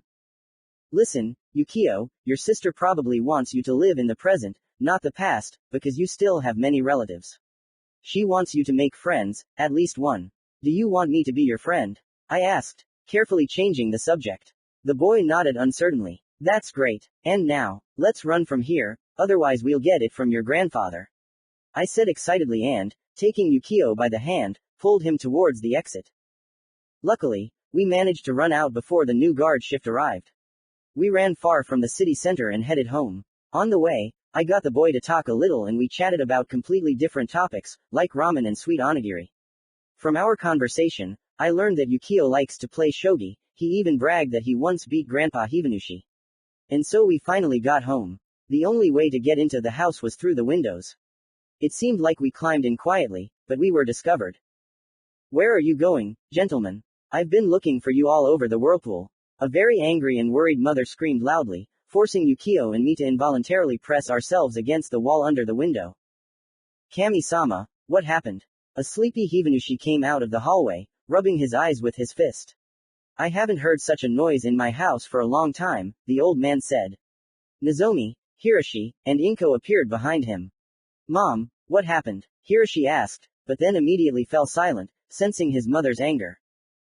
Did they do something bad? Inko asked her brother quietly, but he only made a quiet gesture. And I'm interested in where you climbed. She cried out questioningly. I jumped. I've never seen the Uzumaki so angry, Yukio whispered to me, shuddering after every nervous breath my mother took. Mom, we just went out for a walk, I began cautiously. Why, was a day not enough for you?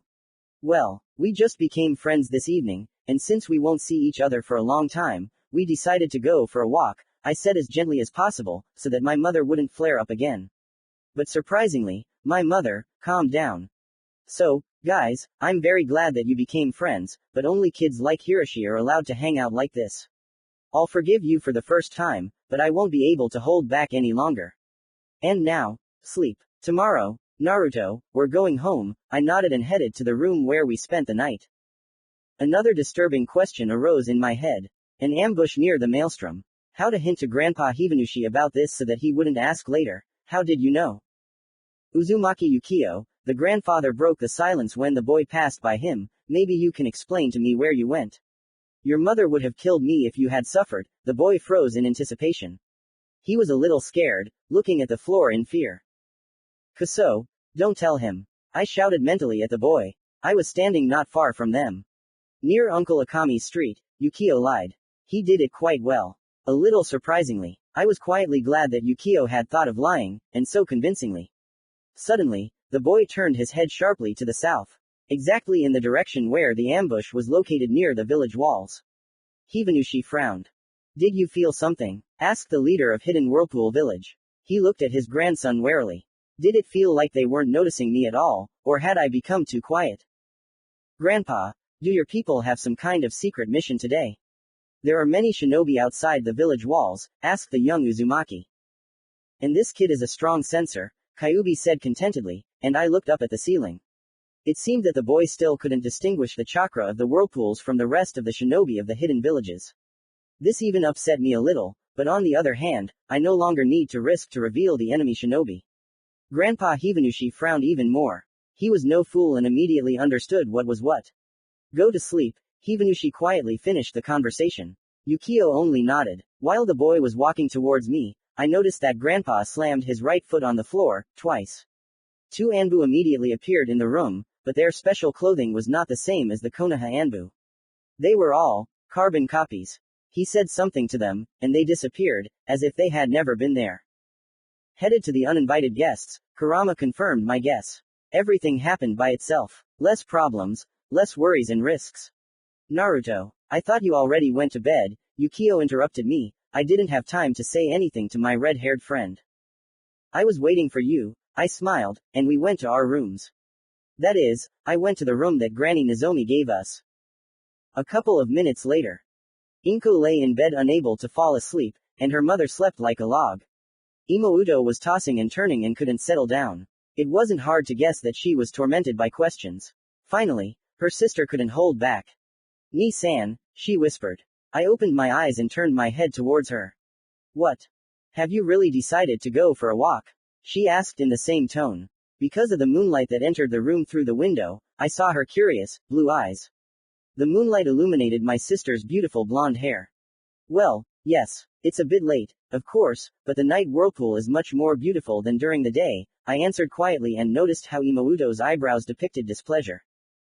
Why didn't you invite me? I didn't want to answer that question. I didn't like questions like that. You were already asleep then. We didn't want to wake you up. Why? She asked again in a whisper. You were very tired last day, you were looking after the toads. Work is work. You worked and, accordingly, spent a lot of energy, I said and yawned. Yawning is contagious and Imoto, against my will, yawned too. Well, then I understand. Good night, Ni-san. She said smiling and, laying her head on the pillow, fell asleep instantly. More than anything at that moment, I didn't want her to be offended by me. Good night, I whispered. A couple of minutes passed, and I fell asleep myself. The next morning. It was already morning. Mom got up very early, and I smelled a delicious breakfast with my sensitive nose. I yawned loudly with my eyes still closed. Everything was quiet, peaceful and calm, until a rumble was heard not far from me. I instantly opened my eyes, and our Uzumaki relatives came running into the room. I'm alive, Imoto shouted, and I helped her get out of the blanket, which, by the way, was what caused her to fall. What was that? Granny Nozomi asked. Inko just scratched her head guiltily. I knew why she did it. She wanted to attract attention to herself in this way, and it gradually became a habit. After a hearty breakfast, we headed to the Maelstrom Gate. A boat and 2 hidden leaf jonin were already waiting for us. Now I understood more why they were assigned to us. Those shinobi are no longer here, said Kurama, who had recently woken up. He yawned sweetly, which made me do the same. 7th, what will happen next? He asked. How should I know? The main thing is that we have fulfilled our mission here. I answered contentedly, raising my head to the sky and smiling. Goodbye, Naruto, I hope to see you soon. Yukio said, already more cheerful than before, who, along with Granny Nozomi and Grandpa Hibanushi, walked us to the boat. By the way, you should have seen how Nozomi hugged and squeezed my twin sister. They became great friends on the very first day thanks to the toads, and only 8 years ago even she refused to accept the Imouto into the clan. She is the village elder, so it is logical to assume that she did so. Goodbye, Yukio. I will send you letters, don't forget either, I said to my new friend and relative. The red-haired man looked at his grandfather. He nodded approvingly, then looked strangely at my mother. I understood why. Kurama, we still haven't figured out what kind of experiment they were doing on this body. You were supposed to scan me. How's it going? I asked the fox. In the real world, I just froze for a few seconds. I didn't find anything, Kurama snapped. I see. Kyubi upset me a little, but before I could express my opinion, he interrupted me again. Except for one small detail. There's some kind of seal on the back of your head, but it's so weak that I barely felt it. And how does it affect my body? I don't know. This is the only seal on your body. These Uzumaki are very cunning creatures, Kurama said, and I wanted to say a few, kind, words to him, but the voice of my peer brought me back to reality. Good idea, Namikaze, the boy told me. Uzumaki is fine, Dadbeo, I said, smiling. But how are we going to send each other letters? Yukio asked. I barely restrained myself from hitting my forehead. I forgot that in this world there are no computers or other devices to send messages. Only the old unreliable method remains. By falcon mail, of course. We have the most beautiful and fastest hawks and falcons in Konoha. There are also pigeons, but I never trusted these birds. I answered the question, squinting my eyes. Grandpa Hibanushi, who was standing next to me, chuckled cheerfully. Naruto, let's go, let's swim, Mom joked, and we set off on our way home. Soon we reached Konoha. It was a good adventure. What will happen to me next? To be continued. Commentary on Chapter 19. Farewell Whirlpool, see you again. Hi guys, thanks for waiting for the corrections. I hope I answered your questions about that chapter. I had to write another chapter because the whole story didn't fit in that one according to my standards.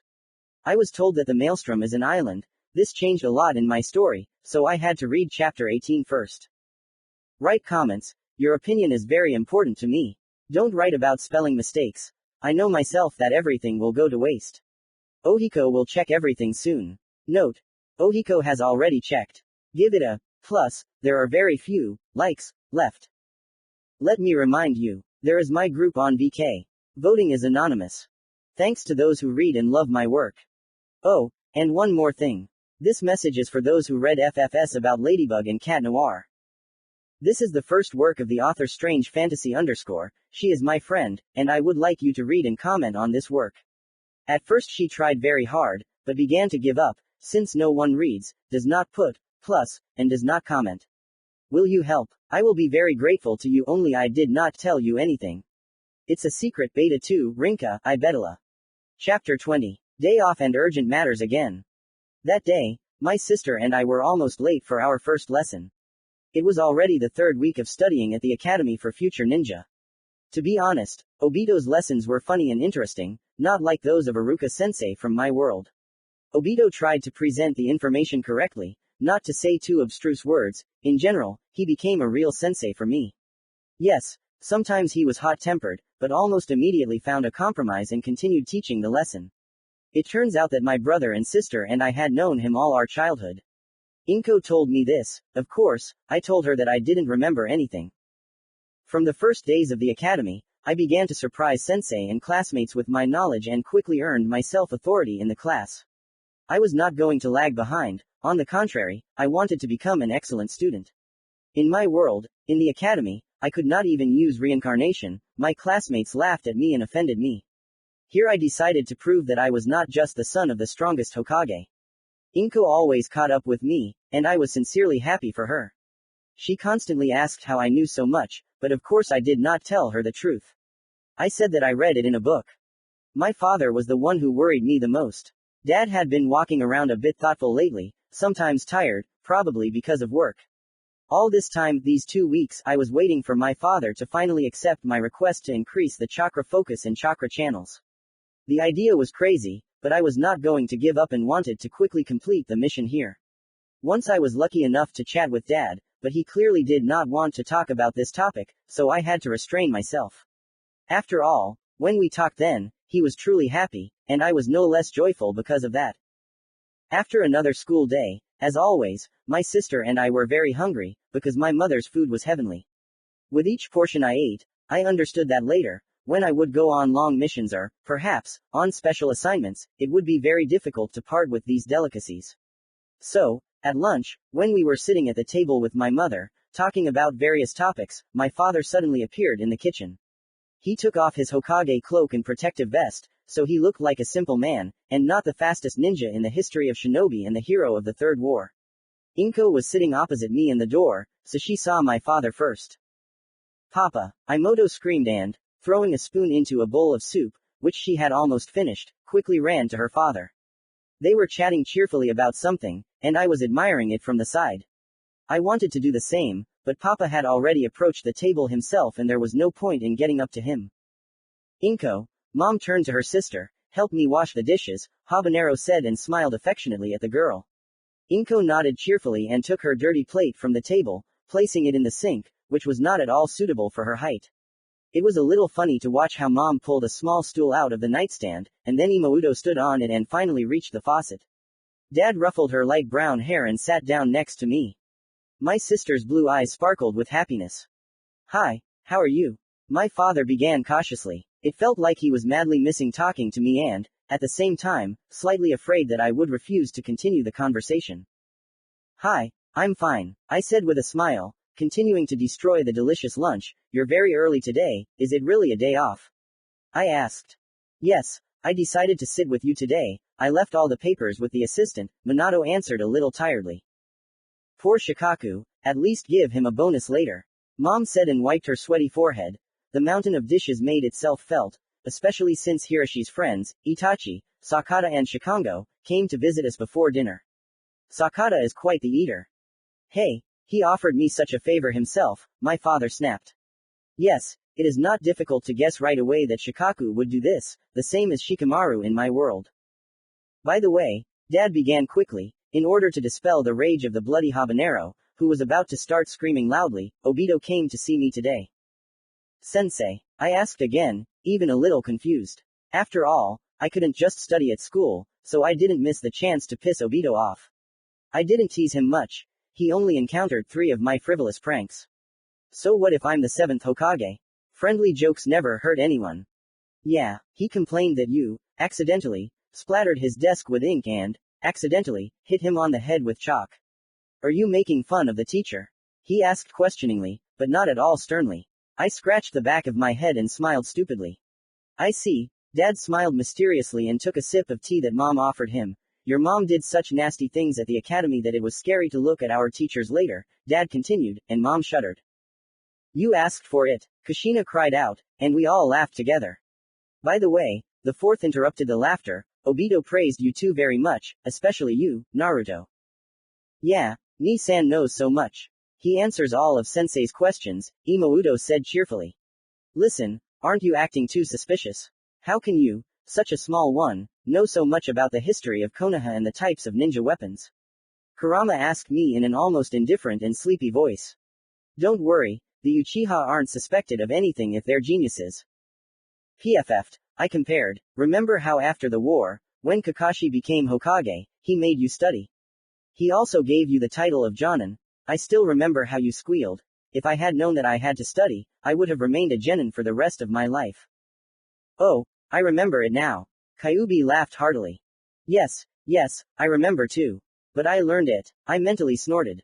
Save the situation, 7th. Kurama brought me back to Earth, and I immediately began to come up with excuses. Well, I read all the books that were in my room, I said and scratched the back of my head again. There really were a lot of books in the room where I slept, in the cabinet and in the nightstand. Perhaps that Naruto received them as a gift from his parents or the Namikaze clan. By the way, after I returned to Konoha from the hidden whirlpool village, Mirochi Namikaze began to visit my father often at the Hokage residence. Suspicious. Yes, Obito was very surprised at how smart and persistent you two are, my dad interrupted my thoughts. Suddenly, a messenger pigeon flew in through the open window with some small scroll. Dad caught it and read the note, frowning with displeasure. What happened? Kushina asked and walked up to Minato, wiping her hands, wet from the dishes, with a towel. Excuse me, children, I have to go urgently. I'll be there in a few hours, the father said sternly. He quickly put on the Jonin vest and the Hokage cloak. What happened? I asked seriously and looked straight into his eyes. There's some kind of conflict in the Uchiha clan, we need to sort it out. I'm going with you, I insisted firmly. Minato would have choked if he had been drinking tea at that moment.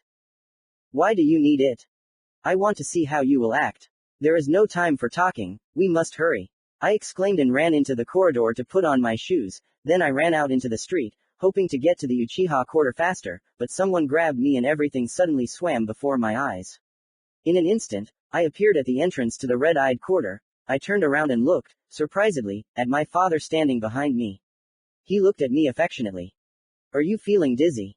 No, I answered. I realized that Dad had used the Thunder God flight technique, but I wasn't supposed to know about it yet, so I had to feign bewilderment and admiration of an 8-year-old child. What was that? I asked Dad, feigning surprise. This is my special technique, maybe I'll teach you someday, he said kindly, but then made a serious face, looking towards the block. Okay. It's time for us to find out what's going on here. Stick with me, because your mother will kill me. Hokage-sama, you have finally arrived. With these words near one of the houses we were met by none other than the head of the Uchiha clan himself. Hello, Fugaku, what happened? Father asked immediately. We should discuss this in private, the black-haired man continued, looking at me with displeasure. I was simply standing next to my father and looking in all directions at what I understood to be Sasuke's house and that of his older brothers. However, Fugaku did not prolong the pause. Fourth, why did you take your son with you? I wanted to see my friends, I said childishly, of course, feigning. Fugaku continued to look at me with displeasure. Makoto, the man called his wife. The mother of my 3 friends here immediately appeared in the room. She wore a white apron over her black, women's kimono. Take the Hokage's son to Sasuke, he ordered in a calm tone. The woman bowed slightly in my dad's direction, as a sign of respect, and motioned for me to follow her. I never found out what Fugaku and Minato were talking about. I was led into a spacious, bright room. As throughout the entire block, only dark blue, black, red and white played here. There was a large window. I wouldn't have called it a nursery if I hadn't seen various toys on the floor, ninja figures, toy kunai and shuriken. There was no one in the room. Well, where is this Sasuke? He was just here. Aunt Makoto was indignant, putting her hands on her hips. Suddenly, Sasuke sneaked into the room through the window. At first, he didn't notice us. Mom, Naruto, he said, scared. Hello. I broke the pause and noticed that Sasuke was a little excited. Hello. What are you doing here? I came to visit you, I answered, innocently. And I wonder where you were a couple of minutes ago. Makoto-san said discontentedly. Me. Sakata called me to help sharpen the kunai. You're lying. Did you really go to the river again? She asked sternly, and Sasuke looked down at the floor. I felt terribly awkward. For the first time, in front of me, someone scolded Sasuke, and he even slouched guiltily. Makoto-san shook her head, and then smiled tenderly. Don't run away without asking, you can't go there on your own. What if you fall into that river and no one even comes to help? I want to go there myself. I have never fallen into the river and, what's more, I can swim. I don't need help. The boy snapped. Oh, at least go with Naruto, Aunt suggested. Sasuke looked at me and, abruptly taking my hand, pulled me toward the window. Sasuke, not now, you'll go tomorrow, she screamed, but Sasuke didn't listen anymore. He threw me on his back and ran towards Konoha's river, which was painfully familiar to me. I cried out. I can run myself. Sorry, my friend apologized. He stopped, and then we continued running together. Didn't you hear what your mother told you? I asked. Yes, I heard, but I urgently need to run to the pier, he said seriously and sped up a little. We ran without the help of chakra, so I was even a little out of breath. Naruto, promise me that you won't tell my secret to anyone. Secret? What other secret?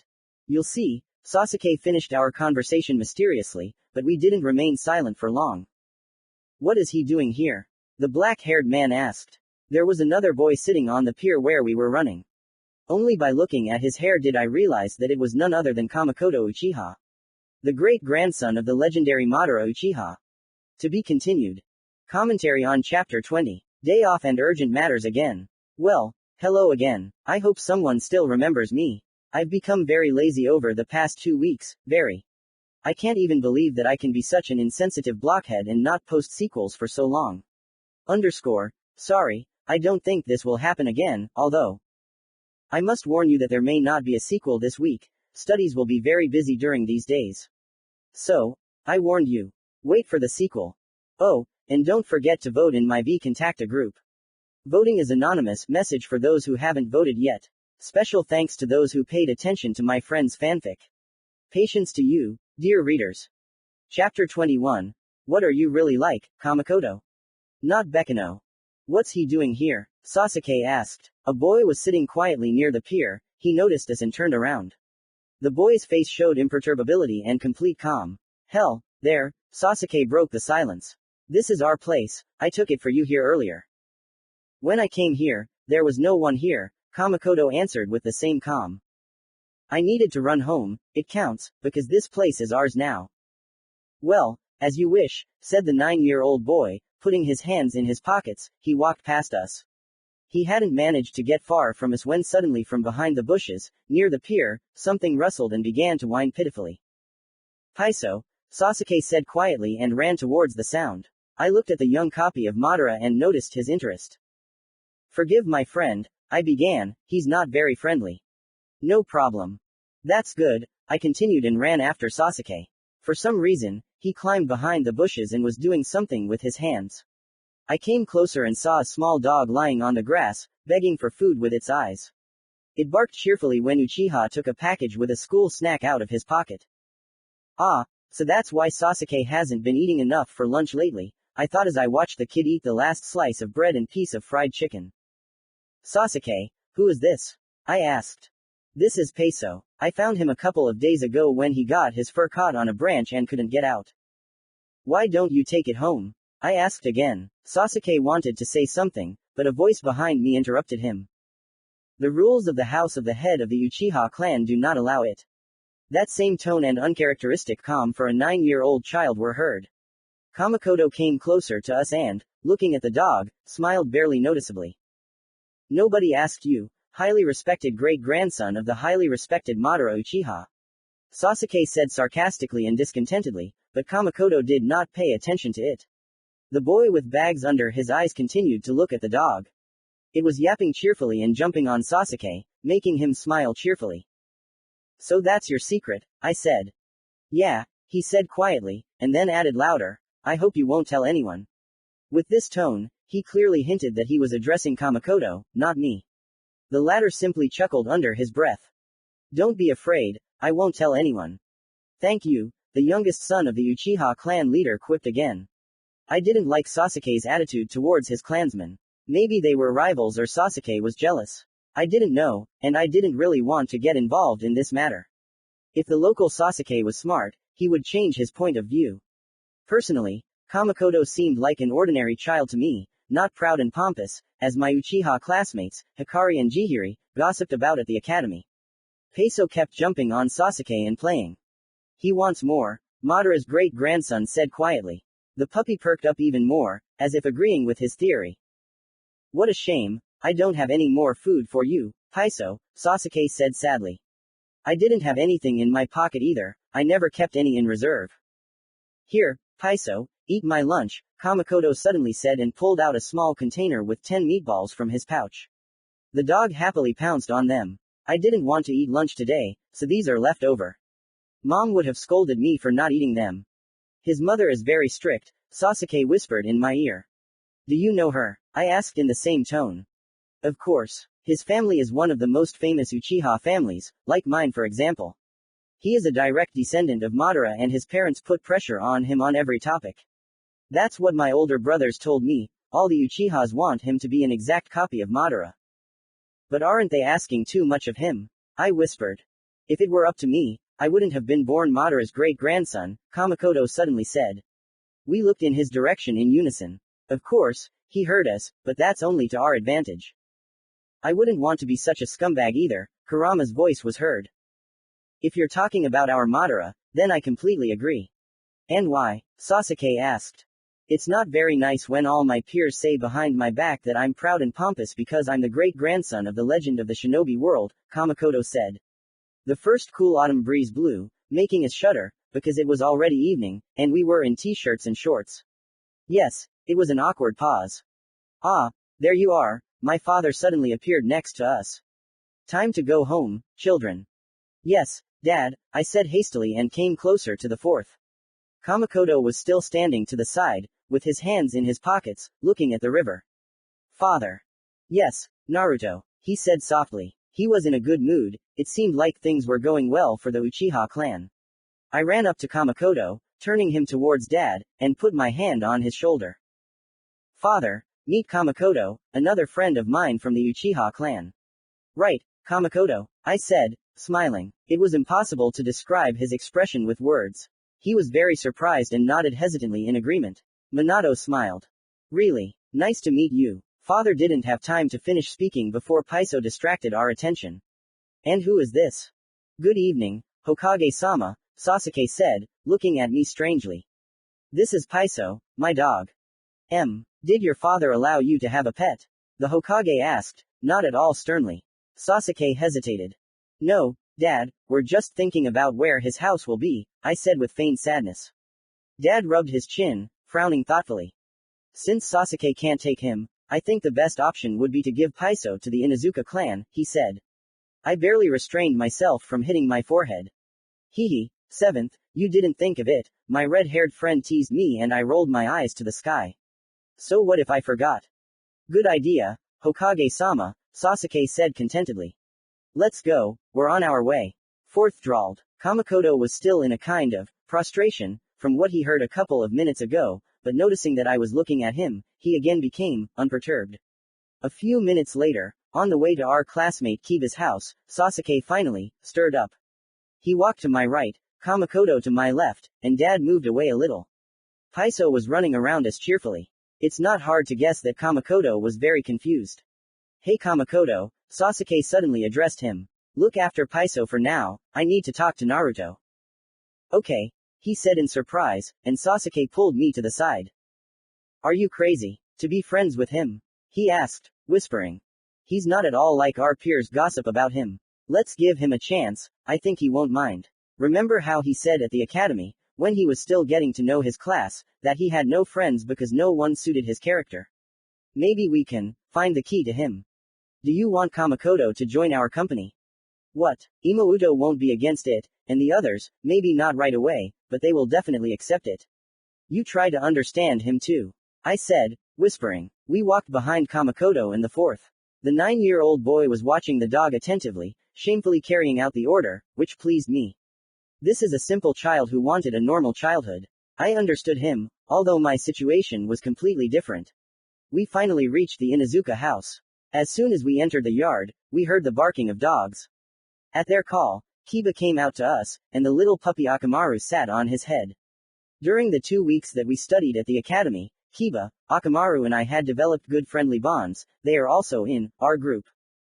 Good evening, Hokage-sama, the young Inuzuka said in surprise, but a second later he replaced his surprise with a smile.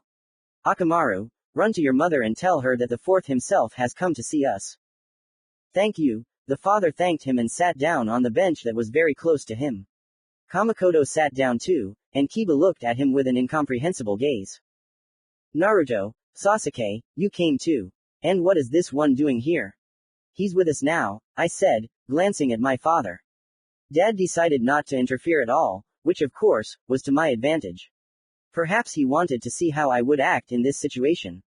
Hey, that way I would earn authority in my father's eyes. After all, Dad understands well what kind of situation this is, so he was also surprised why I became friends with Kamakado. What do you mean, in our company? Kiba asked again. Kamakado just sat and listened to us. Yeah, Naruto decided to give him a chance, Sasuke said. We'll see. Inuzuka began, but was interrupted by Mrs. Inuzuka as she came out of the house. Little Akamaru ran quickly behind, almost hitting his nose on the threshold, which was slightly smaller than him. Wow, what people. Minato, I haven't seen you in my house for a long time, why did you come? She said sarcastically, ruffling Kiba's hair. She had long, chestnut-colored hedgehog hair, markings in the form of red fangs on her cheeks, like the symbol of the Inuzuka clan, just like Kiba. Also red marks around the eyes and, like all members of the clan, black and vertically turned pupils. She was wearing a green vest and thin black pants with a shirt. Well, Mom, the young Inuzuka said discontentedly, throwing off her hand. I have a favor to ask of you, said the father, rising from the bench and glancing at Paiso. Here's the thing, could you take my son's friend's puppy under your wing? Of course. The always energetic woman perked up. She squatted down and began to pet our dog. I always have a place for such animals in the dog house. Can I come to him? Sasuke asked. Sum laughed. Who's stopping you? Of course you can. Come whenever you want. Well, that's it, let's go home, the 4th said wearily. Thanks to Sum, you helped me out. You're welcome. Kiba's mother answered again, animatedly. Kamakoto smiled briefly at the corner of his lips, and Paiso yapped cheerfully with Akamaru. After all, they were almost the same size and age. Kiba, I said. He looked at me. Keep an eye on Paiso. I'll meet you at the academy. Okay, he replied. On the way home, Kamakoto was walking behind me and I could feel his gaze on me. A gaze searching for an answer to his questions. Dad was walking next to me, and Sasuke had met Sakata on the road a little earlier and went home with him. Naruto, can I talk to you for a minute? The Uchiha heir broke the silence. I walked over to him. Yes, what is it? Why did you say that we are friends? How can I explain it to you correctly? I want to become a great shinobi and Hokage, not to have power over others and order them, but so that others themselves would want to help me, consider me a friend and reliable support. I want everyone to be one united family. Even those who think that being alone is easier cannot achieve their goal without the help of others. And there are also people whom society does not like and rejects. That's why I want you to be like everyone else. I don't mind seeing what you really are, and I think you also won't mind being friends with me, Sasuke and the others. Right, friend? I asked. The boy hid his face under his black bangs. I felt my father smile, and Kurama, in my inner world, agreed with him. Thank you, Naruto. Commentary on Chapter 21. What are you really like, Kamakoto? This chapter is like a filler. Yes, probably many did not like the continuation that you waited for so long, but I needed to write a passing chapter to start the next episode of events. Chapter 22. Happy birthday. Not Bekino Minato Namikaze's Pav. That day I had a lot of things to do and I was in a hurry to finish them all by lunch. Many ninja came to me with completed tasks, as well as people who gave these tasks and paid for them. I sat at the table and thought, looking out the window at the face of the first Hokage, about how to quickly finish signing documents and other various scrolls. It was a bright and slightly cool autumn day. Hello, fourth, how are you? Shikaku entered the office, holding some kind of cardboard box in his hands. Hello, you see, I don't have time to do anything. I don't even have time to buy presents for the children. I'm afraid that Inko will be offended with me for a long time this time. I said and rubbed my tired eyes, having read another report from my subordinates. Shikaku smiled easily and put a cardboard box on my desk with a quiet clatter. Another paper from the archive? I asked. Yes, you should review all the documents of those who entered the academy this year. Your twins' papers are there too. Can we do it tomorrow? I asked with some hope. I never usually decided to do this, but that day it was simply necessary.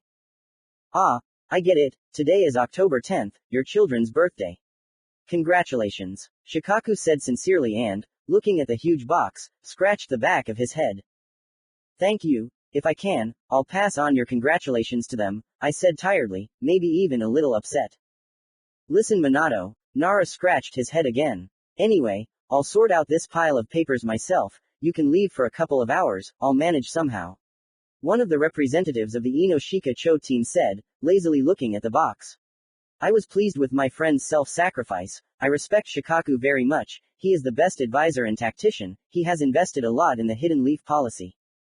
Thank you. A couple of hours will be enough for me. At least my conscience won't bother me later. I thanked him and headed for the exit. As always, I went to the best gift shop in Konoha.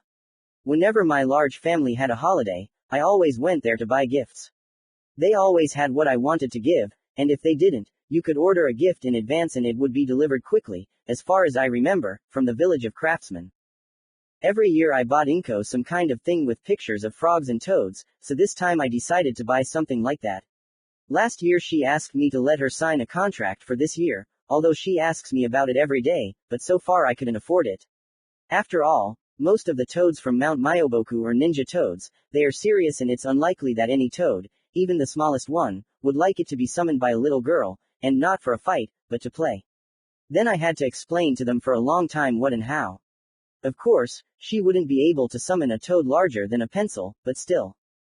In general, I bought her a big book with pictures about these wonderful animals. Everything that is known about them was written there. I didn't particularly agonize over her gift, but Naruto was another matter.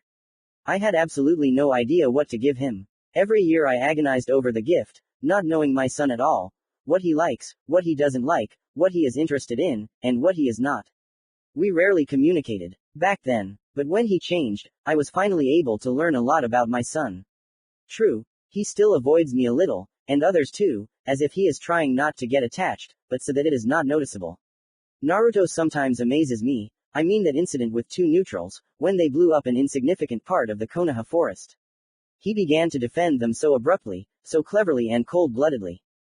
Irresponsibility is not an argument, right Naruto? Flashed through my mind. Wisely said. I was still standing in the store, near the rack, and began to remember the events that I knew happened to Naruto. I remembered the first conversation after that seemingly minor wound. Yes, then he smiled for the first time in a long time, even at his older brother. Then I remembered the story of that early run and those first training sessions with Hiroshi, the attacks of two Nukenin, the recent adventure with a dog, and finally Naruto's unexpected request to increase his chakra channels. Increase the chakra center and chakra channels. He's already 9 years old, maybe he can handle it. I think I'll try to expand a few channels, but I need to practice before that. I don't want to damage his chakra circulation system. For some reason I insisted to myself that I didn't have enough chakra control to do such procedures. Maybe I'm just afraid. Karakuya would have gifted me a strong slap on the back of the head for my indecisiveness. Hey, this decision will be like some kind of gift for him. Exactly. I hope he'll be happy. Yeah, I wouldn't say it was a childish gift, but he asked me. For the first time he asked for something. I need to think this through carefully, I thought as I left the shop. I was walking home and had a feeling that something would really surprise me that day, although this happens very often. It was time to go back to work soon, so I decided to hurry. That is, I simply moved to my office through the three-pronged kanai. Even behind the locked door, the smell of Kushina's holiday food was noticeable, special dishes for special days. I opened the office doors and headed to the kitchen. My wife had spread a beautiful tablecloth on the table and was already laying out plates and chopsticks. Oh, Minato, are you home yet? Bloody Habanero asked in a cheerful mood. Yes, I said, looking at the table again. There were 11 plates, but there were only 5 of us in the family. My dear, why so many plates? Have you invited anyone? No, it wasn't me. Naruto and Inko invited their friends. Are you kidding? Look how many friends they have after entering the academy. Kushina was so happy, she was almost jumping for joy. I was too, but I skillfully hid my emotions under a smile. Where are the twins? I asked. Indeed, it was suspiciously quiet. They're getting ready to receive guests, Kushina said affectionately, carefully folding napkins under each of the plates. AAA, give this book to Inko, and I have a very different gift for Naruto. Okay then, just don't tell me you forgot to buy him a present. Habanero flared up. No, I didn't buy it, I'm telling you, I have another gift. Well, look, Minato, my frying pan is a heavy thing. Kushina said angrily, making me involuntarily shudder. It's okay, I think he'll be happy, I replied, and my gaze was drawn to the huge amount of food near the stove, all the way to the refrigerator. Isn't there a bit too much food for 11 people, especially children? Naruto warned me that a representative of the Akamichi clan would be visiting. Then that explains a lot, I said, fully understanding the situation. Akamichi are real gluttons. I remembered how Chozo once came to visit us. He ate a lot, and Kushina and I were left hungry. That was before the kids. Okay, I have to go. Shikaku has probably finished with the paperwork by now, so I didn't have time to finish speaking before there was a knock on the door. Oh, here come the guests, Minato, maybe you'll meet them. I'll drop in on the twins. Kushina said in a good mood. She, like me, is very happy that the twins have so many friends, but I think the main thing is that they are real friends, and not just a group. Although something told me that Naruto wouldn't pick just anyone. And it wasn't that long ago that they had no friends at all. Okay, I said and opened the door. My eyes widened in surprise when I saw so many children. Are they all friends of Inko and Naruto? I thought. However, the children were no less surprised. One girl even cried out in admiration. Wow, the 4th Hokage himself met us. I recognized Inoichi's daughter in her, to which the boy, Kiba Inuzuka, replied, of course. He is the father of the Namikaze twins. I knew that he would come, as well as Choji Akamichi. He was standing next to his friend Shikamaru Nara. Wow, the entire new generation of Ino Shika-cho. Good afternoon, Hokage-sama. All the children said in unison. It was very funny. I saw Sasuke and Kamakoto Uchiha, oddly enough they came too. The children started entering the house one by one. I noticed a girl from the Haruno family, And also, surprisingly, a girl from the Hyuga clan, or rather the future head of the clan of Byakugan carriers. The girl, blushing a little, nodded to me as a sign of greeting, to which I responded in kind. But what surprised me most was that even a representative of the Aburame clan came. I know these people, it is difficult to communicate with them. A Hyuga guard stood near the door. I still can't believe that Naruto and Inko communicate with such difficult children, I thought. And indeed, the quiet Haim, the philosopher Aburame and the proud Uchihas, they require a special approach. Pride flared in my heart. End of Minato Namikaze's POV. From the beginning of the day until the guests arrived, I just slept in my room. I didn't feel any festive mood at all, because it wasn't my birthday, but the local old man Naruto's. I should be 37 already, but here I'm only 9. Well, I don't know what Inko was doing while I was lying in bed, but when the guests arrived it became noisy. You could hear happy and joyful, childish conversations. You could hear them loudly congratulating Imouto when she came out to them. Since the morning I noticed a small box on my desk, wrapped in red cloth. There was a note on top, Happy 9th birthday, Ototo. It was nice. I never received gifts from my older brother and was extremely interested in what was in the box. There were 3 sharpened kunai made of a very rare metal. Such kunai do not dull for a long time and will cut any rope or fishing line. I was once given one for my 20th birthday. I took them for special missions. My brother is cool. He managed to get such things. He can be very useful. I have not even started looking for that strange artifact yet. There is no suitable time and situation. Naruto, come out already. The guests have arrived. Imoto shouted. When I came out, my father came up to me. He said that the gift would be in the evening and went to work. Half an hour later, after the festive dinner. It's time for presents, Sakura and Ino cried. In general, we decided to give you a gift together, to both of you. I think you will appreciate it. Kiba said with a smile and everyone else nodded in agreement. The large box contained a huge amount of Konoha sweets. There was even a chocolate bar. Inko and I's eyes literally lit up. But it's so expensive, cried Imouto. And indeed, such a pleasure costs a lot. Don't worry, Imouto-san, Kamakoto Uchiha said first. Our parents helped us with everything, so there weren't any big problems. That's right, so just enjoy. Shoji would have eaten it all at once. Shikamaru repeated and everyone laughed cheerfully. What? I don't mind. Was heard in the crowd of children. Yes, it was a lot of fun. I didn't have that as a child and I was very glad that I was able to feel a children's holiday, which I never had and to which I was never invited. My gaze was especially caught by Hinata. She smiled sweetly and spent almost the entire evening talking with the other girls. That day, she gave me personally that very special healing ointment. This time I thanked her from the bottom of my heart, and not like at the Chunin exam, in my time. I am still ashamed of my stupidity and blindness in front of her. But what struck me most was my mother's gift, my favorite orange tracksuit. The same one I had before my trip with Jiraiya. That's what really lifted my spirits. Around 6 o'clock in the evening, the guests went home, in a festive mood. But I had a feeling that someone else would show up and this was a very important meeting for me. As predicted, a couple of hours later there was a knock on our door. Inko, look who it is, I'm busy washing dishes right now. Mom asked kindly and the girl hurried to open the door. Can't be. Hello everyone, it is I, the great Sannin and the Toad Hermit from Mount Myoboku. Chapter 23, Arrow Sennin. Hello everyone, it is I, the great Sannin and Toad Hermit of Mount Myoboku. Arrow Sennin shouted as always. As a child, at about 13, I would have made fun of him again and considered him a stupid pervert, but now, I would have happily listened to his stories about traveling around the world. I would even have tolerated his obscene deeds in women's baths, so that he would be alive. While I was collecting my thoughts, Inko and Mom had already managed to receive a guest. Hey, little Naruto, meet your beloved godfather. Jiraiya shouted in a cheerful and invigorating voice. I looked at him in confusion, saying nothing and not even getting up from my chair. The hermit sighed heavily. And so it is every time we meet, however, the look is different now. That annoying old man again. Came a voice from my subconscious. Yes, apparently it is him, I replied. Ni-san, what's wrong with you? Imouto suddenly asked and seemed to wake up from some kind of prostration. I guess I'll go to my room, okay. I said quickly and quickly ran to my room. Before that, I noticed 3 surprised looks on me. Well, I wasn't ready to meet Jiraiya then. I needed to think everything over.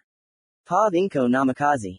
I didn't see Jiraiya very often and didn't know much about him, but he could make me laugh, always telling some jokes and stories about his travels. He is a great man, at least that's what I was told, although my mother called him a pervert. What I liked most was that he was not just a hermit, but a toad sanin. He has a contract with toads. I even envied him and asked him more than once to sign a contract with frogs too. I'm sure it remains a mystery to everyone, my passion for these animals. It's just that one day, I don't remember when and under what circumstances, but Dad summoned an incredibly huge toad. It spoke and even fought with a huge sword. This amazed me so much that I decided to learn more and more about them. Naruto's brother always avoided him, maybe even feared him, because his godfather always spoke loudly and laughed. Such unbridled joy could frighten Naruto and he, as always, slowly went to his room. To tell the truth, when Ni-san changed, I thought that his attitude towards Jiraiya also changed. End of Inko Namikaze's POV. I was sitting in my room, leaning against the door, wondering what to talk about with my godfather, because I wasn't going to ignore him. A few minutes later, outside the door in the hallway, I heard Sanin and Mom's voice. And why is he avoiding me? Because you scare him. He's not used to having so much attention on him, Kushina answered. I didn't do it on purpose. Then talk to him, for once. And about what? I know little about him.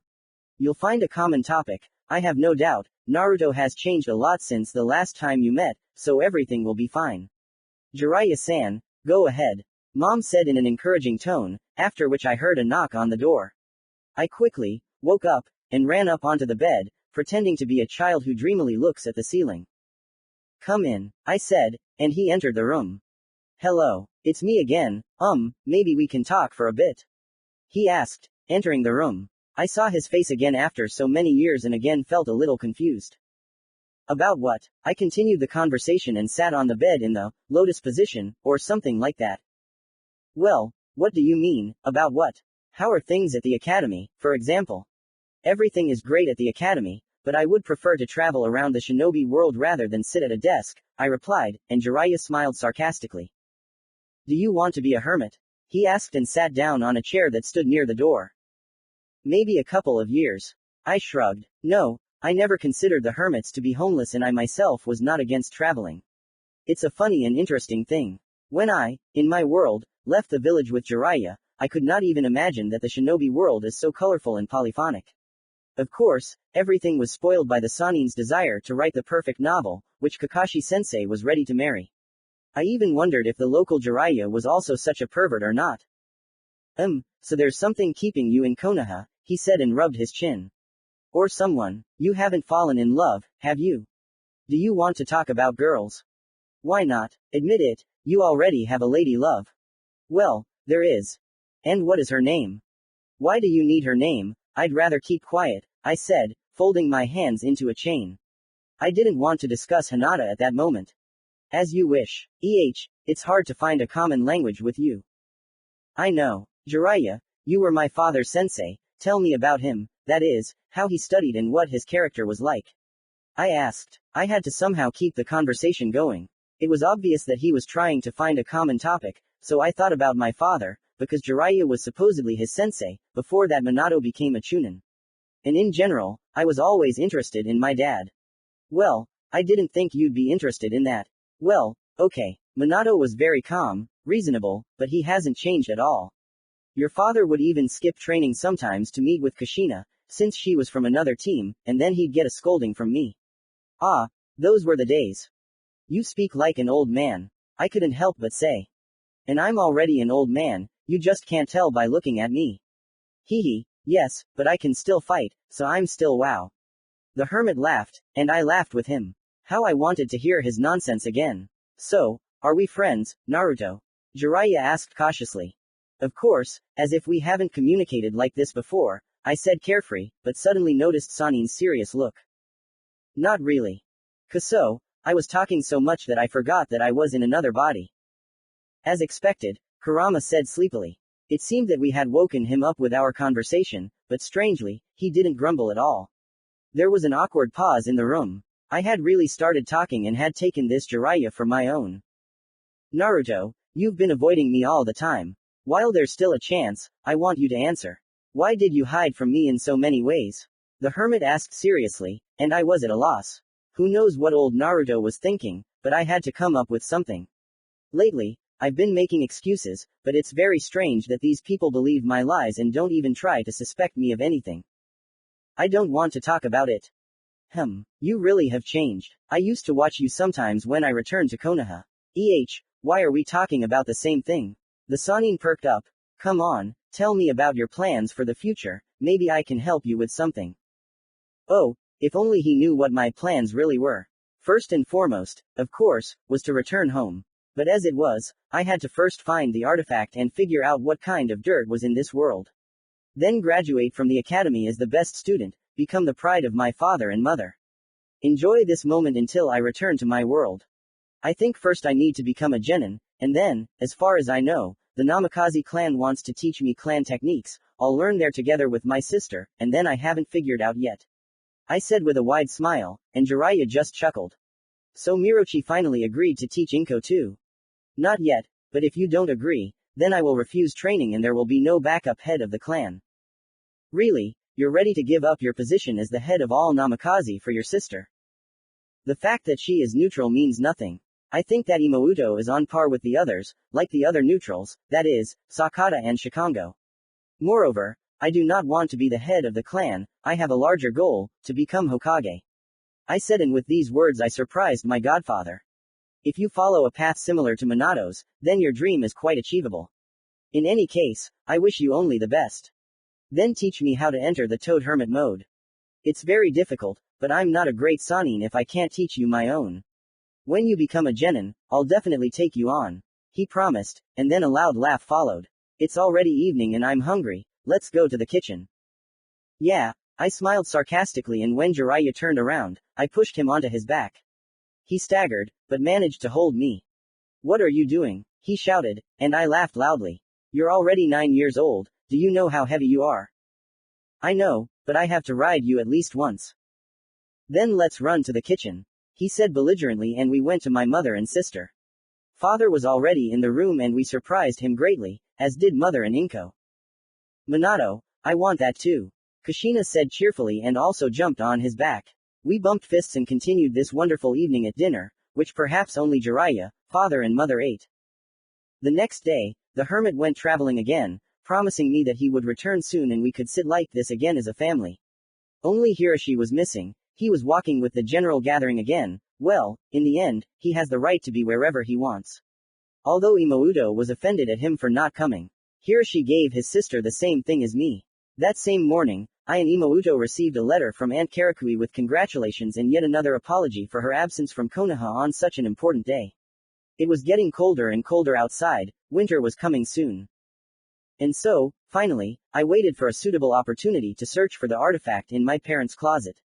Minato and Kushina had to leave Konoha for a week to another village for some negotiations, leaving us under the supervision of our older brother. So, Hiroshi, Mom began gathering her things, mostly ninja weapons. She was wearing a green Jonin vest, and her hair was tied in a ponytail at the back of her head. A Konoha ninja protector was tied on her forehead.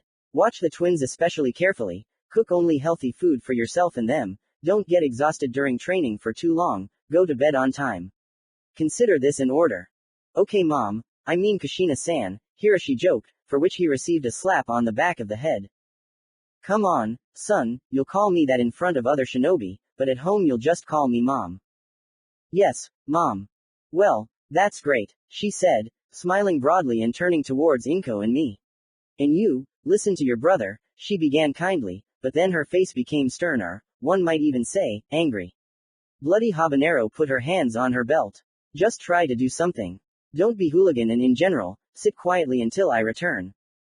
So we sent our parents on a week-long vacation. Now that's the perfect situation. It's time to look for the artifact. Commentary on Chapter 23. Arrow Sennin. My page on Pinterest. And also please pay attention to my requests for Naruto, maybe someone won't be too lazy to write a small FF. I was offered to create a community in BK and I ask you, as true anime fans, to help develop the group. I will be very glad if you help me develop it. All you need to do is subscribe and repost to your friends. Chapter 24. Secret Artifact. Beta Rinka _ meow will check soon. Oh Minato, maybe we shouldn't have left the kids alone. Maybe we should have left them in the Uchiha, like all the previous times. They have company there, and Makoto wouldn't let them get bored. Kushina asked Minato on the way. Don't worry. The twins need to learn some independence, and Hiroshi is with them. They've finally started getting along, let them be alone, and there's no need to worry about safety. Hiroshi is an excellent warrior, nothing will happen to them. Said the fourth. However, like all parents, he was also worried about his children, although he didn't show it. We said goodbye to our parents and closed the door behind us. Now there were three of us standing in the hallway. Me, Inko, and Hiroshi. My brother scratched his head, not knowing what to do with us next. I don't think there's any point in wasting time, I said, breaking the silence and caught two intrigued glances at me. Are you suggesting training? Well, no, my parents just left, I want to rest and go to bed. Hiroshi said in a nonchalant voice, yawning, he turned towards his room. I understand, he had a night shift at 4 in the morning and the guy did not have time to sleep well. He had the same experience, but that's not the point. No, brother, I mean something completely different. I said something even more intriguing. Ni-san, just talk already. Imouto couldn't stand it. She was more interested than anyone else. This girl listens to my every word, every application, surprising me greatly. Only Hinata listened to me so sincerely and supported me in my world. I'm not interested, little ones, go read books, or whatever you usually do. Again, waving his hand, our older brother said, but, of course, I don't plan on letting him go. Brother, I actually need your help. A viscous minute of silence hung in the room again. Hiroshi turned in my direction, raising one eyebrow in waiting for my request to be voiced. There was not a drop of interest in his gaze, only displeasure. The copy of Nagato with his angry key clearly hinted that I was finished if this request was some kind of trifle. Although it did not scare me at all, I would have watched this scene further if time was not pressing. Hiroshi, you remember those missing nin who were looking for something in their parents' closet? Well, now is the right time to find this something. You will help me and my sister, right? As expected, Hiroshi was very surprised, but quickly came to his senses and looked at his sister, who worriedly pressed her hands to her chest. I knew that she would agree, because we had already been there together. I had penetrated without any problems and took what I needed, only thanks to her. Another thing is the older brother. Here I did not know whether he would agree or not. On the one hand, it seemed, I thought, that it was not according to his principles to climb where it is not necessary and look for something that he had never seen. On the other hand, the parents never told their eldest son about this storage room, and perhaps he was wondering why, because it would seem that the fourth trusted Hiroshi with all the secrets of the village and the secret operations of the Leaf Ninja, so why did he hide some basement with weapons from a trusted person? Surely this was spinning in the head of the red-haired guy. Datbeo. He is also an Uzumaki, genes must play a role. Watch out, Naruto, don't explode from such thoughts, Kurama said sarcastically. Don't worry, I won't burst. You better get ready to search for that artifact, we can't do anything without you. Then, seventh, don't waste time with these kids and get to work on your plan. Fox said lastly before tuning his demonic chakra. Meanwhile, Hiroshi was thinking about what he should do, what he would gain from this. He would gain new knowledge about the storage without fail, but if something didn't go according to plan, who knows what side it would come out. And you really need to know what this artifact is? The brother finally began to speak. Yes, I want to know why those two missing nin have this thing, how is it connected to them? How did they sneak into Konoha territory and put everyone to sleep? Where did they get so much colossal chakra from? Aren't you too young to care? You're getting into a war between adults, dragging your little sister into it, looking for adventure, right? The boy asked angrily, clasping his hands. Yes, I answered firmly. I am a future ninja of Konoha and the son of the Hokage. After all, I am from two great clans. Even though I am 9 years old, in my heart I consider myself more than 20. I'm 36, Datbeo, I muttered in my mind. My brother's eyes froze in thought. Could it be that my words had not impressed him at all, had not raised his interest in the matter and faith in me? The convince my brother point took longer than I had expected, but after half a minute, Hiroshi came closer and put his hand on my shoulder. Ototo, you know, I said exactly the same thing to our father when we were kids. Hiroshi smiled lightly, and I stood there like a pillar, looking at him. I never expected to hear that. Well, that's interesting. It seems we both want to be on top of everything and do everything we can, and not get involved in things that don't belong. That's probably why I'm on the general meeting. Okay. We can't waste time, show me the storage already. I nodded in agreement. Okay. Brothers, follow me. Our little sister said belligerently, and we followed her. Meanwhile, Minato, Kushina and their subordinates were already halfway to the hidden sand village. It was there that they decided to hold a meeting of the 5 Kage. In truth, everyone was surprised to hear that the Kage was Sobaku, but Rasa himself suggested holding a meeting in the hidden sand village. Yes, it's all strange. Besides the fact that the Kage suggested holding a meeting in sand, he also asked you to definitely come, Kushina. Minato said, continuing to walk forward next to his wife. It looks like he has a request for me, otherwise why would he need me? Unless he wanted to get the 9-tailed fox, but I don't think the dog, but he's stupid enough to take the fox for himself in front of the 5 Kage, especially if you're nearby. Bloody Habanero began to analyze the situation. Well, you're right, but that doesn't calm me down at all. By the way, has he woken up yet? Well, they remembered me, those pathetic little people, the demon fox himself responded from the depths of Kushina's consciousness. The sealed 9-tailed fox finally returned from the peace and quiet of Uzumaki. I woke up, Kushina answered, looking only ahead, but her soul was slightly touched by fear. Well, talk to me, Jinchuriki, tell me about the outside world, tell me what freedom tastes like. Don't even try to press on pity, Kyubi, I don't feel sorry for you at all. She answered, frowning, which, of course, Minato immediately noticed, but did not interfere in their conversation. He knew that Kushina would never be subject to the demon's words. You're a meanie, my dear. How I hate you humans. You seal me and my brothers from one Jinchuriku into another, and even create weapons so that we sleep and don't even move. And Kushina, this weapon is your own child. Naruto is not in any danger. Shut up already, you're giving me a headache. No way. Before I start sleeping again, I have a lot of things I want to discuss with you. Like what? We don't have anything in common, so I'm not interested. Kushina snapped. She didn't like hearing his words at all. The demon had ruined her childhood and youth, and even now the people of Konoha don't particularly like the Kyubi bearer, but Yoko. Well, I thought you might be interested in knowing a few things about your youngest son. Like last time, we came to our parents' bedroom, although the door to the room was locked for some reason. It wasn't difficult for Hiroshi to open the door, leaving it unharmed. Inko praised him, which caused a barely noticeable blush to appear on his brother's cheeks.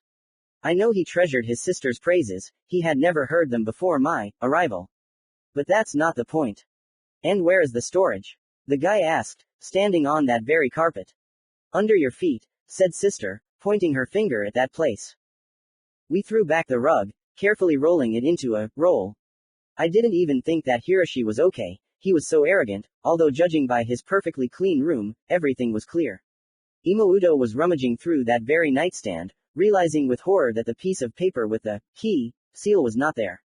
This is where Hiroshi's knowledge came in handy, because he studied in the village of Whirlpool. True, he knew several dozen keys, which took us an entire hour to find the right one. It seems like a normal thing, just find the right key, seal and open the door with it, but Hiroshi spent quite a lot of chakra on these pieces of paper. No one promised that it would be easy, so again it took longer than I expected. You're late, Kurama said. Yes, there's a little, but for now we have nowhere to rush, I answered, and we finally opened this basement. I felt for the switch and the huge room showed its riches. Huge cabinets with kunai and shuriken, filled with scrolls, neatly folded nets, ropes, fire seals, senbons, and so on. Your mother, father, said the red-haired man, immediately asking if there were children nearby. Brother, did you say something? Inko asked. It was good that she didn't hear, because if she learned to swear and mom heard, our older brother would be in trouble. What a place my father hid, I said. The guy quickly corrected himself, and I chuckled under my breath. We started searching. We searched together. We had at least 2 days and maximum a week, depending on what difficulties the parents would face in the hidden sand. The search was not the easiest. Time went on, and there were no results. Hiroshi, as well as Kurama in general, used jutsu, but apart from scrolls pumped with various kinds of chakra, they could not find anything. Yes, these scrolls with reserves were a little confusing. Ni-san, my sister turned to me, we've been looking for about 4 hours now and still haven't found anything suspicious. Lunch is coming soon. Yeah, I suggest you grab a bite to eat and recharge your batteries. Hiroshi said, getting up from the floor. He was sitting next to a huge cabinet, checking the bottom shelf. To tell the truth, the guy's eyes were quietly and unnoticeably sparkling with curiosity. There were no documents, but there were plenty of interesting notes and even hand seals of different techniques, different elements and types of chakra. You won't get bored here, especially for a young guy like Hiroshi. After lunch we once again began actively searching for the artifact. Damn, Minato hid that thing well. Kurama said, and I completely agreed with him. In the end, we found the most suspicious thing in the storage after 2 days, having spent a lot of effort, and the things that were once interesting to us stopped surprising and attracting us. And we found, God knows what. It seemed like a cobblestone or just a stone split in half. As far as I understood, Konoha only had the right side, and the left, most likely, was in the Nukenin. The artifact was in the darkest and most inconspicuous place. It's good that I thought of looking there. It was in a steel box, which we were not able to open right away. It's strange that the stone is not protected by some kind of deadly techniques, but maybe the stone itself, or rather half of the stone, is a threat. I didn't touch it and I didn't advise others to do so. 7. There can be no mistake. This is truly what we were looking for, an unreal amount of chakra in him. Can't you feel it? Yes, I feel a little, but to know the full power I need to at least touch the stone, but this may turn out badly for me, I don't know for sure, but it's not that simple. If we assume that the other half is with the missing nin, who put all of Konoha to sleep and were looking for the artifact in the Hokage's house, then I understand what's what. I didn't think that such a thing even existed, my brother said, which surprised me greatly. Brother, what are you talking about? Our sister asked worriedly. This is only half of the artifact, but with colossal energy, he said. Still, the guy was able to find out the power of the artifact, not bad. I don't feel anything, I broke the silence, impersonating the one I was already accustomed to, illustrating. Explain, Hiroshi. Now let's test your conclusions, I said mentally. Let's say they have the other half, and if it has the same power, then it's clear how they managed to do it, pass through Konoha's barriers, use the mass sleep technique, and so on. Of course, I still don't understand why Naruto didn't fall asleep either, but that's not the point. Do you think that if they had 2 halves, they would have gained an endless source of colossal chakra? Yes, that can be assumed too. The red-haired man agreed. I have no doubt that if that ever happens, all the Nukenin will rule the shinobi world. It's terrible, Imouto said in fear, coming closer to me. Yes, this has never happened in our world, Kurama, and I hope it never will. Just in case, take note of this. The atmosphere in the storage facility was tense. Everything was turning out to be quite interesting, but after learning the rules, the game began to gain dangerous momentum. Each of us wondered what would happen if we lost this game. War, slavery. It was scary to even think about it. We would have sat like this further if Imouto hadn't noticed something. Brothers, what is written on this stone? To be continued.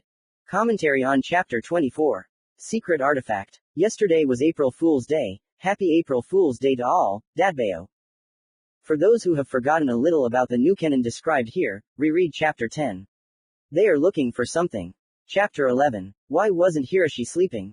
Sorry for the mistakes, Beta will check soon. Chapter 25. Carefree World. Brothers, what is written on this stone? Inko asked. What? Hiroshi cried out, questioningly when he himself noticed those strange runes on the stone that I had also just seen. What? I examined the artifact carefully, even though I didn't pick it up, but those strange symbols were definitely missing. I thought in some shock. And really, neither my brother nor I had noticed it before. Not bad at all, Kurama said thoughtfully. Did you understand anything? I interrupted my red-haired friend. Am I the only one who can't figure something out here? So I began to persistently interrogate Kurama until he finally went berserk. 7th, you're a blockhead. Anyway, didn't you find it strange that when Imouto-san turned her attention to the artifact, it showed these writings? He reacted to Inko. I was a little surprised, having caught a very interesting thread of events, so to speak. It was difficult to hide these emotions on my face so that my brother wouldn't notice, but I managed it anyway. Let's say that, then what makes you and Hiroshi different from her? Asked the Nine-Tails partner.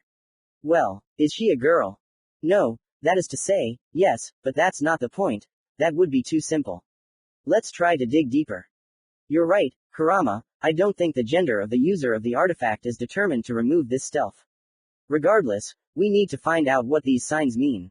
As soon as I thought about it, my brother, with great speed, began to rewrite these previously unknown to us letters in his handy notebook, which in principle should be in every ninja, which even made me very happy. Hiroshi's military training always amazed me. Even when we pissed off Orochimaru, he did not lose his grip. Perhaps such a fighter in my world would even become Hokage. Although, and here, young Namikaze has a lot of chances for such a position in the country. The guy deftly wrote down everything he could see on the artifact. So what is it? Some ancient language from the time of Rakudo? A special code? A message and a warning? It is not clear. But it is clear that Inko can open the writings, and this is a big plus. There is probably something valuable in the records. Inko, take the stone in your hands, Hiroshi suddenly said. What he said really surprised me. I even got scared. No, you can't, it could be dangerous. I cried out without holding back. Doesn't my brother feel sorry for his sister, that she could take such a risk? The red-haired man's face was very serious and collected. It seemed as if he was trying to thread a needle through a small eye and not taking his eyes off it, like a jeweler sharpening a diamond for the most expensive piece of jewelry. He was so serious. I know such seals of secrecy, the guy said with the same expression on his face. He knows. Is there really so much in this world that isn't in mine? He called it a seal, so it's not that simple. My thoughts were interrupted again by the Hokage's eldest son. With all his eye, and even his ki, he was hinting that I should listen very carefully. Listen, Naruto, this will be some kind of experience for you. You probably only know one type of stealth, being invisible to the enemy and hiding your chakra so they can't track you. Nodded. But there is another type, to bind a certain person or thing to the seal, and only it can open the seal. There was a brief silence in the room. The girl was scared, looking at her older brother with anticipation. She was scared, but despite this, she tried to control herself. Could it really be that Imouto began quietly. No, you won't die. I don't feel like the seal of stealth is connected to your lifeline, so you don't need to be killed to see the writings, you can open them anyway and apparently without much effort. Well, you calmed my sister down. I think you wanted to console her, but you scared her even more with your theory about her life. Try to take it in your hands. It seems to me that the stone will not harm you. He insisted. Of course, I did not remain silent. The reason? Tell me the firm reason. But why would she do that? I said, trying to remain calm. There may also be writing on the back side, but even so it is clear that due to the division of the artifact, the words written on the break are only half there. That is, the other half of the words are on the other part of the artifact, and so it will be most difficult to find them in the dictionary.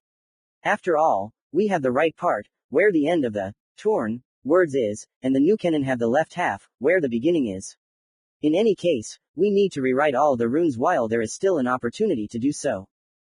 It would seem that the guy is very careless, but I can't help but admit the correctness of his words. The first thing that came to my mind after the words of the red-haired Namikaze. My eyes involuntarily glanced at my sister. Then, I'll take it in my hands.